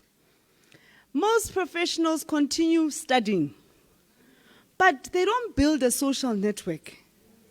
And therefore, they can never commercialize your research.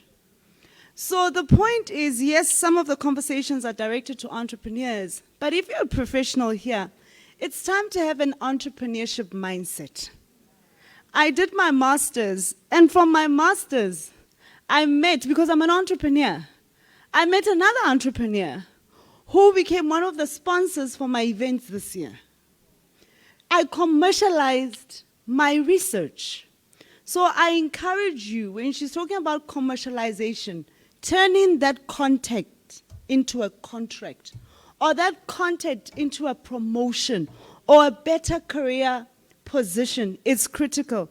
And internationalization, think local, they said what? Act local, think global. Some belief. I ask you, next year we're going to be having international speakers, right? Because we are global. Then we're going to move to our last panel discussion before we get through our breakaway coaching circles. And it's the entrepreneur voice. And I would like to call our formidable, exceptional, Your Majesty, Lebo, to moderate. It's always great to have the visionary be the one that moderates the panels, because there's key things that she has seen over years that are burning, that have never been addressed. And as a panel moderator, they can convey that. She's looking at me like she wants to say something. I would like to call the first entrepreneur, Miss Christine from Freight Forwarding. She runs a freight forwarding company. Please check her legs, ne? Look at those legs. Miss Ntabi Singh, she's in road freight. Oh, okay. Mbembe from aviation, you've just been granted a seat on the panel. It's an opportunity of a lifetime. Grab it with both your hands.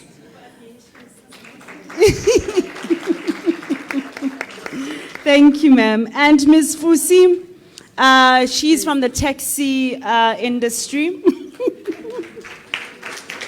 Some of the surnames I skipped. Hey! Hey! The girl. I like you.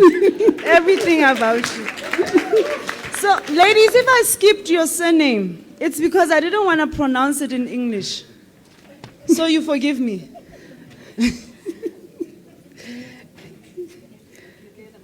Lebo, it's on you now. All right. This is my last panel. Afterwards, my mouth shall be zipped. All right, and so many times we speak of business, we speak of entrepreneurs, but we never get to listen to the voice of an entrepreneur. These are those that has gone through the journey, those that has gone through a route of ESD programs, those that has benefited somewhere, somehow through the enterprise development programs or supports or mentorship or coaching out there. And we see success when we see them out there looking also good and ravishing. And there is a lot of story that can be told by entrepreneurs in different environments. So this last session before the coaching circle is really around the voice of an entrepreneur. And it becomes also a plea to industry to really say that how do we support some of these modes of transport, because we want to see women going into those environments. So for each and every entrepreneur that is here, they shall share their journey at a high level because of the pressure of time, but also just really identifying that what is your big ask in terms of if you are supporting any entrepreneur in freight forwarding, in logistics, in the taxi industry, in aerospace. And I'm glad that Bemba is here, because earlier when I asked the question, where are the entrepreneurs in aerospace, in aviation? We did not have a single hand. Remember that. So she is that voice of entrepreneurship on the aerospace, and she can share a bit of insight from her side. So if you can, ladies, please just briefly introduce yourself, the organization that you are coming from, and we can just get into the gist of your area of business in terms of how can we support the industry where you are at, and the challenges that we really have to really address. I think we've spoken so much of challenges for the past few years, and I indicated that today is not about challenges, it's really around solutions. But we still have today all these women going through certain challenges that as part of our coaching, mentorship, and getting industry to support, that we really need to have that full focus. Let me start with yourself, Bemba. Thank you, Lebo, and thanks for inviting me to this wonderful conference. And good day, everyone. My name is Bembe Zwane. I am the CEO of a company called PSS Aviation. We are based at Lanseria Airport. What we do in the aviation space, it's more on the operations logistics. And I know when people think about aviation, they always think about us owning aircrafts, or being a pilot, or being a cabin crew. And there are so many things over and above that we do at PSS Aviation, and that we are actually empowering the youth to get to understand the industry and get to know that it's not only about those. There is more into aviation. Our sister company, Kamas Aviation Academy, we train most of the students in partnership with TITA. We've been funded by TITA for the past 3 years. All our students that we've trained, most of them are working in the aviation space. But in a nutshell, I just want to introduce to the women, especially the women in transportation, that always fear aviation and think that, it's not me. How am I even going to get in there? That yes, there are barriers of entry, but it's easy to get in, and you start small and you grow big within the industry. Thank you.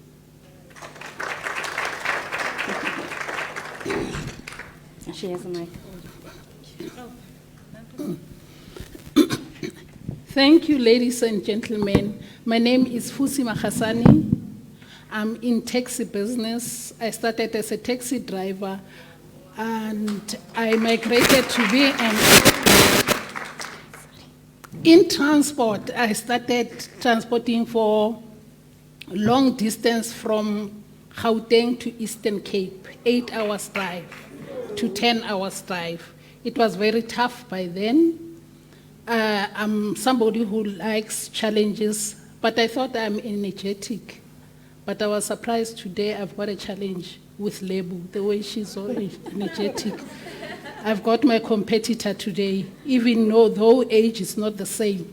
But let me tell you, people, I'm one of the people who is a go-getter. Yes. If they say this is for men, I want to know, why do you name it for men? Yes. When I started in a taxi business, they were saying, aren't you scared? I say, aren't they scared of me? So I won't I'm not going to name all my position in the taxi industry because of time. I've been on all the executive offices, all the executives up to Senwit. So if I name them, I've got so many caps growing into the taxi business. I'm not afraid to say I'm 66.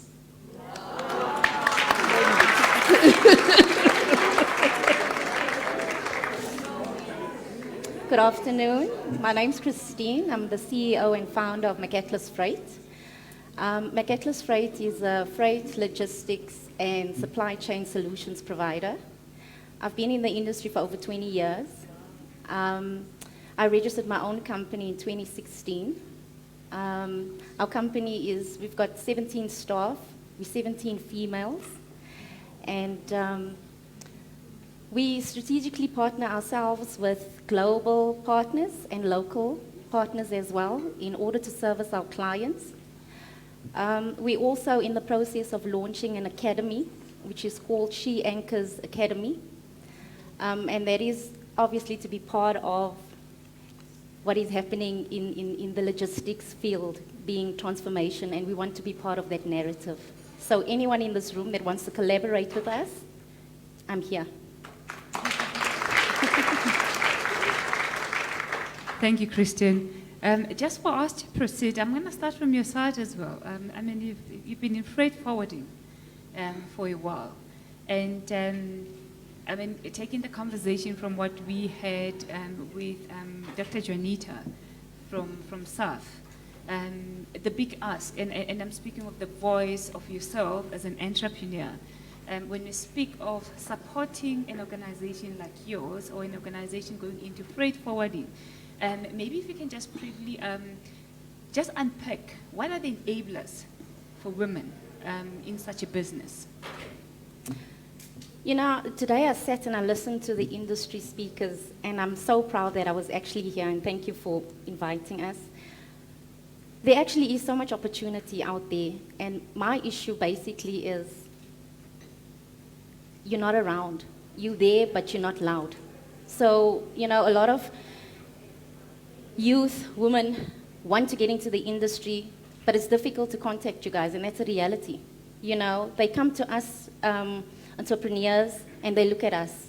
So for us, it's let us be the voice. Let us, I really need to speak to the industry people and say, you need to go to the rural areas, because not all of you do that.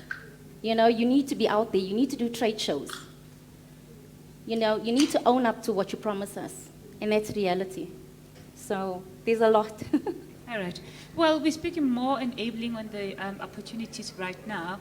However, let me think around your area. If you talk about warehousing, speaking of space, and that's what I'm talking about when I speak of enablers to your business growth, enablers to you growing within different environment.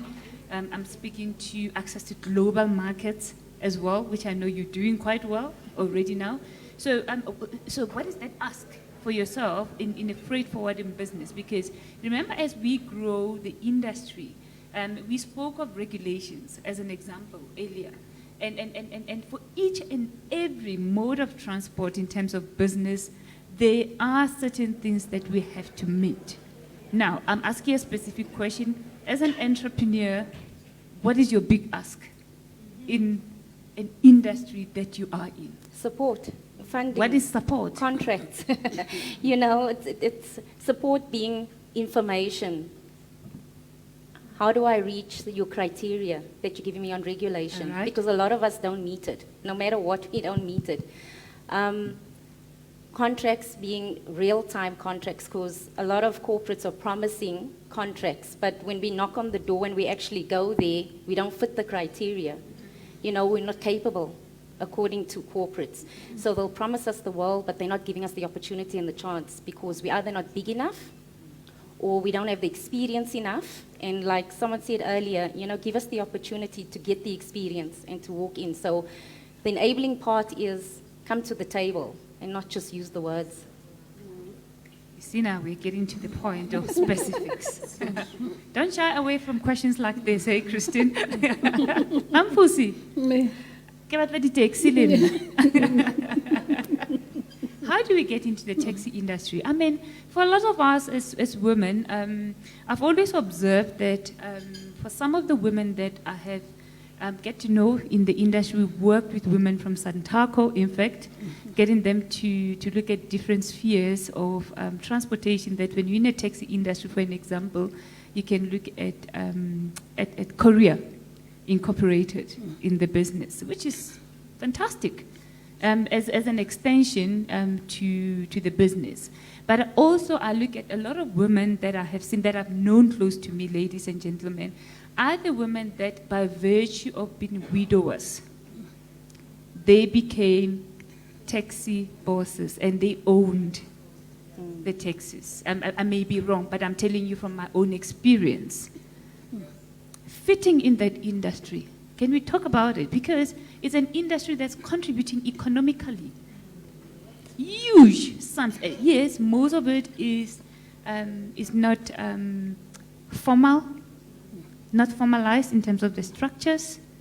So let's talk about that. For anyone that's going in that industry, we have seen your successes. That is why you are here. Yes, audience, we are very challenged in the industry because it's still it's still dominated by men, and mostly, I'm not afraid to say, by Zulu men, who have their own regulations, and they dictate terms. Even if you are on the executive area, even if they choose, they go and elect. You go in there knowing who is going to be a chairperson. You go in there thinking that we want this industry to be transformed, but it's not easy. It is one of the industry that the lady in red was talking about, that you are remote controlled. Even if you are on an executive position, you are just an under petticoat to say we are transformed. We have women as well. Going into operations, taxi industry is not only about operations. Most of women who lost their husband, who inherited the businesses, most of them, they are now out of business because of repossessions of vehicles, because of patriarchy that is in, because of lots of things, killings in that industry. But it's not only about taxi operations. As I say, I'm a pusher. What I did was to go and look for business, other value chain opportunities that are there. Sewing, you sew the seat covers. You manufacture seats. At one stage, I'm looking for women, in particular, starting from my area where I come from, in a township, because I'm from the humbling beginnings of the township area, not from the rurals. I bought 7 industrial machines to try and empower women with the money that the funds that I got when I was given the opportunity by the Department of Transport while I was at BBBE Transformation Charter Council. I bought 7 industrial machines, but I was looking around who can come in, let me mentor them to manufacture the seat covers and the seat for the taxis. I couldn't find any. I'm not talking about, I had everybody from the beginning here talking about graduates, talking about academy. I'm talking about children who are dropouts from grade 10, those who fall pregnant before they even finalize their studies. I need partners. I was so privileged to be in this event of Summit, because I want those who having organization in the south of Gauteng. I still have 4 of the machines because others were looted by the time there was a COVID. I even bought the laundry machines, the coined laundry machines, but I cannot find children who are willing, because I want girls. There were boys who were coming to come and assist me. I said, strictly girls, because I want to teach them how to make money to go away from the child grants. Yeah. So that's what I wanted to teach them. Also, on the value chain, we have the mechanics. I was a mechanic while I was a driver for a long distance. I could overhaul a gearbox. Wow. Wow. The engine, when the engine has got a problem on the road, my mechanic used to say to me, what happened with the car? I said, I don't know. I just see oil underneath. He says, that's what I want, because I want when I come there, I come with a sub-assembly or to come with the whole engine. So tell me, what is it? And when I come there, I want you to unpack that engine so that we just put another engine and go on. I know how to overhaul an engine. Ladies, you can hear it, eh? Isn't that brilliant? Bembe, we want more women in aviation. What is the big ask in terms of enabling that? You know, I think the ask of an entrepreneur really in most cases are the same. We need funding, we need contracts, we need to be empowered from being at an enterprise development level to getting to a next level of having to be in partnership with big corporates that will support us. The aviation industry is very, very legislated. You're talking with airlines, most of them that are international airlines, where the decision making is done in their original countries.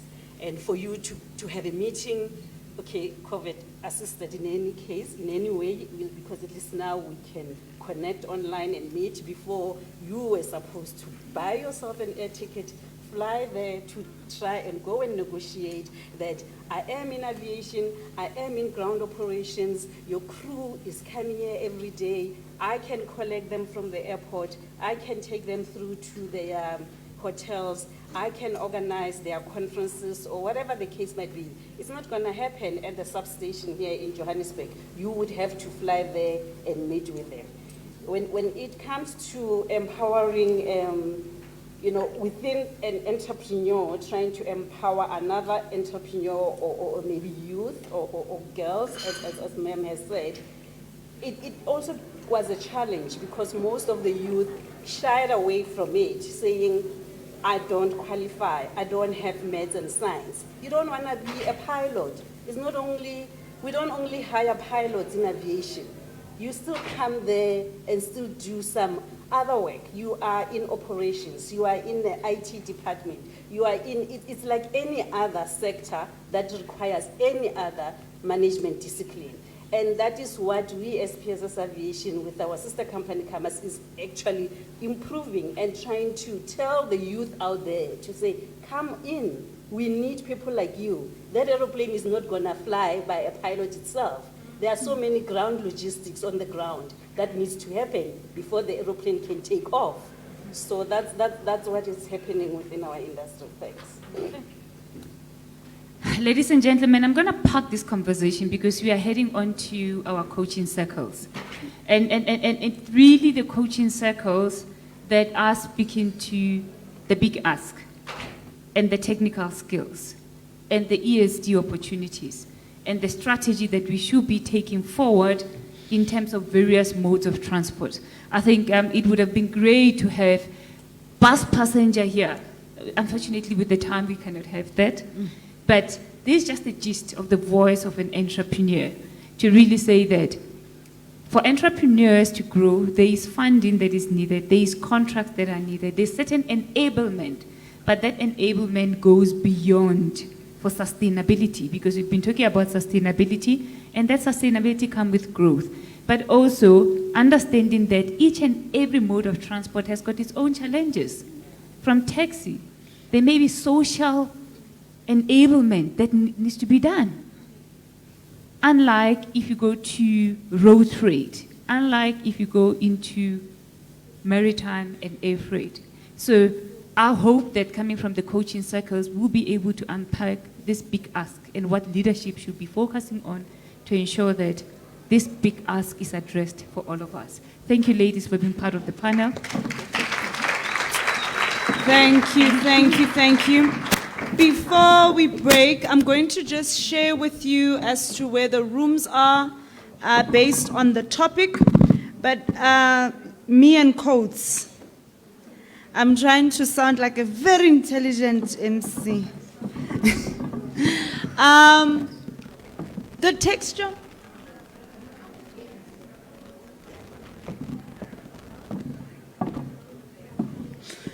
Okay. Part of, I don't know if you ladies have picked it up. I believe we are all leaders in this room, right? And the texture of this, of today, one of the fibers of today has been authenticity. Am I the only one that has picked it up? And I want to read a quote on authenticity. It says, authenticity is not about being unfiltered. It's about staying true to your principles. The goal is not to voice every opinion you hold. It's to stand up for ideas that are consistent with your ideals. Being genuine is closing the gap between what you value and what you express. A round of applause. We're going to have 4 coaching circles. Lebo asked me to emphasize the importance of these coaching circles, and if I may just use the word engagement, participation, making sure that we are participating in the discussions. But over and above that, I think when we come back, we're going to talk about the outcomes, and we're going to make sure that everybody makes a pledge. Am I correct, ma'am? Yes, it's beyond the pledge. The outcomes that we are going to drive as part of our women empowerment Strategy. Yeah, huh.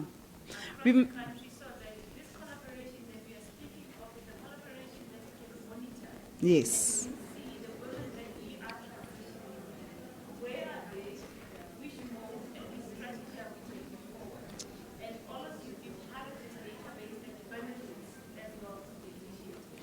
Thank you very much. So it's speaking to the women in transport strategy, which was our objective number 4.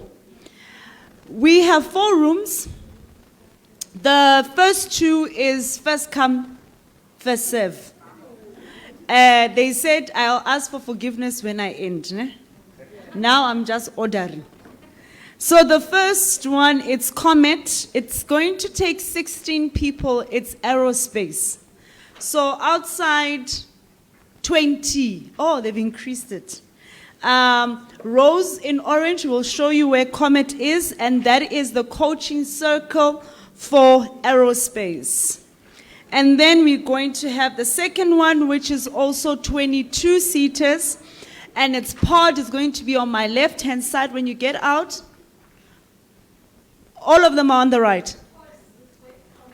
Okay, pod is on my right, and Comet is on my left. So left, you're going aerospace. Right, you're going maritime.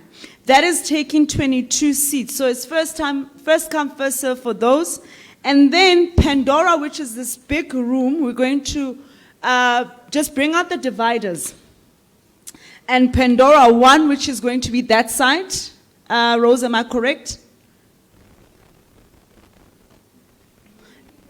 Okay, I'm saying Pandora 1, can we do it this side? Okay. It's going to be road rail technology. And Pandora 2, it's my side. It's going to be after trade areas and technology. Must I repeat that again? All right.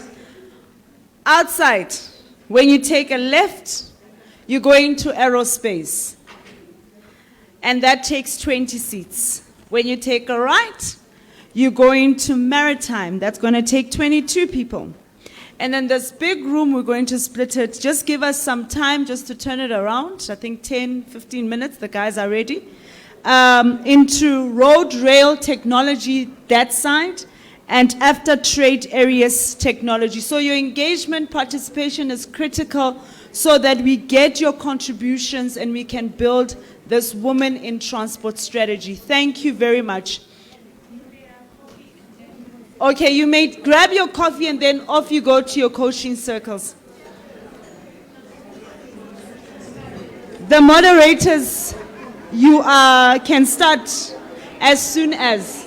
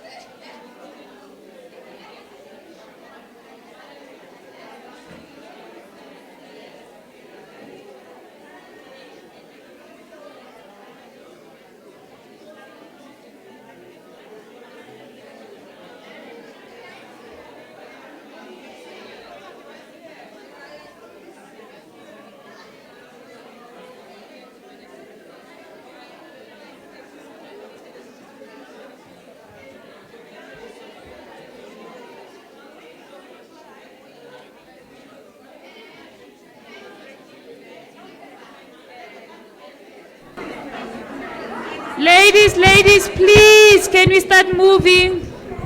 We have limited time for the coaching circles.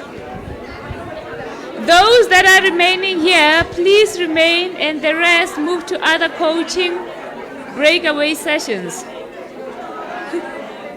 Eh? Refetsa jonu.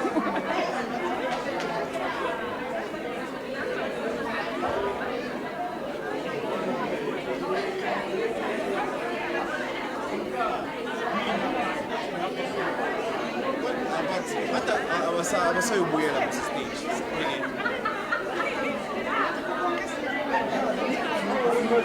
Yeah, ngizokuzwa this.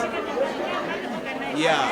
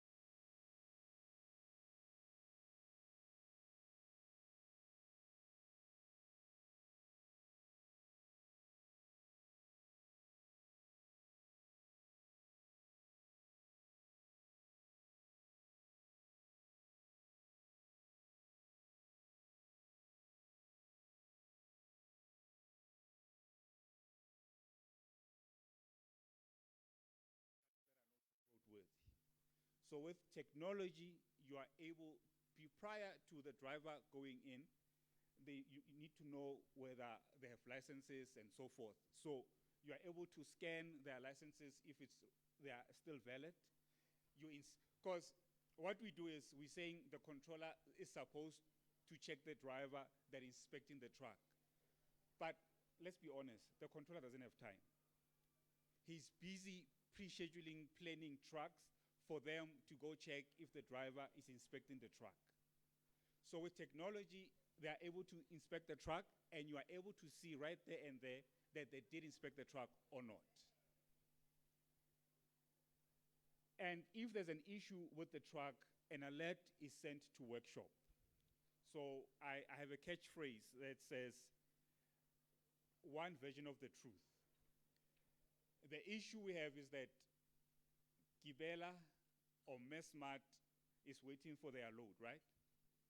You are the transporter, there's the workshop, there's the driver, there's the warehouse. All of you have a different story of what's going on with the load. You don't want Messmart to see that you have a broken truck. The driver says, no, but I did tell the controller that there's an issue with the truck. The workshop says, they didn't tell us.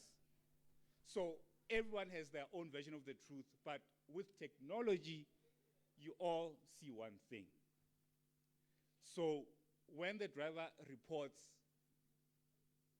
workshop has it, the controller knows it, and you are able to plan your trucks accordingly. We have, as I said, trip sheets, lunch breaks. You are able to monitor fatigue for in terms of drivers. So there's an extensive array of reports when it comes to TMS systems.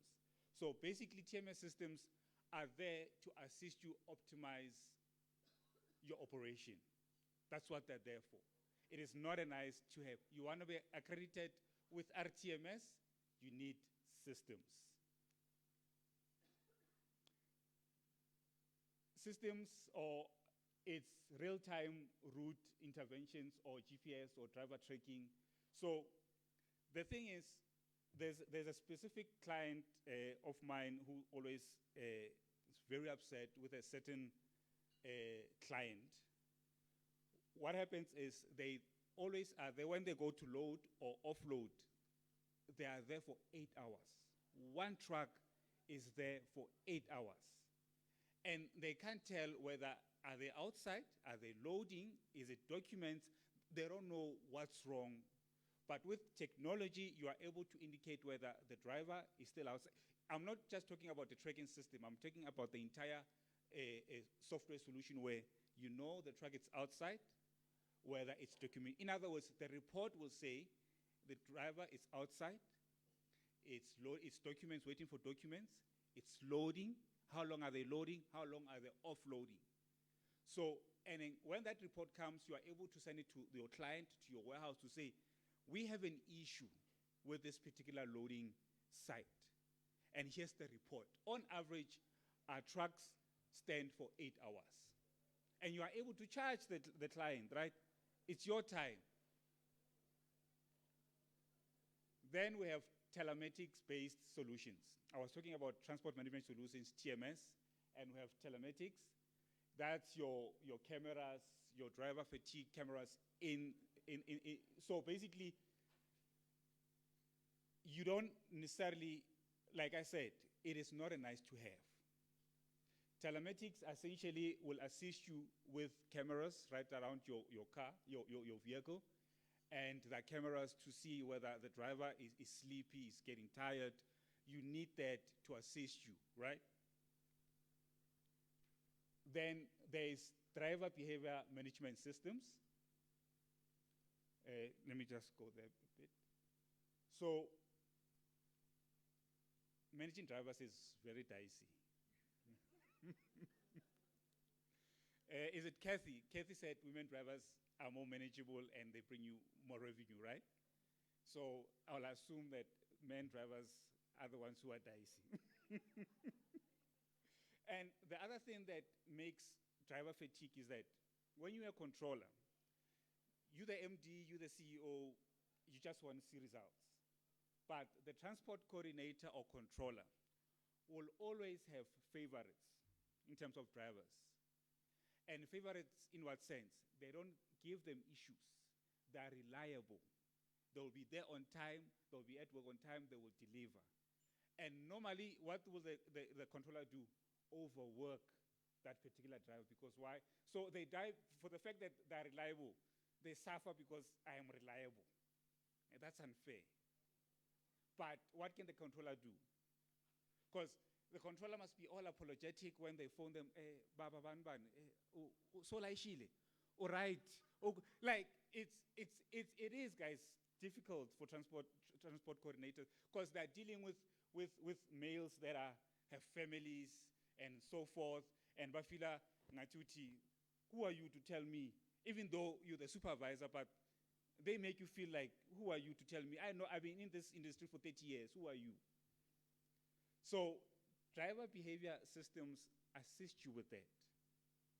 The time they get to work, how long they've been on the road. If you have double drivers, do they shift? Do they change? All these things assist you. And when I was Florence. Oh.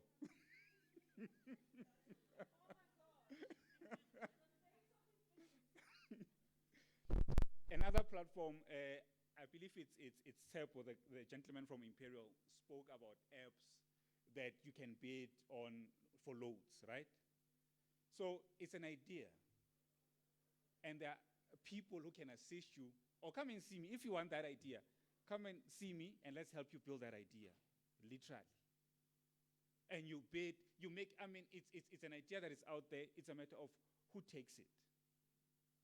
So there are platforms, like free app-based platforms, where you are able to, if you are, you have a truck, you have a bakkie, you have a van, whatever it is, and you are mess smart, whatever cargo you are, so you are able to put whatever load you have, cargo, and people bid and say, send you quotations, and you just send a quotation, and it's free. We have issues where you don't get loads. Always on her platforms, people would say, we have trucks that are parked, we can't find loads. There are platforms to assist you in finding loads. So please use those particular platforms. If you don't know about them, please come and see me. Fuel management systems. As they said, drivers will kill you with fuel. So meaning having a fuel system is not a nice to have still. It's not a nice to have. It's a necessity. Because when you can manage or quantify how the driver is doing, what loads are you doing. So if you basically, if you cannot manage your entire operation, you have issues. You are bleeding. You are not making money. Because you need to see what's going on within your business. The benefits of having systems, or the other solution that is there, is there's a 3D innovation that's going on where, for driver trainers, for instance, where if they don't have a truck available within the depot or wherever you are parked. So this is a 3D visual training. So the driver trainer can literally train you with you not having a truck at hand. It's a beautiful innovation. When I met the lady, when she showed me, like, wow. And even for workshop guys, whatever engine they need to do, you want to train people, you can use technology, visually see it right there, see an engine. Or train your guys in terms of inspections. You don't have to have a truck. So whatever your issue is within your business, there's a solution. Do not shy away from thinking it's expensive. Because normally that's what happens. You're thinking, oh my word, these guys, ICT guys or technology guys are expensive. But look at what Kathy said with Africa, is it Africa Link? So can you imagine the investment they took, and now they have 90 trucks just being accredited by RTMS. So you seeing technology as a nice to have or as something expensive, and you pack it aside, you're losing business, you're losing opportunity. So the benefits, this AI technology, routing, planning your routes, which routes to avoid, it's a beautiful thing, guys. Please use these things.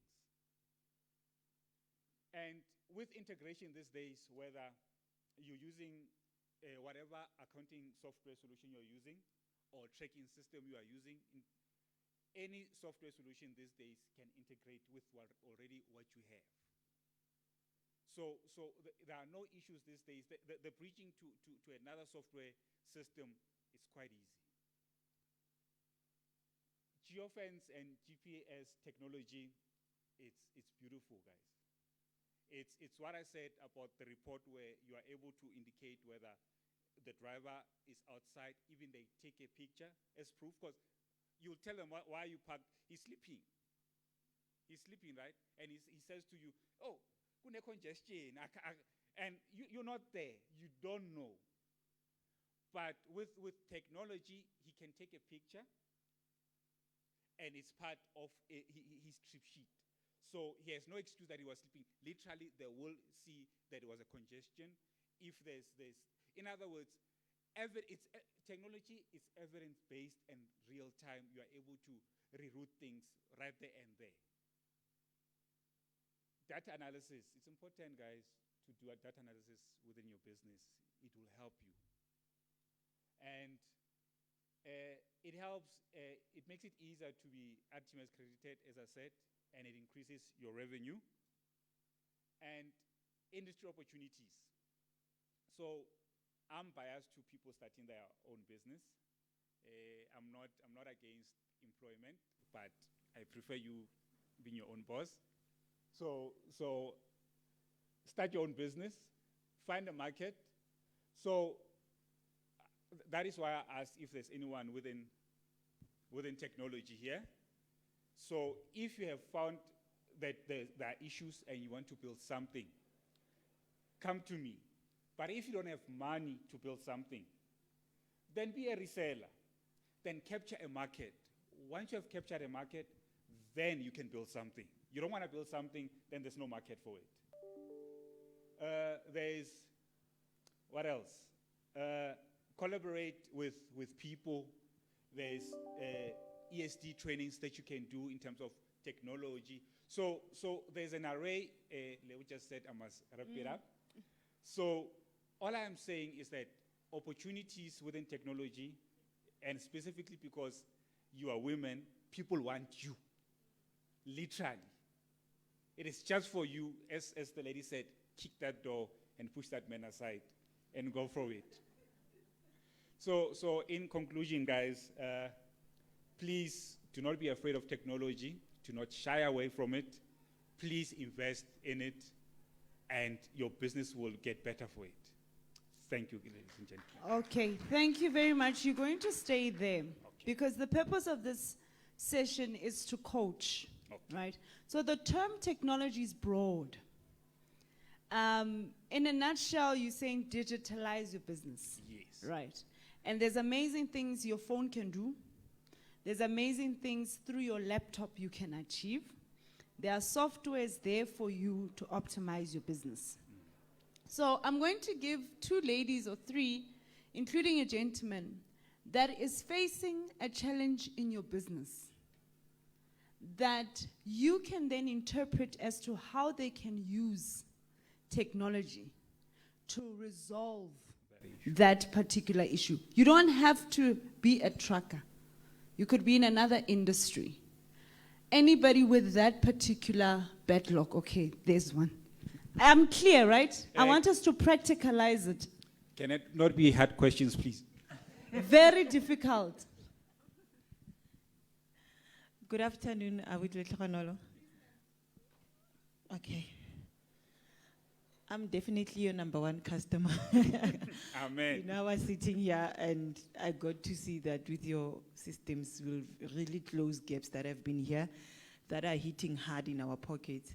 Currently, I'm running a fleet of 9 trucks. One of the most challenges I'm facing is with tire management systems, you know. And we know, as you said, driver behavior. I don't know what is it that happens when my truck is on the road there, whether they give my new tire to a new person, you know. It's all Excel managed, and I feel that there's a loophole somewhere. That goes to fuel as well. It's just Excel managed. We are managing it, but I just feel that there's still gaps there. So how can your system help me with that regard? I just love the fact that as well in terms of invoicing and ordering, I don't know how or what each truck is contributing towards the overall profit that I'm making. So yes, I can pick up in terms of maintenance to say this truck is costing me in terms of maintenance, but overall, until the bottom line, I think that's where your system will come in. If I'm right, correct me. 3 things: tire, fuel, bottom line for each truck. So the system is able to quantify per truck how much you're making, even per driver, what they're making. And in terms of tire management, we are busy still developing that, but I'm also able to refer you to people who can assist you with regards to that. The third one is? Fuel. Bottom line, fuel. So as well, we do provide fuel management solutions as well. Is that great optimization for you? So it's 3 in 1. Okay. Ma'am, you had a question here. Sorry, I'm actually from a tech space, so I think You for didn't me... say when sorry, I missed the question. For me, it's the integration capabilities. So firstly, is it a local product? And secondly, can it integrate with your SAP and your JDE sort of requirements? So I'm speaking more from a small business perspective in terms of how do we identify tech opportunities for women that want to get into logistics, specifically from a technology perspective. Thank you. Yes, it's South African, and yes, it can integrate with SAPs as well. I'm collecting my commission here. Any more question? Thank you very much. Good afternoon. My name is Karen. I love what I saw in terms of the driver behavior. I do a lot of work in the warehousing and logistics space. And although most of the MHE providers for forklifts and reach trucks have got systems that track the number of hours, for example, on the forklift or reach truck, we don't have systems that track driver behavior or driver fatigue or help with the ergonomics that are needed for the reach truck drivers or the forklift drivers. And it's especially also a space that I would like to see more women being developed and trained in that area. Because working in a contained warehouse environment, there are some issues that women experience on the road that maybe not is for everyone. But I think there's opportunity that we can extend what you've done into that warehousing, forklift, reach truck, even cranes and so on at the ports to manage and track the driver behavior in that space. And I was just wondering, maybe there's opportunity for you to think about that and then extrapolate that product into other areas that is not just for drivers of vehicles on the road. The beautiful part about technology is that once one knows the specs, and you can assess whether it is doable or not, but it is to try, and I'm sure it's possible. Okay, so we'll be in contact to try and see if we can make something like that work. Okay. Thank you. Thank you. That's a nice pilot. Very, very great. Any more questions? Okay, there's a lady that side. And can I start here and then I end with you? All right. The friend is like, Good afternoon, everyone. My name is Nosipho Mzimela. I am coming from SAWI, which stands for South African Women in Hailing. So we are doing Uber, Bolt, and all those things. But as women in the industry, we have decided to start our own business as women empowerment. which we want to focus more on corporate and service there. As you all know, the dynamics of Uber, I don't want to talk about them, the apps, but we decided that let's move and empower ourselves then to focus on those things. So now, at the moment, we are operating with our own cars, but we are looking to have our own fleet. So the process that you just presented, and we don't know if you can able to assist us to go through those processes, how to invoice and all those things. Is it possible that you can assist us? I just want to understand your question. So you want to know how to start the business that you want to enter into? Yes. Okay.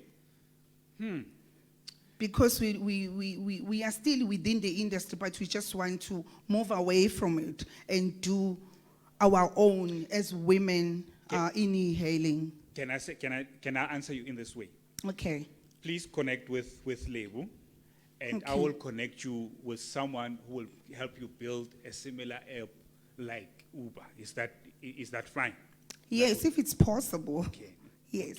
Please connect with Lebu, because her industry knowledge is quite vast, and I will connect you with someone who can assist you to build the app. Because what normally happens is you would build a prototype, and if that prototype works, then you go out market to look for funding. Yes. So let's connect. Thank you so much. Thank you, thank you. Okay, then the last question. I'm doing very well with very high heels.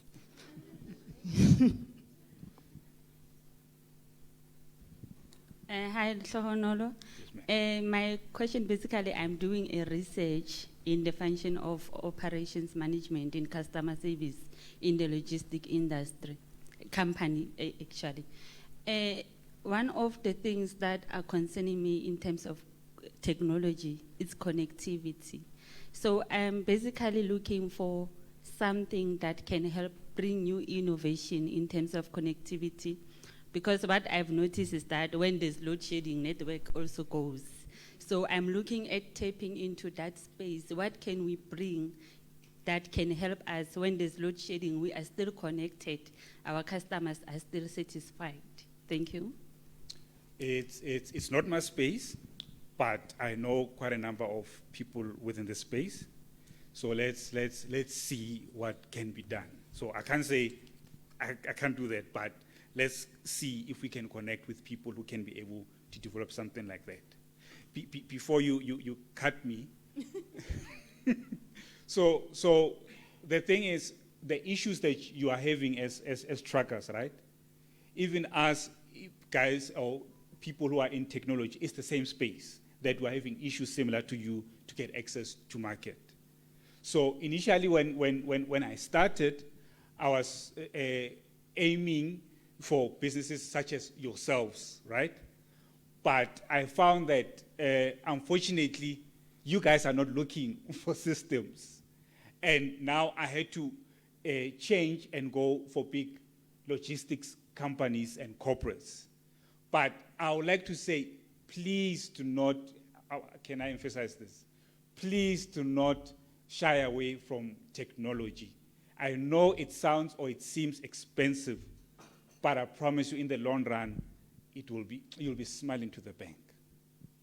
Okay, let me pause there. Thank you so much. Can we please give Hlohonolo a round of applause?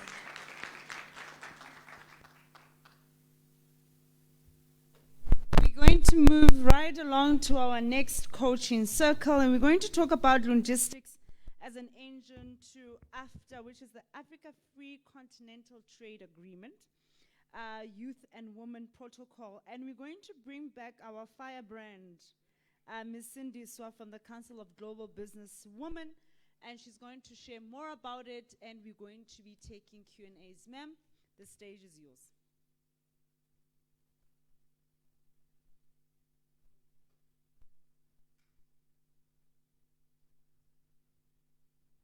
Thank you very much, Program Director. And I think logistics and transport is the live wire of the implementation of the Africa Free Trade Agreement. And also women and youth are critical to the implementation. I attended the Women and Youth AFCFTA conference that took place in July with Lebu in Tanzania. And there are so many issues that we dealt with. One of them was the Women Trade Protocol. The Women Trade Protocol dealt with a lot of challenges of cross-border issues. How do women participate without any challenges that they find on their way in terms of actually sending their goods across the borders? But do we know an organization called Afrism Bank? Who knows what Afrism Bank does here? Do you know about it? Huh? Hello? Okay. Afrism Bank is a bank that is responsible for imports and exports in Africa. What it does is, if you have goods, for example, from Cape Town to Cairo, they guarantee those goods for you until they reach the destination. So you don't have to pay anything for you to transport your goods. That's one information that you need to know. So if you want to be actually active in the continent, the first bank that you need to approach when you want to send your goods across the continent is Afrism Bank. And they have an SMME division. And what I'm going to ask Program Director, I'll ask to Lebu, so that we can have one of the gentlemen who deals with SMME from Afrism Bank. We can even have a virtual meeting and get somebody from AFCFTA as well in our next session, because I think this is the resolution that we need to take, where we can actually have a session from the AFCFTA session specifically meant for women and youth to participate in the continent. And also, just to start and say, the AFCFTA at the moment, it's got a GDP of close to about over 3.4 trillion USD. How much is that? Where are you as a woman? Where are you as a young person in Africa? Not only that, we're talking to a population of over 1.3 billion. That's a market that we're talking about. And at the same time, when you're talking about the GDP just on its own, and also the progression of the economy in the continent, you're talking about 5%. Now, we can't talk about trillions and we don't know what is our market share as women, hey? Specifically in transport, because transport and logistics is the live wire of all these goods that we're talking about. And if women are not in the core of, transport and logistics, which means we're not going to benefit from AFCFTA, my brother.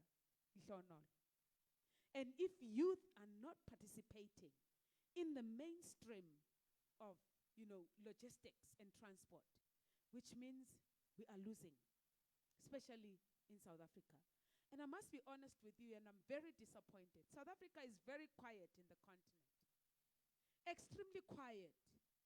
And I think this platform of women in trade, because women in transport, I see Lebu is very active.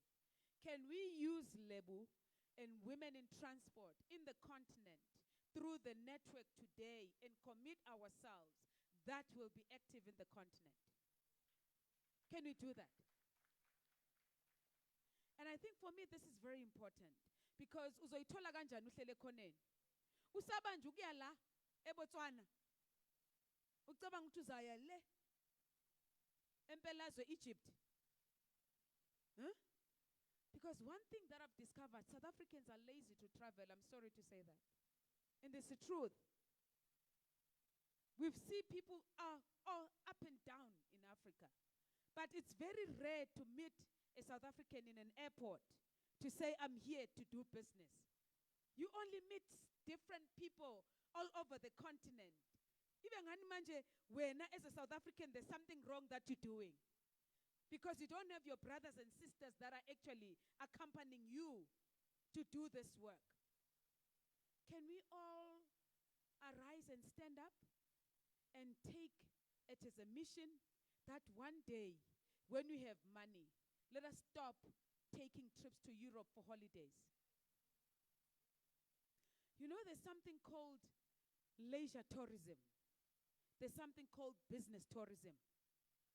Why don't you go to Zambia on a tourist adventure to go and find out where can you get a partner in Zambia in terms of transport and logistics? When you come back, you connect with that partner, but you were on a tourism holiday thing, but it was related to business. That's how business is done. All the people that have done business across the globe, across the continent, what they do is they first become tourists. They go and look and do research on their opportunities. When they go back to their homes, they write a proposal. They come back. They implement. Can we all do that? It's just one step. By just taking one step. Because you'll never, ever, ever, ever be able to do any business if you have not done cross-border in the continent. So the key thing now is to look at transport, freight, even aviation. I was saying to Lebo, hey, what I'm going to say. If we can have a women cooperative here in South Africa that can buy one of the airlines. Huh? One of the airlines, a cooperative. Women come together, 1,000 of them or 2,000. You go and buy an airline that will be, ferrying goods from one country to the other in the continent. And I think we've arrived when we've done, if we can do that. So these are the proposals that I'm just putting into the table, and I'm just deploying that.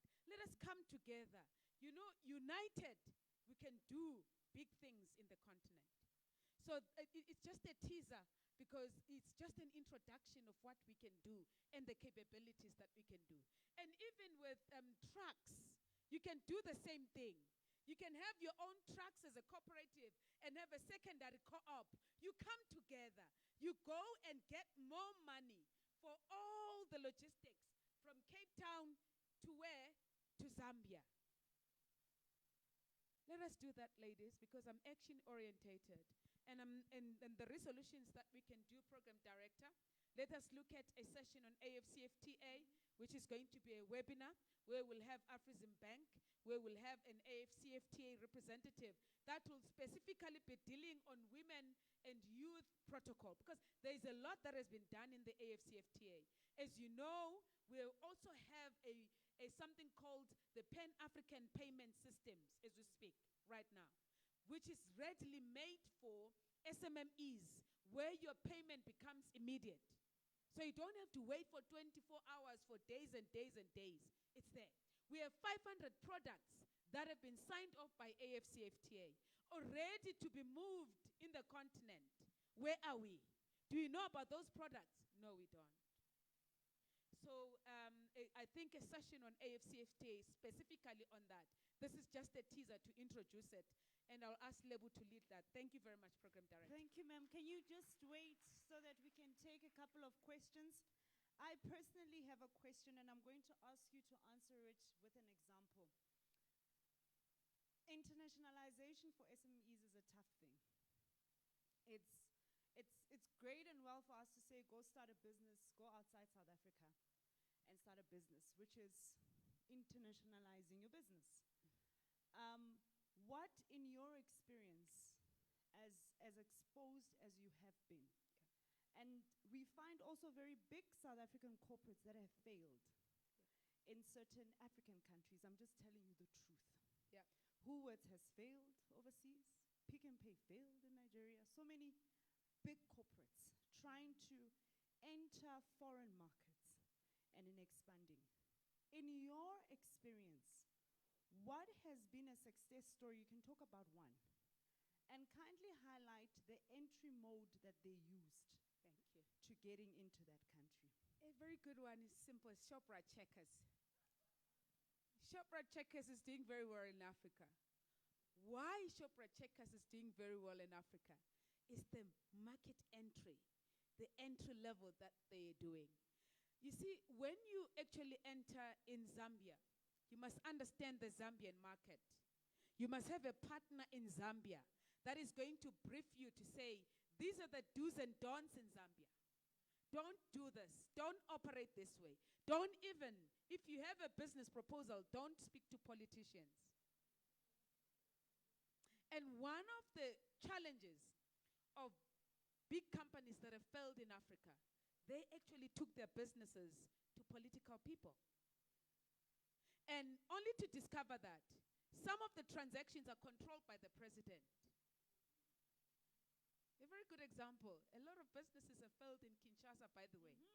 I know big corporates that I cannot name here that went that route, only to discover some of them, they were locked. They were in jail because they didn't come into the president's office. They contacted a minister. And they were in violation of doing business because they didn't follow the right protocol and procedures. The simple way, go to a business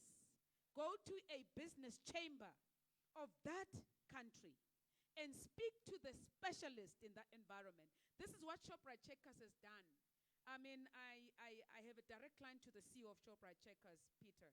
And I asked him, you know, as if you knew that I was going to be asked this question. I asked him, Peter, what has made you to be successful in Africa? He says, Cindy, our strategy was very simple. When we went to Zambia, we went straight to the business chamber. We spoke to the president of the business chamber and he advised us. And the business chamber president took them to the principal of the country to actually introduce themselves. And there was no kickback, by the way. Because some of the problems that we find ourselves in Africa is the kickback, like what you see in papers about Glencore. I mean, it's a public domain. So once you want to do business in the continent, don't give kickbacks, because that will come back to you. Just be honest and follow the right protocol procedures. Go to the Department of Trade and Industry of that country. You get the regulatory framework of how you can operate. Then you can be successful. But also on the small businesses, my advice is that get a partner in Zambia, somebody that is an expert who will feed you with information. But remember, culturally, certain businesses have failed because we don't understand each other, and the culture becomes a barrier. Then we have misunderstanding because so-and-so is speaking this way, is undermining me, only to discover it's a cultural barrier, not that you don't understand each other. So my advice, when you want to go to Ghana, learn about the culture in Ghana. Learn about your sector in Ghana, so that when you land in Ghana, you have somebody at the airport that picks you as an expert that can take you from one office to the other. Don't actually take yourself in Ghana and you think that you'll pay kickbacks to see so-and-so. It's no longer available. The door is shut for that. Is there a question? Okay. I want to find out, in terms of the transport, the lady in transport, I've been in the tourism industry, but my business was affected during the COVID. What I find, because I spent about 6 years in the tourism industry, I affiliate with the associations and SASTA as well, but we still have barriers in terms of getting contracts.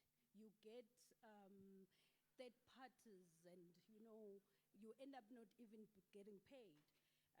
Your corporate guys, because you are small, even if you've got executive guys, even if you collaborate, it's not easy, because as an individual, maybe you've got 3 cars or 5 cars. How do you then get to a stage whereby, because I was also doing cross-border, get to a stage where you are able to be known and you are a brand, you are able to get a contract besides giving 10 rand or getting the crumples. And even the Africa, I've been working with the African countries and international, your Zambia and all that, but you always get crumbs. How do you then position yourself as women in transport, getting the contracts directly from the African countries, like the embassies? I've been knocking in those doors for years. It's still difficult. The Pan-African, if you're small, even if you know the industry ins and out, and you've got the expertise, you've got the women, even these women in e-hailing, I've been working with them. They get killed all the time. We're having these barriers because we're small, even if we're 100, Don't worry. but we don't get the contracts directly to us. I hear you. Don't worry. Don't even go further, because I've got a solution for you. In my other life, I'm the spokesperson of SADC Women in Tourism. Done. And and also I serve on the UNWTO Women in Tourism Africa Leadership Committee. What you are raising now is the issues that we've been raising in the SADC committee. And can I speak to you privately, because you are speaking about the specific sector that I'm dealing with in the tourism sector, so that I'll link you up with the representative of South Africa here, so that you become part of the South Africa committee in the SADC region. Thank you. Thank you. Any more questions? Okay, one. I also have another question. I'm holding myself. Internationalization is a passion of mine. Thank you. Thank you. So a quick question. How do we start normalizing collaboration within the corporate sector? How do we start getting our corporates to understand that collaboration is the new way to go? Because what we find in our small businesses is, again, it goes back to capabilities. I mean, you're speaking about secondary co-ops, but when you go to corporates, they're still not buying into that option. How do we now change the narrative from speaking to small businesses to actually having corporates in these sessions? And I'm glad Massmart's here, because I see you put your hand up. They're not buying into collabs as yet. I think for me, it's just the culture. Remember how cooperatives were started in South Africa? They were started as by the way and not profit making.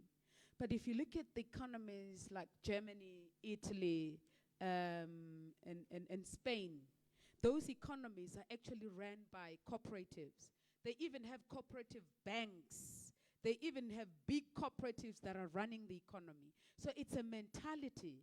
But I think if we can start as women running successful, cooperatives, then there's going to be a buy-in from, the private sector. For example, as the Circle of Global Business Women, we're working with women in Kwakwa. They're coming up with a very strong cooperatives movement there, where they're actually focusing on hydroponics, where we are engaging Shoprite Trekkers as well to support them. Hence our talks with Shoprite Trekkers, so that they'll be able to actually offload their produce to Shoprite Trekkers. And it's a women cooperative. And the CEO of Shoprite Trekkers didn't say no. Say, Cindy, let's work together. Let's see how we are moving. It's about how you present yourself.